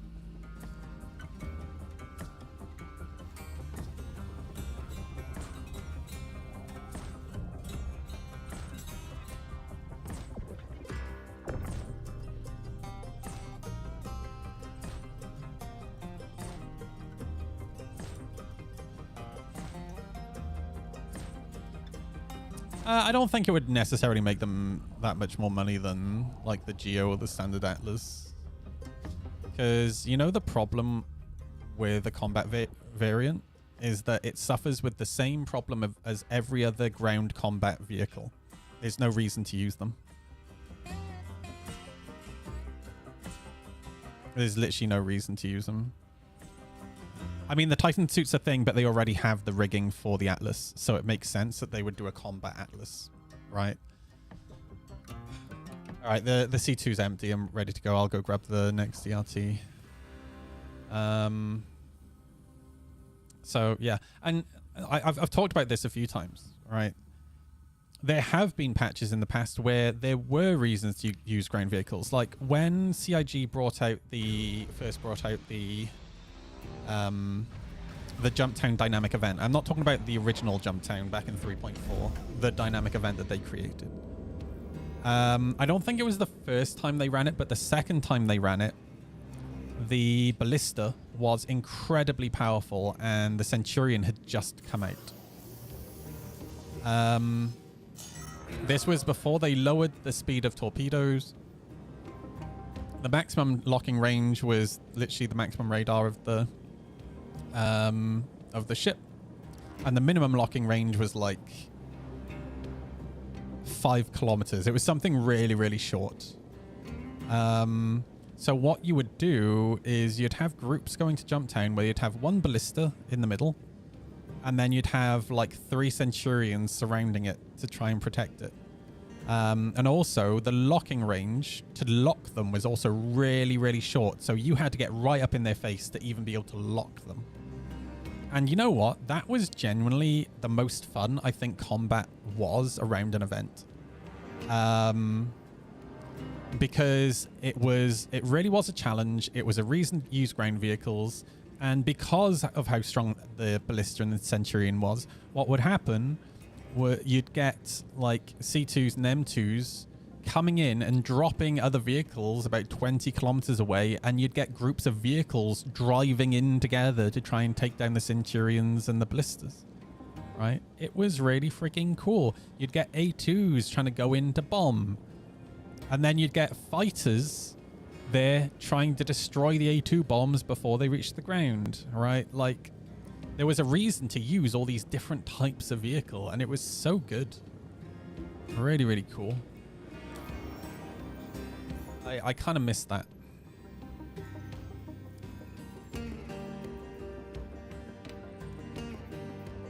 All right, next DRT. Or not.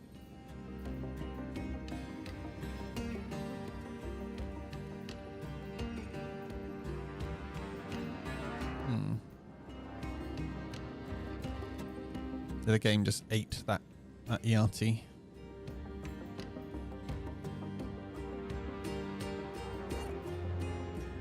Oh, let me close it for a second. Hopefully we'll get another one.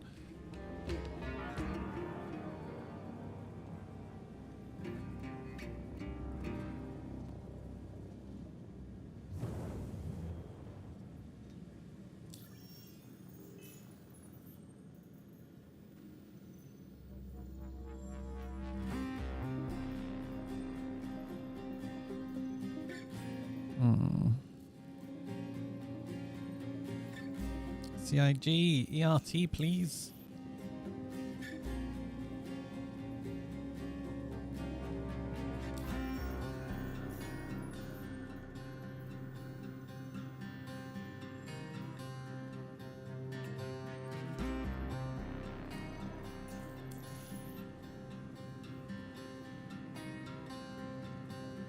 Dude, the radar zooming in and out and the auto targeting is so annoying.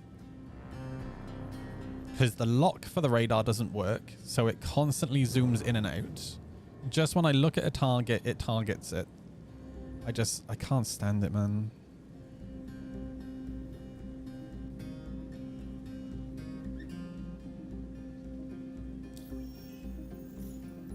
The new radar in 4.1 looks so much better. Or the updated aesthetic for the radar looks so much better. Like, it looks way more readable. Okay, it's not giving me another ERT, so I might just grab a VHRT real quick and go do that. Sharing. Because you get hooks at those as well.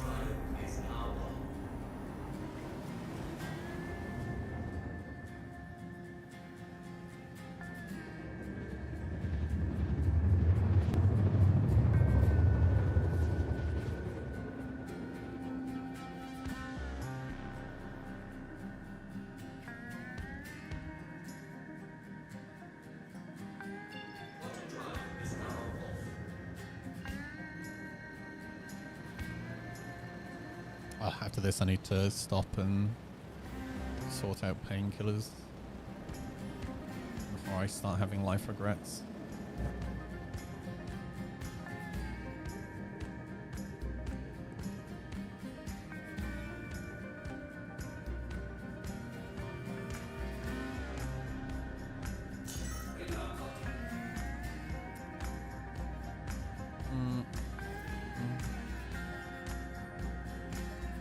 Meh, all rubbish.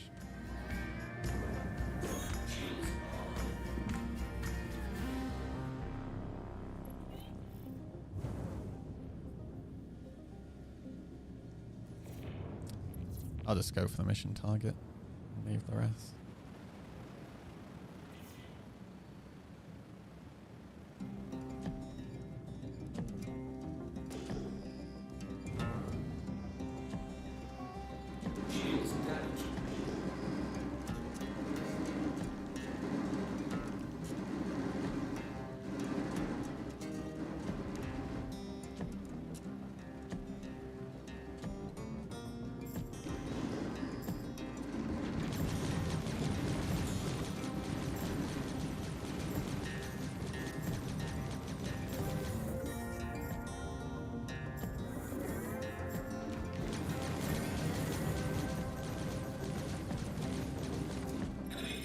Nice.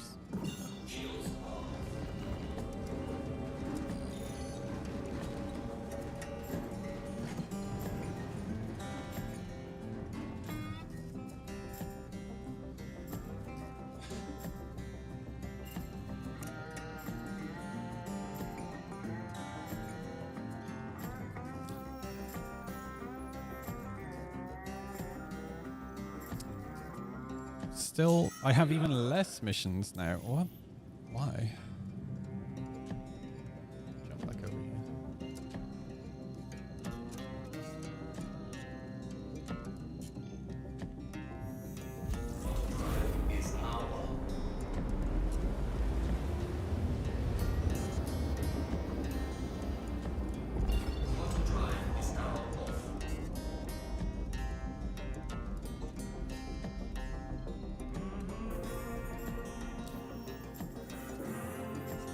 Ah, there we go. ERT. Showing mission. Hey, back to Daymar. Lovely.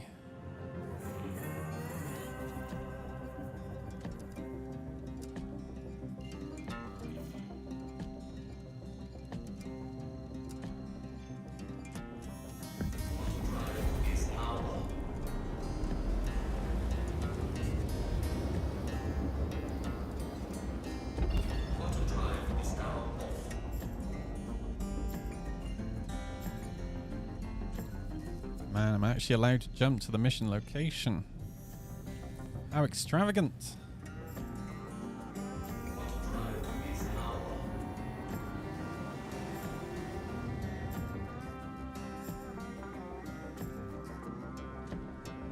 Wonder when CIG are going to push out the 4.1 build. Because it has to be out by the end of the month, according to themselves. I wonder if they're going to push it out a little bit early just to give themselves time to fix unforeseen issues.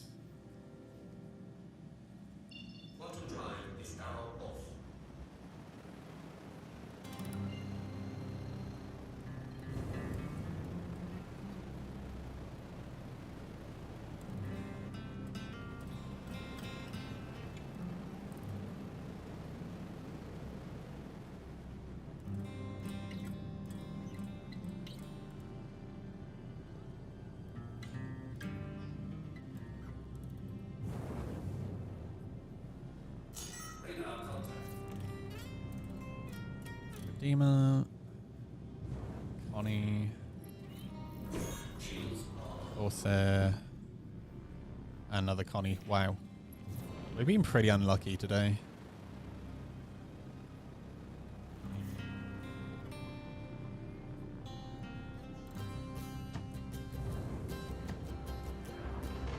I'll just kill this one, then move on to the next one.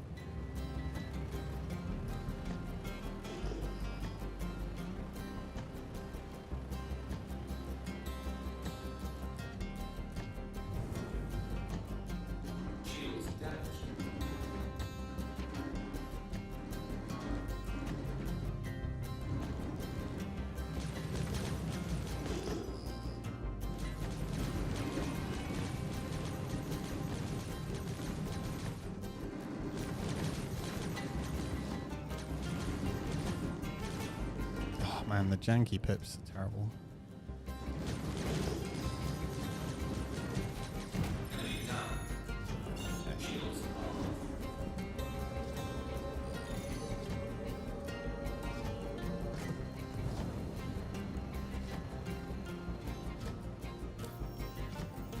Next week, well, it needs to, like I said, it has to come out by the end of the month according to their own timeline.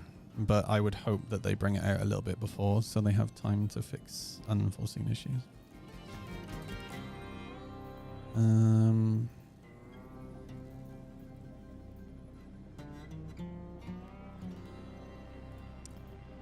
these ERTs are coming through really slow. I haven't played in a while. What version is the popular version, live or PTU to play? I mean, so the difference between live and PTU is for testing new features, right? Your gameplay does not persist on PTU, it gets wiped. So if you want to actually progress with the game, you'd want to play live.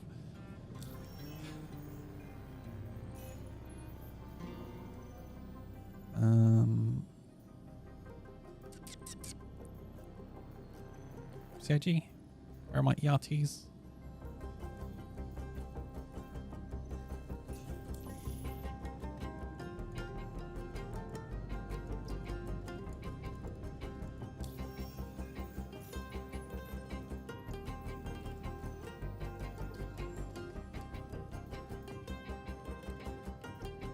I don't know why this suddenly so slow. I feel like it's this server.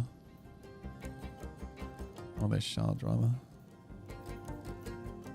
Like, generally it feels okay. Like, ships aren't teleporting around like crazy. The pips are still juddering around like crazy, but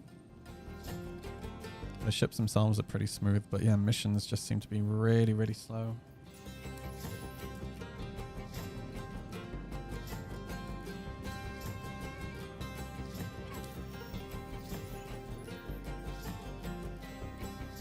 Still no missions. It feels like they don't update it friggin... Hang on, let me jump back to...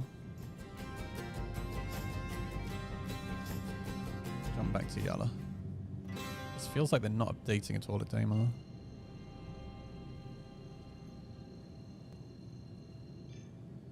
C2 is nearing capacity, maybe 1 or 2 missions left. Well, it'd be nice if the missions actually popped up.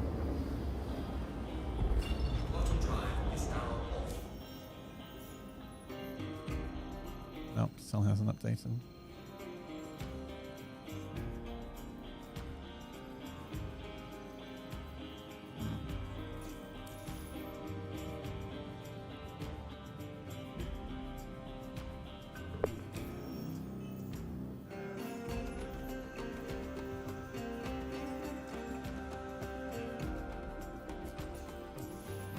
Oh my gosh.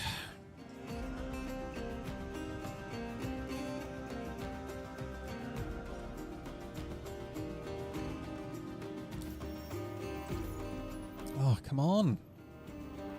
This is where I get frustrated. Stuff like this.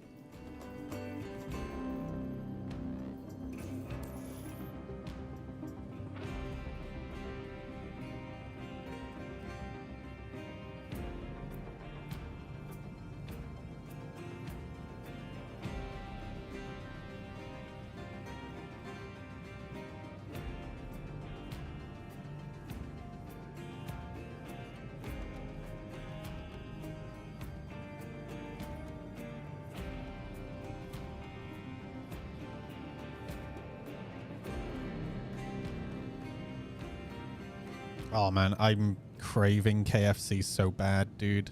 I haven't had KFC in forever.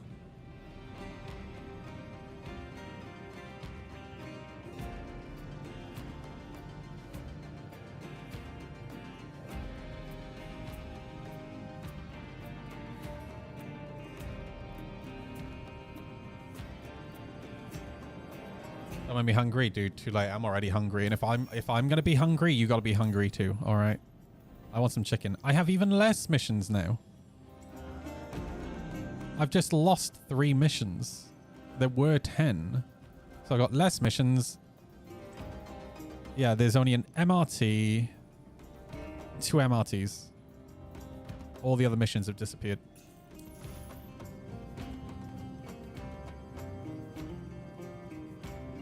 CIG. Come on. Please.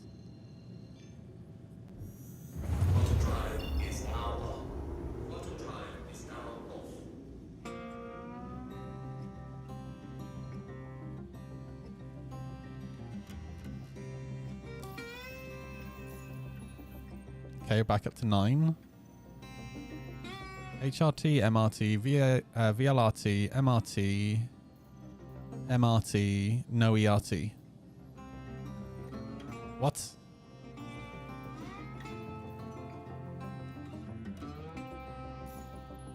Oh, we might be done, lads.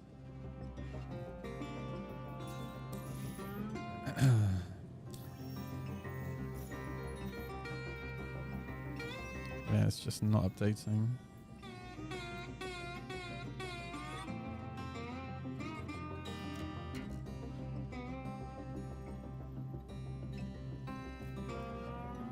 So those just updated.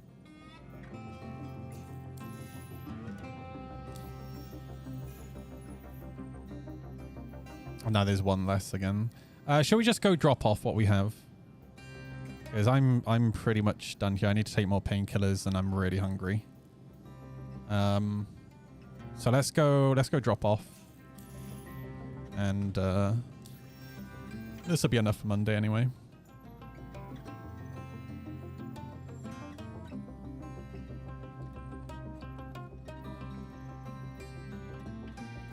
How is the moisturizer today? I'm confused. What does that mean? Oh, you mean me? I have a slip disc in my back, which is incredibly painful. But other than that, I am good.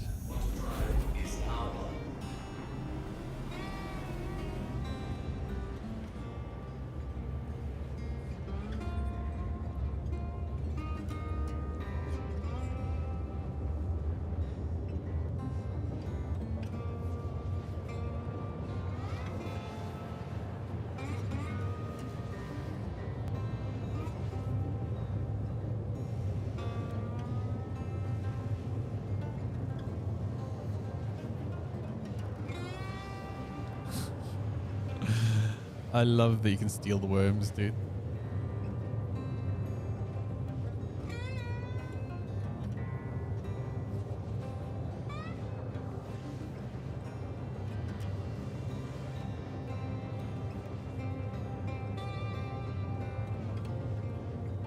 They've updated the splash screen.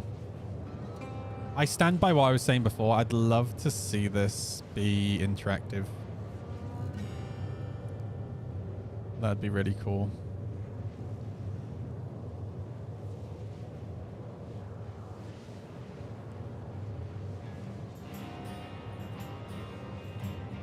Yeah, and I'm also amazed that this hasn't been fixed yet. Like, holy shit.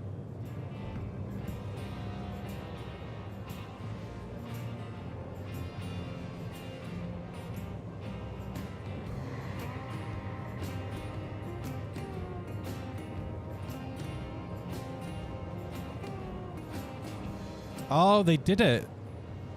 I was right.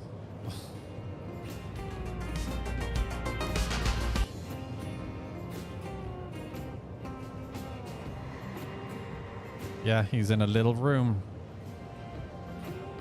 Basically, so the way it works is if a character is displayed on an MFD, like for comms, they have to physically be somewhere.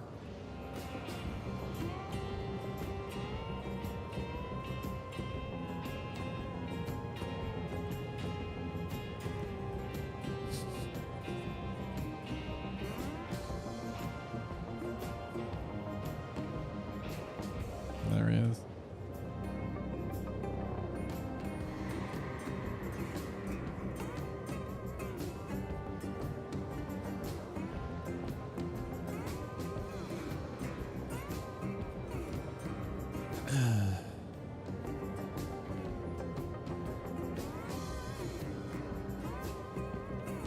Oh, yeah. He's only a torso and a head. Oh my god, dude. Oh, that's amazing. He has no lower arms or no waist, no legs. That's so good.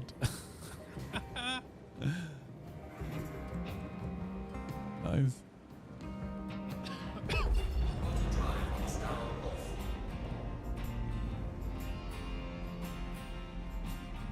I'm really tempted to get myself some KFC tonight.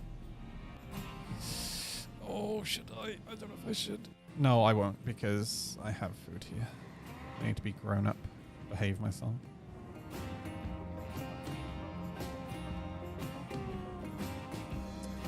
Okay, it's looking... where's this Connie? Yeah, just come in and run straight to the station. These guys are running around in SCM, but I should be able to deal with them.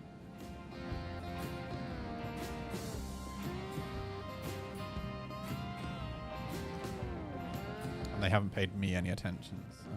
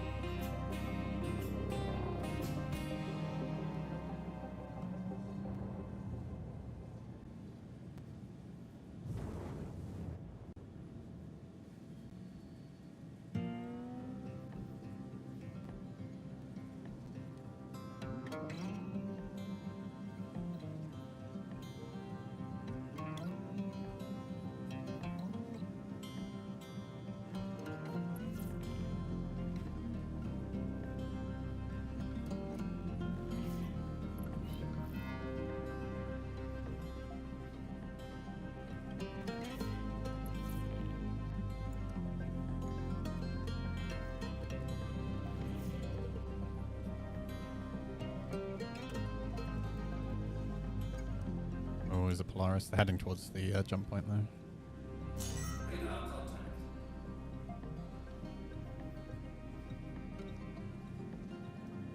Oh, there's an Hornet going for him.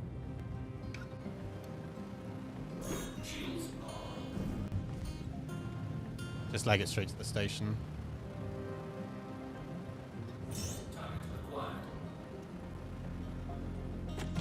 There's two of them.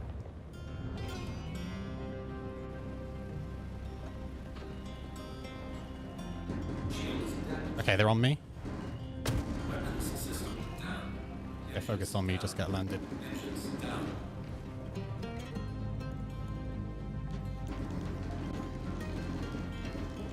There's the third one.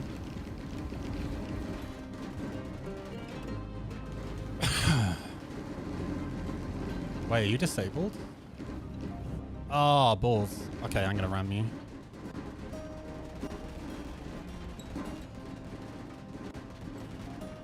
Hold on to your butts. Oh, that was so quick. Holy shit. Oh.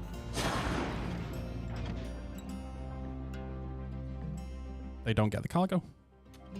Nice new HUD. Yeah, the new advanced HUD is nice. All right, GG, my dudes. Even if I was in a fight, I wouldn't have been able to deal with that. There's too many. All right. I'm gonna go make myself some food. Let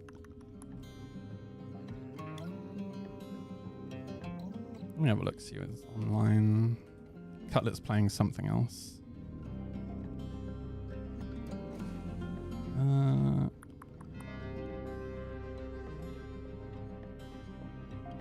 Oh, Space Smarter is on. I don't have him on my favorites. All right, let me pass you guys over to Space Smarter. He's raided me a few times recently, so I want to give him the love. I need to go rest my back a little bit. It's pretty uncomfortable being sat in the chair. Why can't I type? Hello?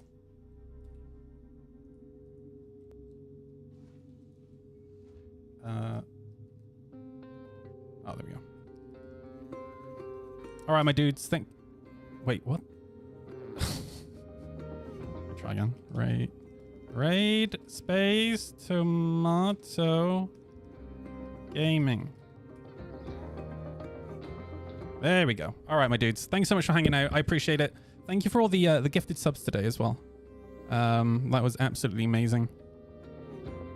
I really appreciate it. And I will catch you guys next time. I don't know if I'm going to be around on the weekend. I might stream on the weekend. It just depends how I feel with the back. If not, I will definitely be back on Monday. All right, love all your faces. I'll see you next time. Bye-bye.